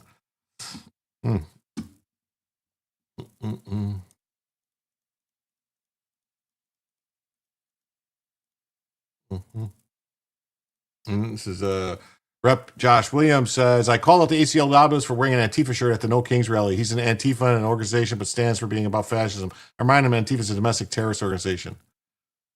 At the No Kings, it's hard to take some of your criticism serious when you made that last statement, and then I look at pictures of you with an Antifa shirt on at the No Kings rally. So I want to know, are you speaking on behalf of Antifa today, or a separate organization like the ACLU? Through the chair to Representative Williams, of course, as you know, Antifa is not an organization. Antifa stands for being against fascism, something I hope that we are all against. Hello? Well, it seems like that organization was just classified as domestic terrorism, so it seems there is an organization. Yeah, there's an organization. White Lake Township DA Karen McDonald is now seeking manslaughter charges against a Michigan man for defending his property by firing on 6 burglars in his garage, killing one. Yeah, the greater threat to him wasn't the burglars, it was the white woman. That's right. It was the white woman. Sickening. The DA should be removed ASAP. Yeah, see? White man in Michigan charged with manslaughter and other felonies for defending his home from a gang of burglars. Prosecutor says Dayton Napton shot a 17-year-old who was trying to steal items from his garage. Let's get out to Erica Erickson. She's live tonight with the latest details in this case. Erica, the prosecutor They were in his says garage. They were Napton trying to crossed the break line through here. the door to get into his house. Yeah, and there's a lot of different sides we're hearing. We're hearing from the prosecutor's office, that man's defense attorney, and the family of that teen who was shot and killed, and they're upset. It doesn't make sense. It doesn't make sense, and it hurts a lot. 4 months after 17-year-old Savon Wilson of Pontiac shot and killed in White Lake Township. His family says the charges have them confused. I think the way they went about it, it could have been done better. 24-year-old Dayton Napton charged with manslaughter, assault with intent to do great bodily harm, and 2 counts of felony firearm for the death of Wilson and shooting another teen in the leg. Wilson's family says they want Napton charged with murder. It doesn't make sense that it wasn't done out of malice, and for them to charge him with manslaughter when everything in the report is suggesting that it was malicious intent. Back in July, prosecutors say Wilson, along with 6 others, broke into Napton's detached garage. Napton coming out with a 9mm. Prosecutors say firing 2 shots through a windowless locked garage door. Then, as the group ran away, prosecutors say Napton shot at them 5 more times, ran back inside, reloaded his gun, and came back outside. Devon was running away in that shot. I never heard anything about him getting shot in the garage. But prosecutors say Wilson hit and killed from a bullet fired through the locked door. We had a really close connection. So it hurts a lot. I would have never expected this to happen to him. He has so many dreams and aspirations. What's up, Pyramid 7? What's up? So, the boy just wander on anyone's property just The Oakland because. County Prosecutor's Office says the rights to own firearms and protect one's family and home are fundamental. Oh, so he defended crossed the line by firing outside. Oh, so you're not allowed to defend your property outside. Okay. Fuck Michigan. All right. So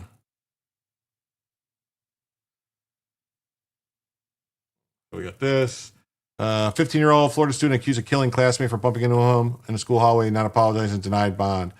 Corey Redding will be tried as adult for shooting and killing a 16-year-old Pinion DeMalcy. Investigators say the victim refused to apologize for bumping into Redding. He faces a manslaughter charge.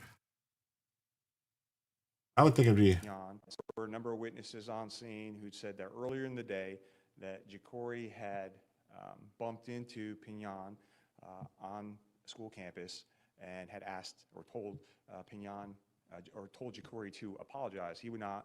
The two agreed to meet after school off campus to fight. That sounds like premeditated to me. Jacory ran back onto campus at Oak Ridge High School. Our school resource officer, Deputy Nelson Rodriguez, heard the shooting go out on the radio, immediately started coordinating with school administrators at Oak Ridge High School. The school was placed on lockdown, and as information was coming in about who was responsible for the shooting, Jacory Redding was located in the school cafeteria, and he was also in possession of the gun. So Jacory Redding, who's 15 years old, was arrested and charged with manslaughter with a firearm. He's also charged with possession of firearm on school property. Wow, that's crazy. That's a crazy story. I'm trying to zip through these to get to the Tucker Carlson thing. So let's see. FBI is offering a award of $5,000 for information to locate Dominic Conley. The Craven County Sheriff's Office charged him with first-degree murder and attempted murder. The total reward of information to capture Conley is $10,000. So look at this is a. Oh wait, look. Oh, look it. It looks like another Trantifa that killed somebody. Blonde brown. Oh, sex male. Caution. Stabbed his grandmother to death. Conley is on foot holding in a Heavywood area. Should be considered armed and dangerous. Yesterday, we announced the arrest of UPMC Children's Fellow Dr. Mohammed Mezgrev for traveling to Florida to meet a 14-year-old girl for sex. We subpoenaed his records, which UPMC has yet to provide. The ball is in your court. We could do this the easy way or the hard way. Mohammed Mezgrev is an Egyptian citizen. He's 38-year-old orthopedic surgeon with ties working in the U.S. on fellowships affiliated with the UPMC Children's Hospital. That's the University of Pennsylvania Medical Center and a Keck School of Medicine. Licensed for PA and Virginia. He entered on a J1 exchange visa. Oh, he was going to have sex with a 14-year-old girl. What do you know? It's a wholesome moment when a furry transgender husband kisses him before he gets hauled off in cuffs for preying on countless children. Yeah, so look, another Trantifa thing, pedophile.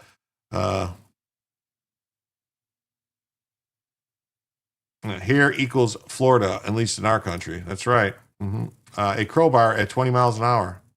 Team Tism. That's right. Teens mugshot shown here when violence connected. That's right. Boom. Get them. Yeah, and this is a Virginia man sentenced to life in prison for a federal hate crime violation. No one in this country should be hunted down and shot because of who they are, where they come from. So no one should be hunted down. So they got some guy in Virginia for a hate crime for shooting somebody. And look at this. And this says Gavin McKinnon says these guys raped a woman so severely the police could literally see her brain. They started the investigation as a homicide. She survived somehow and currently does seminars for neurosurgeons on the power of the human brain. Her name is Trisha Melly. That's these people. Movie IG Boy. So this is them. What's to say? Jizham. That's right. That's right.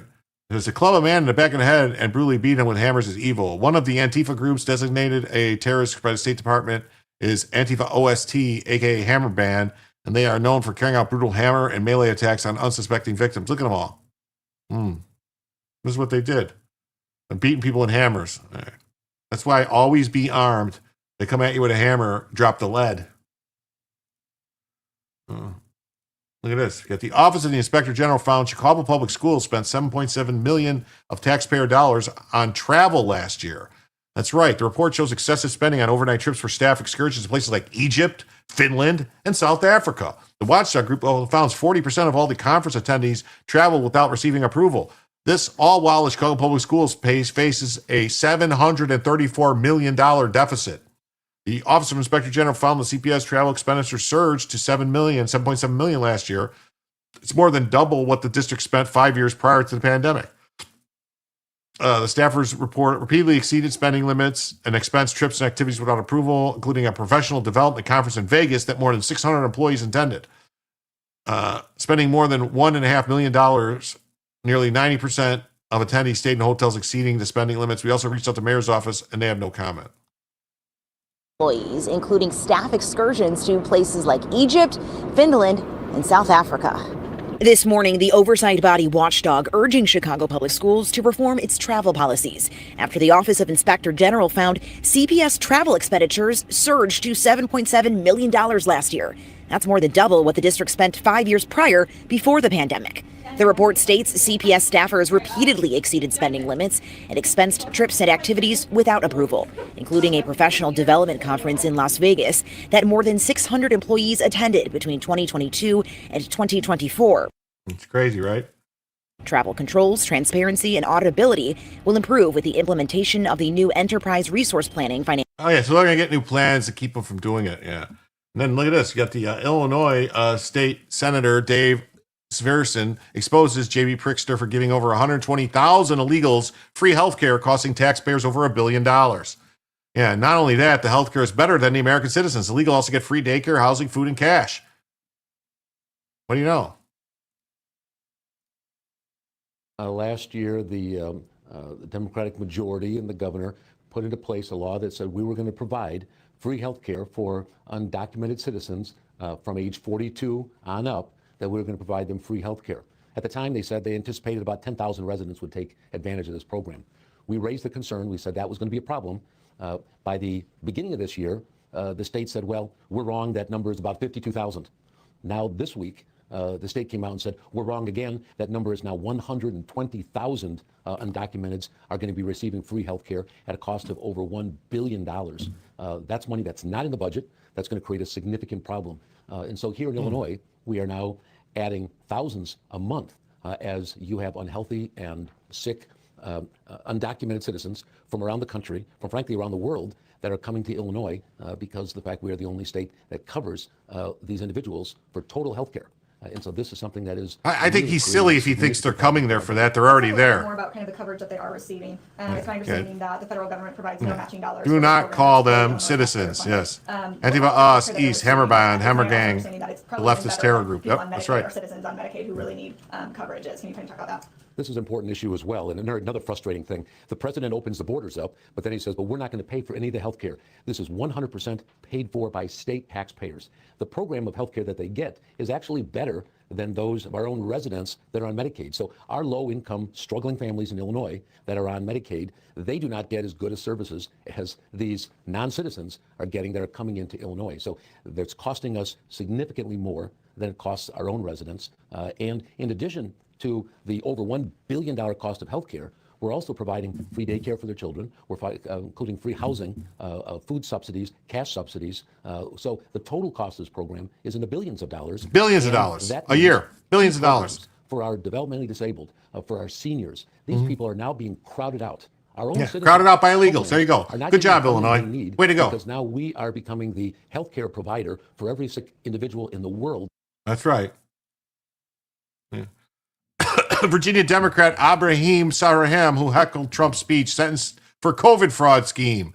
Yeah, deport hate, reunite the families, go back to your corrupt home. Oh, what do you know? You send him back to his corrupt home. What do you know? Yeah, Virginia Democrat went viral for protesting Trump's sentence for COVID fraud. Yes. A former Democrat Virginia state lawmaker who made headlines for disrupting President Trump's speech was sentenced for after confessing to defrauding the federal COVID relief program. A judge sentenced Ibrahim Samahir to 3 years of probation and ordered him to pay $88,000 restitution. Why probation? Why did this guy get probation for $88,000, but George Santos got 7 years for $54,000? Huh. Seems weird, doesn't it? The dude agrees with the actions. Can he say rope? Prosecutors say the tax records claim he had 4 employees at the dental practice and he hadn't had none. Yeah. This guy should have got the same time Santos got. All right, here we go. Breaking news. Tucker Carlson announces that he is releasing evidence tomorrow proving that the FBI is lying about the assassination attempt on President Trump in Butler, Pennsylvania by Thomas DeCrooks. That's what he's claiming. That's what he's claiming. Let's see. I forgot to do. Okay. Oh, we start another goal. do this in, what are we, 73? Wait, what are we, 72, $72 away.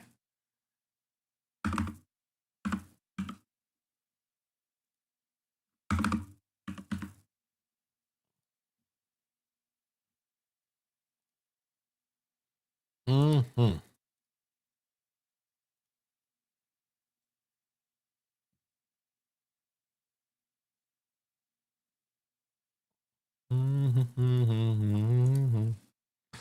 So, Joe Rogan and Elon Musk pointed out the insane inconsistencies. The assassin's house was professionally scrubbed. His home was scrubbed so there won't be any silverware left in the home. No footprint on the internet. No social media footprint. Completely wiped. He was in a BlackRock commercial. Joe Rogan said some individuals inside BlackRock may have recognized that it's beneficial to them if he gets assassinated. There's never been a formal report. There's never a press conference where they detailed all the information they currently know of where this investigation stands. There was a very young kid with a rangefinder used to measure distances. Very suspicious. By silverware, what did they mean? How many people have actual silverware in their house? So they meant they had nothing that would have had his DNA on it. That's the thing. There was anything that you could have got DNA from, anything that you used to eat with. No forks, no knives, none of that stuff. It was all gone. Yeah, Democrats want to pay for all human health care to the entire planet. Maxine Waters said so. That's right. Yeah. What I want to know is why the heck aren't we doing anything about it? That's right. We're letting people use the DNC and the government budget to pad the census for representation in Congress and boosting ballots. That's right. That's what they're doing. That's what they're doing. And it is horrible. It needs to stop. It needs to stop right now. Now, CNN streamed it live, which Joe Rogan believes they did for any other rally, and they wouldn't let people be on the roof because the Secret Service lady said it was sloped. The kid had 5 phones. Random people saw him pointing out a roof with a gun long before it happened. There was some indication that the phone had been traveled from outside FBI offices in D.C. where the kid lived multiple times. Well, I can't play a lot of this because Joe Rogan will get you. But I mean, why did that guy try to kill Trump and almost succeeded? Yeah, so we can't play this because Joe Rogan sucks, and he'll inside job. What does the public know more about the mob poker games with a few former NBA players than any of this stuff? Yeah. Mm-hmm. It said Tucker found Crooks' YouTube account. Why hasn't this ever been released? Who is Tom Crooks? Yes. Mm-hmm. And it says no wonder the FBI created the entirely new rapid response. Rapid response. Oh, we got hit 4 hours and then hit 4 hours and then we ended on the old Insta.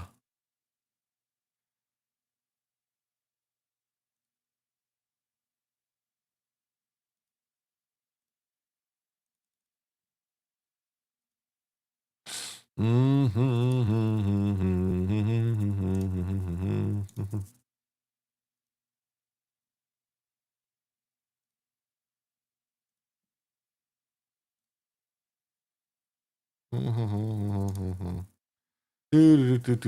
forgot 4 hours we end on Insta. So let's see. No wonder the FBI created this rapid response thing. They obviously knew the story was coming since September because that's when Tucker reached out to them about all this stuff. This is bad, but not surprising. Republicans are useless. The FBI needs to go. And we're going to get into all this stuff in a second. We're going to play some of the video. We're going to talk about it. This is where we're at. Yes, this is where we're at. Mm-hmm. This guy says, because there's a cover up, the real question is why, and why Cash, Bongino, and Bonnie are participating in a 30-minute video. Tucker Carlson provided more information about Thomas Crooks than Cash, Bongino, Bonnie, and the entire FBI and DOJ combined. This is crazy. This is crazy.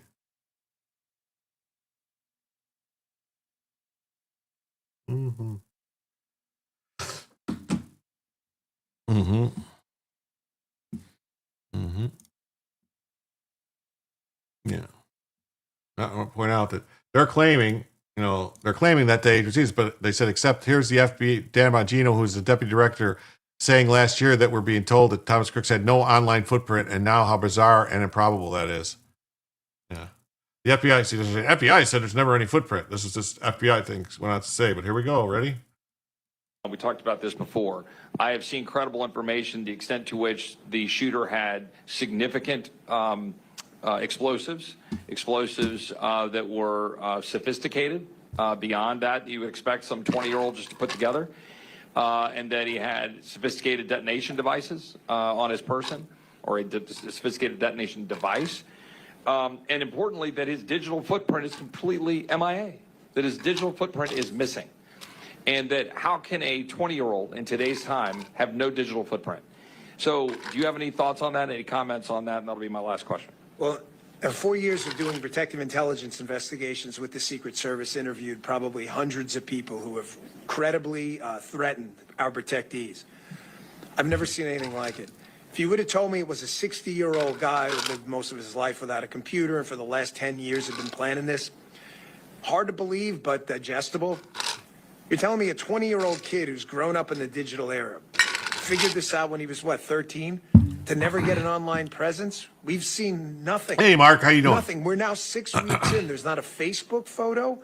You know, it's incredible. We know every single thing about these shooting incidents when there's a political narrative to be had by the media and the other side. We do. You know who You want to pop in, Mark? Come on in. Sadly, you know everything about these people. We know nothing about this guy. And sophisticated explosives, we have this massive law enforcement bureaucracy. No one's got him with an online search history at a library saying, how do I build this? He's 20 years old. It just defies logic. I can tell you, again, 4 years doing these exact investigations, never, ever seen or heard anything like this in my life. Oh, okay. Yeah.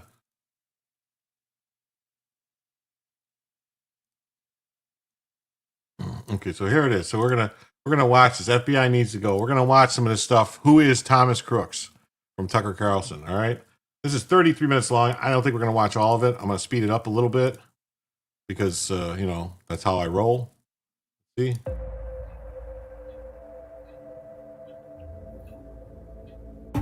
These are videos the FBI has worked hard to make sure you haven't seen. They're from the Google Drive account of Thomas Crooks, the man who on July 13th, 2024, showed up at the Butler County, Pennsylvania fairgrounds and tried to assassinate the frontrunner, Donald Trump. And look what happened to our country. Probably 20 million people. And that's a little bit old, that chart. That chart's a couple of months old. And if you want to really see something that's said, take a look at what happened.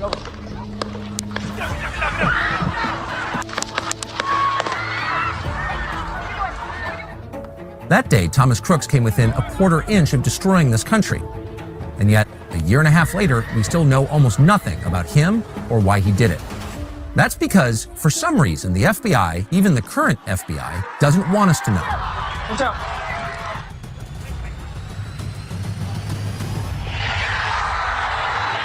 Since the start of their investigation, the FBI has claimed that Thomas Crooks acted alone and that he was a virtual ghost online with no presence at all.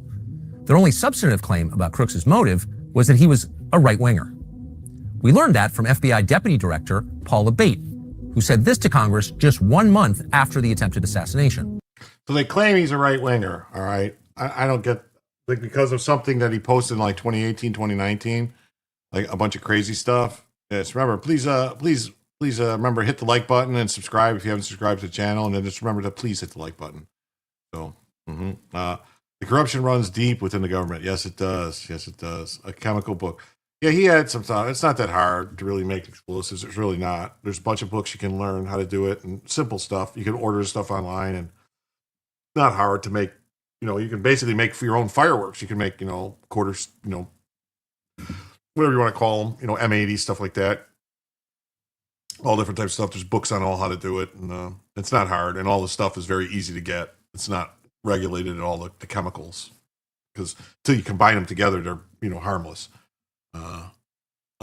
Crooks grew up underground, probably born there. Yeah, probably. Let's see here. Something just very recently uncovered that I want to share is a social media account which is believed to be associated with the shooter in about the 2019-2020 timeframe. There were over 700 comments posted from this account. Some of these but see, and this is the thing. They go to an account that was 4 years old to say he posted this stuff 2019, 2020, to say he's a right-wing guy. And the last 4 years, where's the last 4 years? Where's the last 4 years? comments, if ultimately attributable to the shooter, appear to reflect anti-Semitic and anti-immigration themes, to espouse political violence, and are described as extreme in nature. The social media account Abate was describing was Crooks's YouTube comments. When the FBI made that claim, we had to take his word for it. We have no way to check, but now we do. In September, we obtained hundreds of comments from Thomas Crooks's YouTube account. Since then, we've gone to great lengths to verify that they're real. We can now confidently say they are. These are genuine, written by Thomas Crooks. But although Crooks's comments are interesting and give tremendous insight into why he did it, they're not the only story. The other story, in fact, the far more significant story, involves the government, the DOJ, and the FBI. Wow, what did they do? Which have hidden from the public what they know about Thomas Crooks. What do they know about Thomas Crooks that they haven't told us? This is very interesting. The purpose of this report is to reveal details of Crooks's social media accounts and to confront us. Wait, I thought he didn't have social media accounts. They said that it was 2019 was the last social media accounts, right? I mean, that's what the guy testified, 2019. He didn't say 2021. He didn't say 2022. He didn't say 2023. He didn't say like 2 weeks before the shooting. He said 2019. So why? This screams, I'm going to tell you guys right now, this thing screams as they found him, the feds found this kid, and they redirected him, and they targeted him, and they sent him off in a direction. And then they blamed it on, oh, he's a right-wing Nazi extremist. Yes, Dan lies. Yes, he does. And if they don't know, they'll just make it up. Series of key questions. Why is the FBI keeping Crooks's views a secret? Why are they ignoring congressional subpoenas to divulge information? Why are they pretending that there's nothing to see here? And more than anything, what are they hiding? What are they hiding? Who is Thomas Before Crooks? we present our findings, it's critical to establish how we obtained the comments and how we know they're real. Yeah, how did he obtain them? How does he know they're real? This is very interesting stuff. I'd like to know. In late September, we received a tip from a source. He told us he'd gained access to some of Thomas Crooks's accounts. He'd found these accounts by utilizing tools commonly used by private investigators. The key lead was Thomas Crooks's phone number. That was published in documents obtained by America First Legal. That phone number led our source to Thomas Crooks's primary email account, tmcrooks7@gmail.com. That in turn, he linked with more than a dozen other accounts. That list includes 2 foreign encrypted email accounts, American Gamer at GMX. I mean, why would this kid have foreign encrypted email accounts? None of this screams intelligence operation. You know, like it's not like you think where it's like, oh, we got a hitman to do this. No, the FBI does this shit all the time with like Muslims and stuff.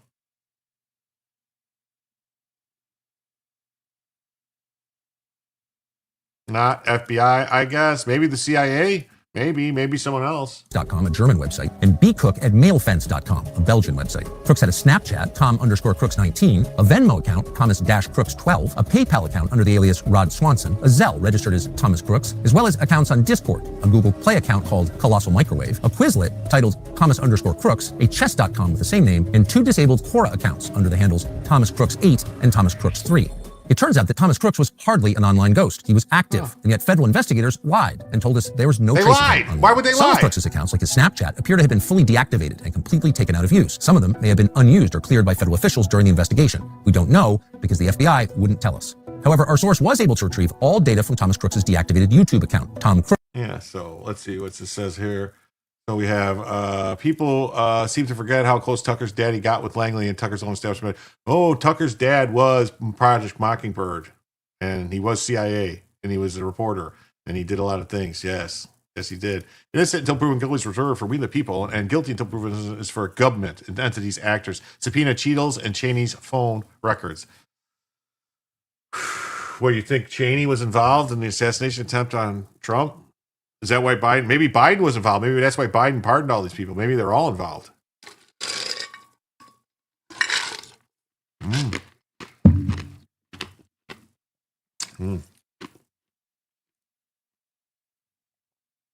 Crooks 2178, visible to other users as Tom Crooks. This account includes his search history, his watch history, and 737 public comments. Another critical account, his Google Drive, is linked to an archive of Crooks's YouTube account. That's where our source obtained the videos of Crooks dry firing a handgun in his bedroom. See on the Internet Archive sites. When you click on their tags of Crooks's accounts, YouTube takes you to a page that says, this channel was removed because it violated our community guidelines. In other words, there is ample evidence to support the authenticity of these posts. Our source figured it out. So did we. But when we reached out directly to the FBI to ask why the Bureau hadn't shared any details from the account with the public, the FBI responded by questioning whether we could verify the authenticity of the account. We were confused by this, considering the authenticity is self-evident. And of course, the FBI would have known that since the day of the shooting. What exactly is the FBI hiding? What is the FBI hiding? Here's what we do know. The digital comments we obtained were posted between 2019 and 2020, when Thomas Crooks was between 15 and 17 years old. They show two things. First, that Thomas Crooks was not some secretive lone wolf who never warned anyone that he was planning violence, just the opposite. Years before he showed up in Butler, Crooks was leaving a detailed digital trail of violent threats, including calls for assassinations and political violence. Second, they show a man who started out as a radical Trump supporter, whose views on the president transformed, changed completely during COVID. The FBI lied about that fact and pretended that Crooks was a right-winger. At 11:35 p.m. on July 19, 2019, in response to an MSNBC video, Crooks wrote, quote, Ilhan Omar and others are invaders and should honestly be killed and their dead bodies sent back. At 1:17 a.m. on July 20th, 2019, Crooks commented on a CNN video. He said Donald Trump was the literal definition of patriotism. 7 hours later, he commented on an MSNBC video. He wrote, I hope a quick, painful death to all the deplorable immigrants and anti-Trump congresswomen who don't deserve anything this country has given them. That evening, on a separate MSNBC video, he wrote, quote, every one of the Trump-hating Democrats deserve to have their heads chopped off and put on stakes for the world to see what happens when you fuck with America. These sorts of comments continued for months and became increasingly violent. The following day, Crooks responded to a CBS Evening News video about the squad saying this, quote, this is going to be blatantly racist, but I hope Trump has these people murdered. Oh my God. I mean, making these comments like this, you would think that the feds would get onto him, right? Maybe that's why, maybe that's why the feds were around him and like his phone was pinging across the street from FBI headquarters. Like maybe the feds had him.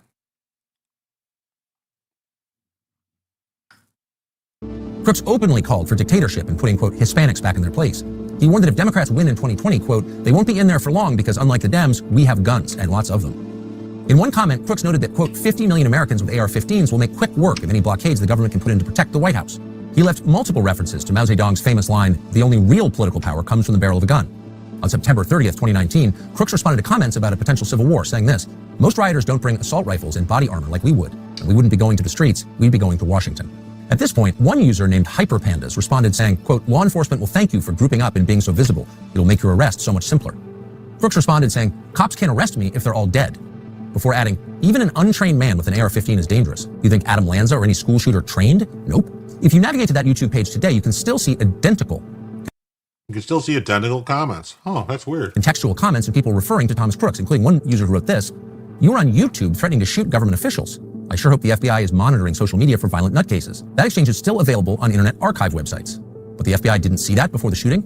That's hard to believe. On various occasions, Crooks openly said things like, Mueller should be hanged along with the rest of the Democrats involved in that witch hunt, and I always believed being patriotic was lining up a bunch of socialist Jews, like the ones who booed Trump, and blasting their useless brains out with an AR. You're going to tell me that the feds weren't onto this? Leaving these comments? Totally improbable, some deep staters in a cubicle at the farm cooked up another anti-Trump torpedo, contacted old reliable Carlson. Chances are the connections will be discovered, now approaching zero. This isn't anti-Trump, though.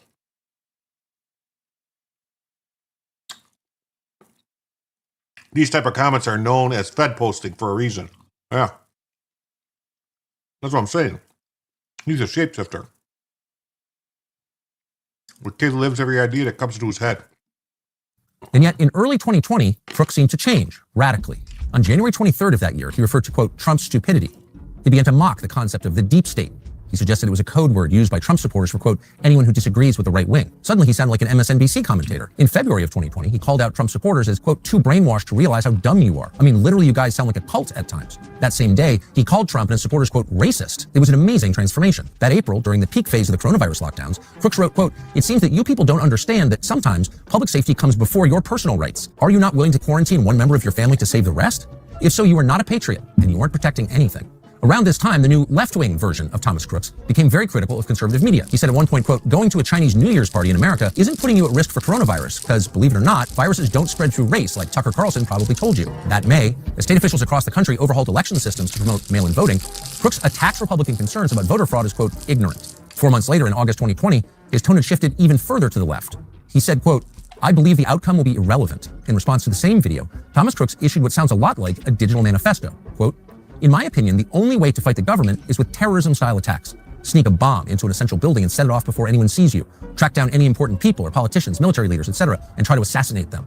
Any sort of head-to-head fight is suicide, and even ambush or surprise attacks likely aren't going to end well. These remarks were especially notable because they... Audra, they tracked these through his phone number.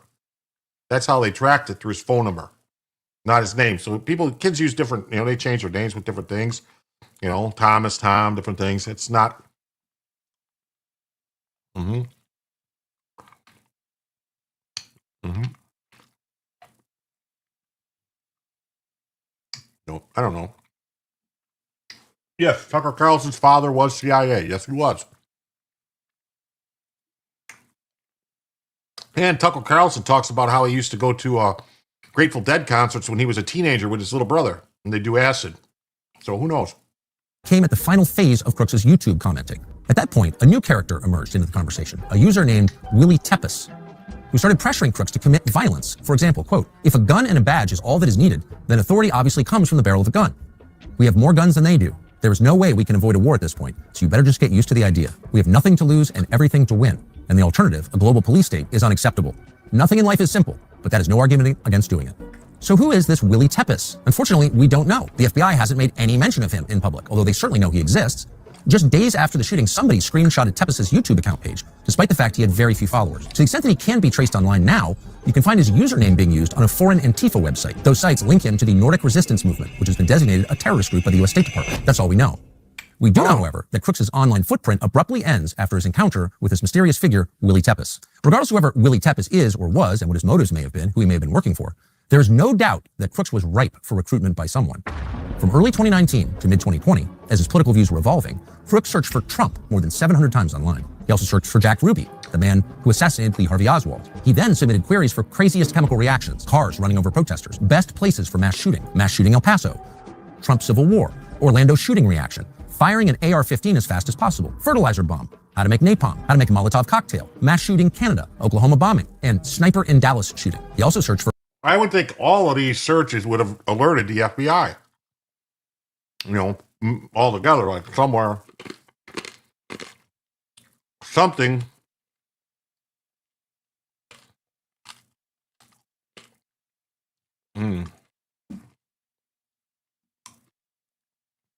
United States Attorney for Central District of California. Okay. Let me look.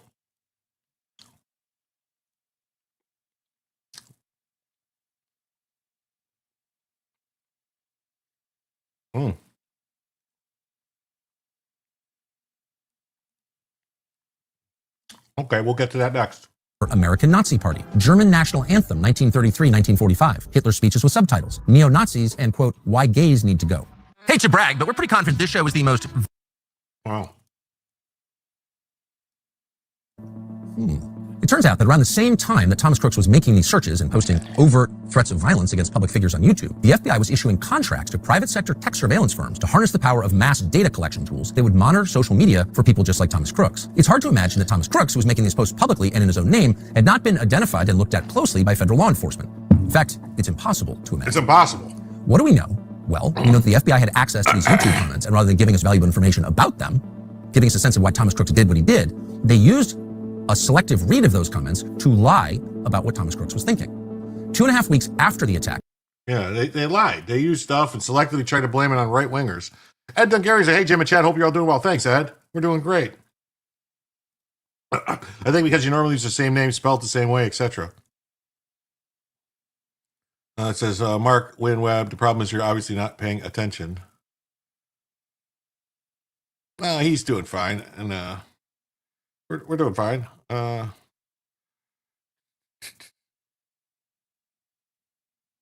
There's no, we can have discussions. There's no reason for anybody to fight and argue about this. We're just trying to find out what's going on. I mean, anybody who paid any attention during this, what happened with Trump at Butler, knows it stinks that we're being lied to. I don't know if what Tucker Carlson is saying is 100% true. I do know that he supposedly sent the information, tried to contact the FBI in September and said, hey, I got the story. We want to run this. What's going on here? And they kept rushing him off. And then finally he just released it. So he gave him 2 months and they never got back to him. So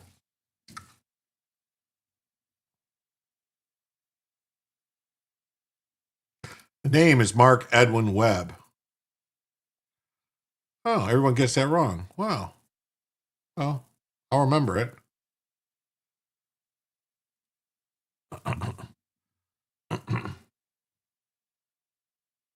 On July 30th, a source familiar with the investigation told CNN that, quote, federal investigators are looking into a YouTube account possibly connected to Crooks in which the user espoused political violence as well as anti-Semitic and anti-immigration themes. Well, of course, it wasn't possibly connected to Thomas Crooks, as the FBI knew full well it was Thomas Crooks' account. There was never any question about that. And yet the same day, the FBI's then deputy director made the same dishonest claim before Congress.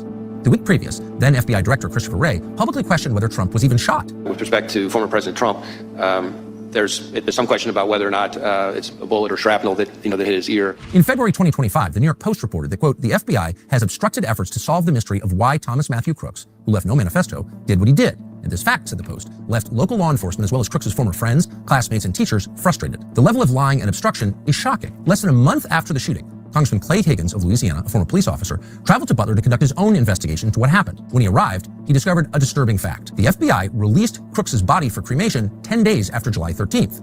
This wasn't known to the public until Higgins arrived in Butler on August 5th, when the coroner told the congressman, quote, he would never have released Crooks' body to the family for cremation or burial without specific permission from the FBI. The timing of Crooks' cremation is notable. The day Crooks' body was burned was also the day the House Homeland Security and Oversight Committees had begun their investigations into the shooting. The fact the body was cremated made it impossible for investigators outside the FBI to verify the coroner and autopsy report. What's going on, Audra? Yep, I will as well, Jim. I don't know what you mean. I'm make Tucker drunk. Oh, I want to get through this. I want to get through this. And I'm looking at chat to see what people say and what they think about it. Lol. Well played, Audra. Okay.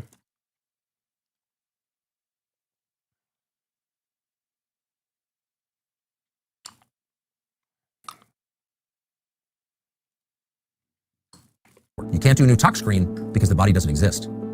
According to Higgins, quote, this action by the FBI can only be described by any reasonable man as an obstruction to any following investigative effort. Another notable detail is that photos from the day after the shooting show an FBI agent hosing down the site where Crooks died. High-level intelligence officials and congressional sources told us this is very strange, and that the FBI usually hires out crime scene cleanup to third-party contractors. But in this case, they did it themselves, leaving no blood and no tissue for anyone else to analyze.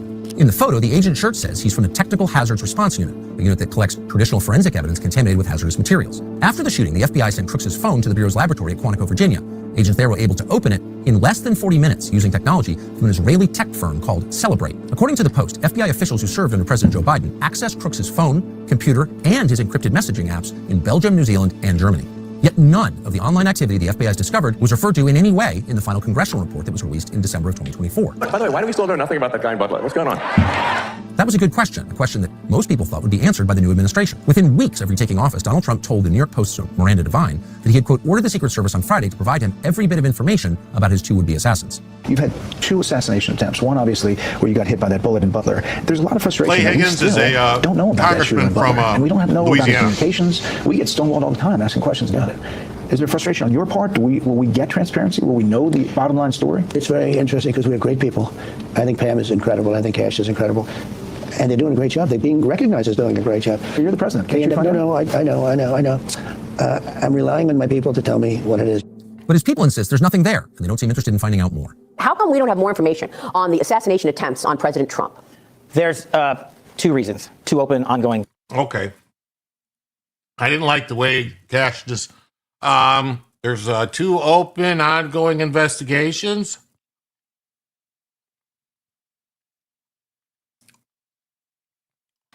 There must be more to Crooks then.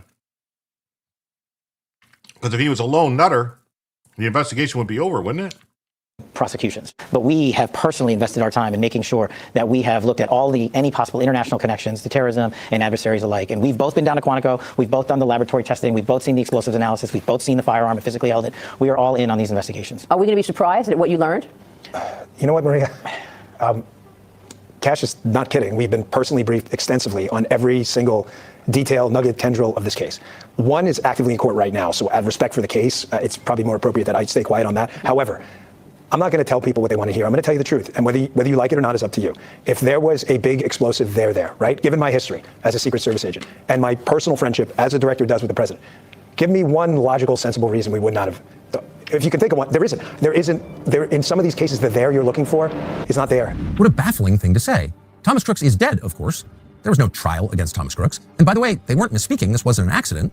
We know that because the director of the FBI said the same thing once again under oath in front of Congress in September. When your predecessor sat right there in that seat a couple years, last year in a committee hearing, I asked him a very detailed question about Matthew Thomas Crooks, the shooter responsible for the assassination attempt on President Trump's life. I did get an answer from Chris Wray that day, and I submitted written questions to the FBI and into the record of this committee, and I want to resubmit those questions today because I think we are still awaiting answers to those questions. So, Mr. Chairman, I'd like to submit them for the record, please. I'd like to ask you, sir, and the FBI, under your leadership, would you please respond to these questions, and can you commit to doing that? As soon as the trial's over. But if it's true that there's nothing here, then the FBI has a very strange way of showing it. In July of 2024, a bipartisan group of senators, led by Republican Senator Ron Johnson in Wisconsin, sent a letter, quote, requesting records related to the July 13th, 2024 assassination attempt. Fully a year later, the FBI still had not responded. What is this about? This summer, Senator Johnson issued a new subpoena, noting that, quote, nearly a year after the assassination attempt and the initiation of the subcommittee's investigation, the FBI has repeatedly failed to produce the subcommittee records and information critical to its investigation. In the subpoena, they demanded pictures and images related to the assassination, video footage, forensic reports, records related to FBI interviews, and notably, all records referring or relating to any of Thomas Crooks' electronic devices, digital or financial accounts, or online search history. What are you telling us? I am totally unsatisfied. I am totally unsatisfied. You had a person with a modern rifle, modern scoped rifle at 130 yards who shot at the former commander-in-chief of the United States and a guy who was going to be, by all accounts at that point, the future commander-in-chief. And then they tried to kill my father 8 weeks later, at his golf course in Palm Beach County, a golf course that I run every single day. I am totally unsatisfied that we have one picture of that shooter. The guy looks like he was 14 years old in the picture. We know nothing about him. We know nothing about him. Right? And I am totally unsatisfied with the result, and I think a lot of America is unsatisfied with the result, and I think we better get to the bottom of exactly what happened. Are you telling me there's a conspiracy here that you believe that Eric Trump believes resulted in the assassination attempt? Yes, I think they tried to kill my father because they did not want his voice on that stage. Unfortunately, the reality is that the FBI, as of today, is not only stonewalling, but is actively preventing an honest look at what happened in Butler. Within days of the shooting, FBI agents collected all the relevant surveillance footage. That includes footage from local businesses, the state police, and critically, the gun range where Thomas Crooks trained. Did he train alone? We don't know, because to this day, the FBI refuses to release the footage. They confirmed it exists. They confirmed the existence of one gaming account, and then publicly said a few days later the account wasn't real. Was that incompetence, or are they lying? Within a day of the shooting, the social media companies that hosted Crooks' comments took his accounts offline. In some cases, the records of those comments in the Internet Archive were also erased. Did the FBI order that too? What we do know is that on the day of the attacks, Thomas Crooks got extremely lucky, miraculously lucky. After he arrived at the Butler County Fairgrounds on the morning of the shooting, Thomas Crooks conducted surveillance by flying his drone over the rally site.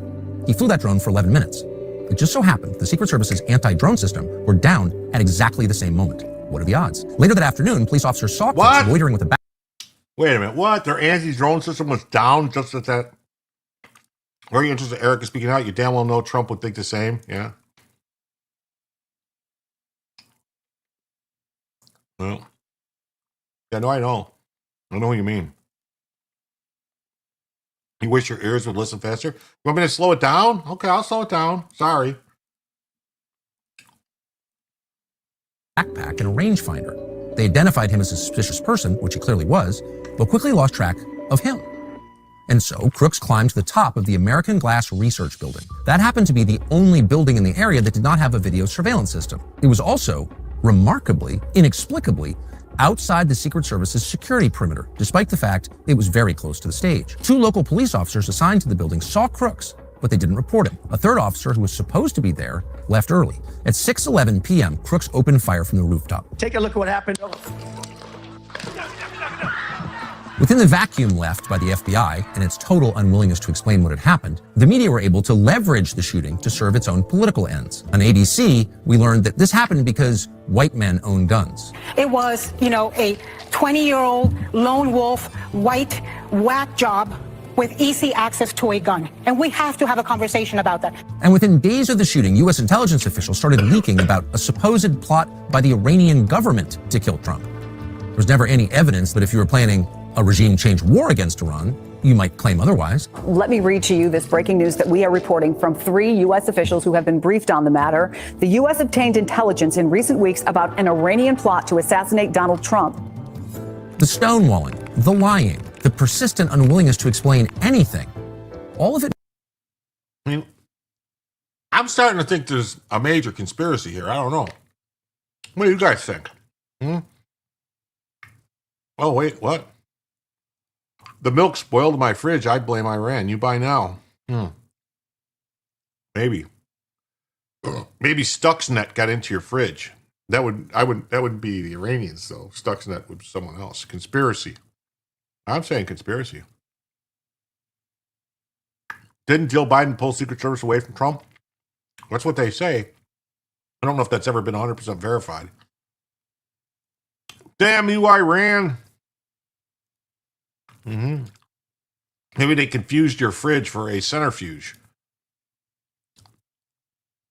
Not centerfold, not that Jay Giles band song. No, centerfold, a centrifuge spinning up uranium.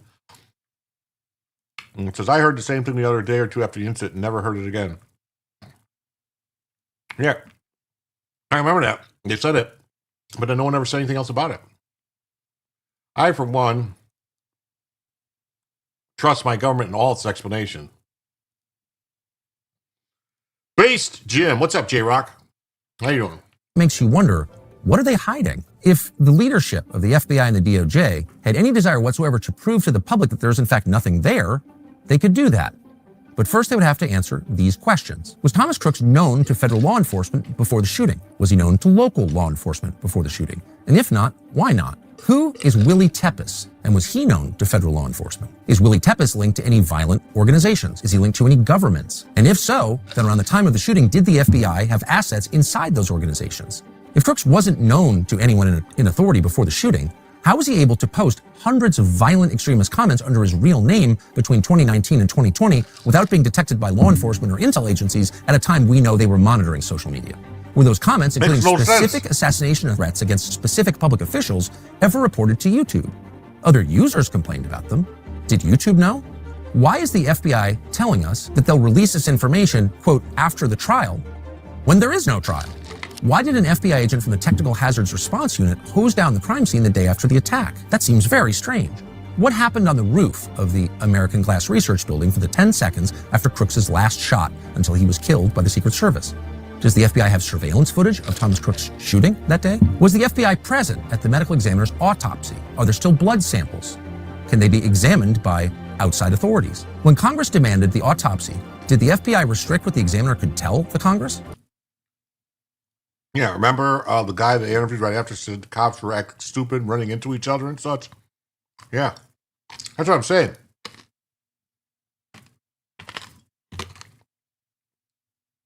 This is the new Kennedy assassination conspiracy. I mean, basically, the same fucking thing. Same thing. Did Crooks dismantle his rifle before he died? Amateur. When the FBI cleared the coroner to release Crooks' body for cremation, did they keep tissue samples, brain tissue samples, spinal cord samples, or spinal fluid samples? Law enforcement sources told us that in a typical investigation in a crime of this nature, it would be normal to preserve all of that, those samples. If the FBI didn't, why not? And who made that decision to destroy what could be critical evidence in an attempted murder case? FBI agents went to the same gun range that Thomas Crooks was using. Who were those agents, and did any of them at any time have any contact with Thomas Crooks? Who did he train with exactly, and why can't we know? Was Thomas Crooks taking drugs that might have turned up on the toxicology report, but that weren't listed somehow? On what date specifically did FBI agents stop investigating Thomas Crooks' online presence? Why did the former deputy director of the FBI, Paul Abate, suggest to Congress that Crooks was a right-winger when he clearly wasn't? Was the FBI aware of Crooks' public comments before the shooting, many of which are openly violent, that included specific assassination? These are all very good questions. Someone needs to answer this. Like, what needs to happen? And I mean, seriously, what needs to happen is Bongino or Patel or somebody needs to sit down with this video and watch it and stop it and answer the fucking questions. Look at the camera and answer the questions. Answer these questions. And we'll decide if we fucking believe you or not. That's it. And you know what? Actually, you know, I'm beyond that now. Now it's trust but verify. You're going to have to provide some fucking proof to some of these questions, like some actual documented proof. Are the kids' parents still alive? Yeah, they lawyered up, though, and you can't talk to them unless through their lawyer. Yeah, Tucker finds things. Volume 10. There's footage of a sniper who was aiming at Crooks that didn't shoot until Crooks shot 8 rounds. Yeah, I know. I saw that. Yeah, it actually, I heard that it wasn't that was the Secret Service guy that didn't fire. It was actually the state police sniper that was further away that shot at Crooks. I also think it stinks about the other assassination attempt. Yeah, the other one stinks funny, bad, too, big time. Attempts involving public officials. Who was Thomas Crooks in communication with in the days before the attack? What does his burner phone show? And in fact, why did he have a burner phone? Why did he have a burner Encrypted foreign email accounts. Who are the government officials trying to link Iran to the shooting? Why did the FBI suggest that he had no digital footprint in the first place when the FBI had a great deal of evidence, hundreds and hundreds of comments from his digital activity? Yeah, they have and all what's these on comments. the other dozen accounts? What's on these other accounts that they don't know? The FBI clearly knows. How They long have has Thomas them. Crooks been planning to commit? All right, we can't. You can't keep showing that stuff. A new partner of our show. All right, so yeah, it's all this stuff. We have to know about it. We got to find out. So that's very interesting stuff. We got this story that came out. Yes, we are being lied to every day. Here it is. United States Attorney for the Central District of California, Bill Assaley, just found $24 billion Gavin Newsom extorted and lost fighting homelessness. Yeah, so Gavin Newsom made little progress on homelessness. He announced charges against 2 Los Angeles-based property developers in separate cases. Federal officials accused Cody Holmes, a Beverly Hills housing developer, of submitting fake financial information to secure funds for a Thousand Oaks housing project. Didn't that guy? Yeah, the guy had ties to BlackRock too. Yes, he did. Dan Bongino's favorite line used is, "We bring the receipts." And he used to allege one theory after another. Time to bring some fucking receipts. Yes, that's right. Some fucking receipts. They're going to have to answer this with fucking receipts. So let's see. Here it is. Here we go. Let's hear this. Of where billions of California tax dollars intended to solve homelessness ended up. California has spent more than $24 billion over the last 5 years with little to no progress in solving our homelessness epidemic. California state officials failed to provide meaningful oversight over the individuals who received most of these funds, and they had little to no answers to the public's demand for accountability. Well, that accountability starts today. Today, we are announcing significant developments into our investigation. We're making public 2 criminal cases relating to 2 separate real estate developers who were involved in misappropriating millions of state funds intended to combat homelessness. This morning, federal agents arrested Cody Holmes, a 31-year-old Beverly Hills resident and the former CFO of Shangri-La Industries, a downtown LA-based developer of affordable housing, for defrauding the Home Key program that is administered by the state of California. The program awarded grant money, which included federal tax dollars, for specific projects to convert motels into housing for the homeless and to operate the units. By April of 2022, Shangri-La Industries, where Holmes was the CFO, had co-applied with multiple California cities to convert numerous properties in California, including a location in Thousand Oaks. The state asked for proof that the company had the financial capacity to build all the projects. In response, Holmes and Shangri-La knowingly submitted fake bank statements which claimed to show that the developer had about $160 million on deposit. Not only were the bank statements fake, our investigation shows that Shangri-La and its affiliates had nowhere near the amount of money they claimed they had in the fake bank statements. Wow. Yep, that's crazy. Imagine thinking a burner phone is used for political insurgency. You have to be on the side of that's a power that matters. That's right. It's about time they investigate the homeless industrial complex. I'm sure they won't go that deep, though. The only solution to the home issue is to let businesses build a functional economy, and then soup kitchens can deal with the real challenge, folks. Yeah, politicians need to be able to stop pretending they can build the economy. Yeah, that's true. Oh,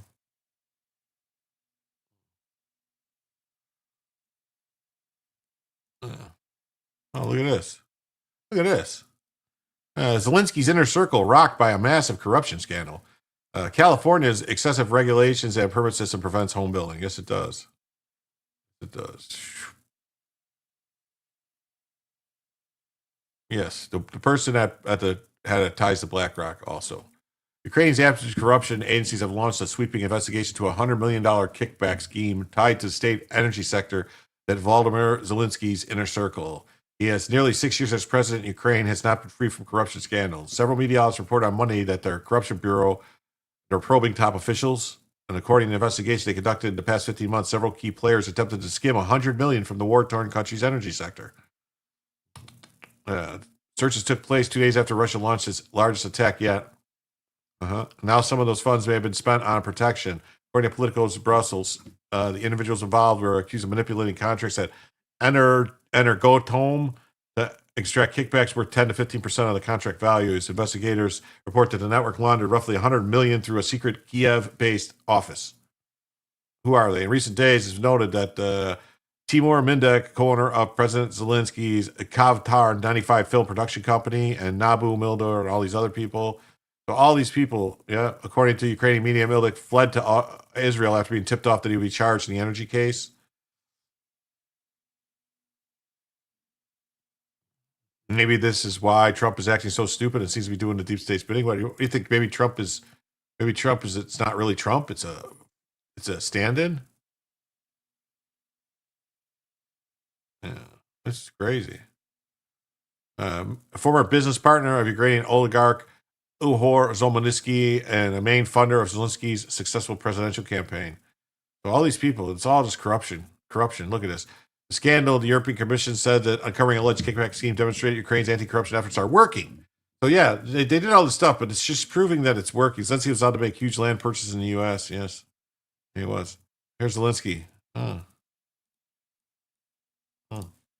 Бажаю здоров'я, шановні українці. О, на здоров'я.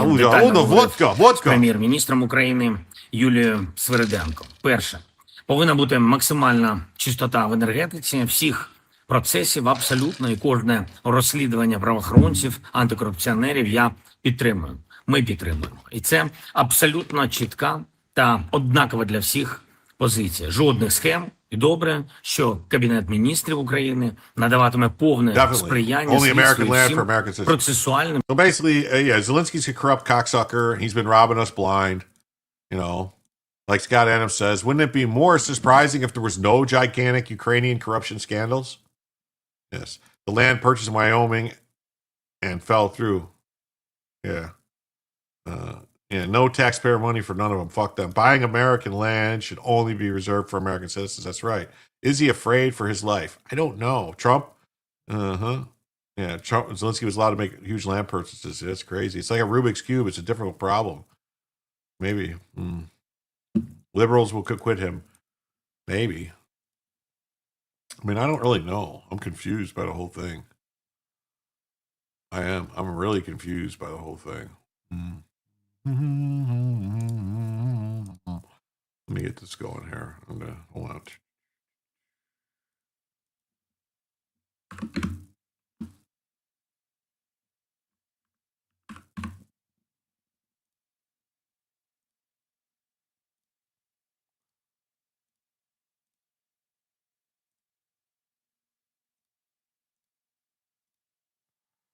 Okay, everybody.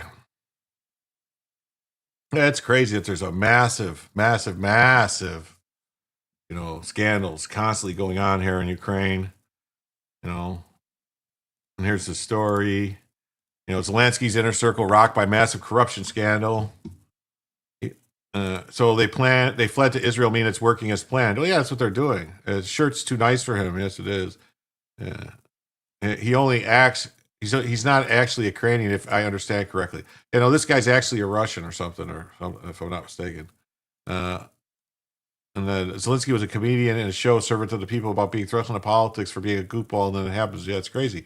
He was an actor, and he has tiny feet. Yeah. So massive scandal, $100 million going on in Ukrainian, and they're robbing us blind, and fuck that. We need to get out. Well, I want to thank everybody who came here tonight. I want to thank every people who donated so that we can get through the Tucker stuff. So we've got almost 5 hours of show.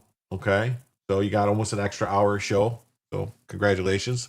You did get buy one, get one free there for a little bit. I want to thank everybody who's here. Please remember to hit the like button. If you haven't subscribed, please subscribe. And please come on back Saturday night, tonight, later on Saturday night. I do these shows every night, just about every night of the week at 10 o'clock. Come on back and don't forget to hit the thumbs up and all that. I'm going to forward you over to this guy, Pat Dixon. He talks about stuff. He plays piano and stuff. If you want to say hi, if you don't want to go over there, if you don't like it, his stuff or whatever, that's fine. But he's trying to get some stuff going, and he could just use some viewers. He's only got like 50 people watching him right now, so I figured it would be nice to send some people over there. I didn't see anybody else doing anything, but come on back for Jim to tell you the news.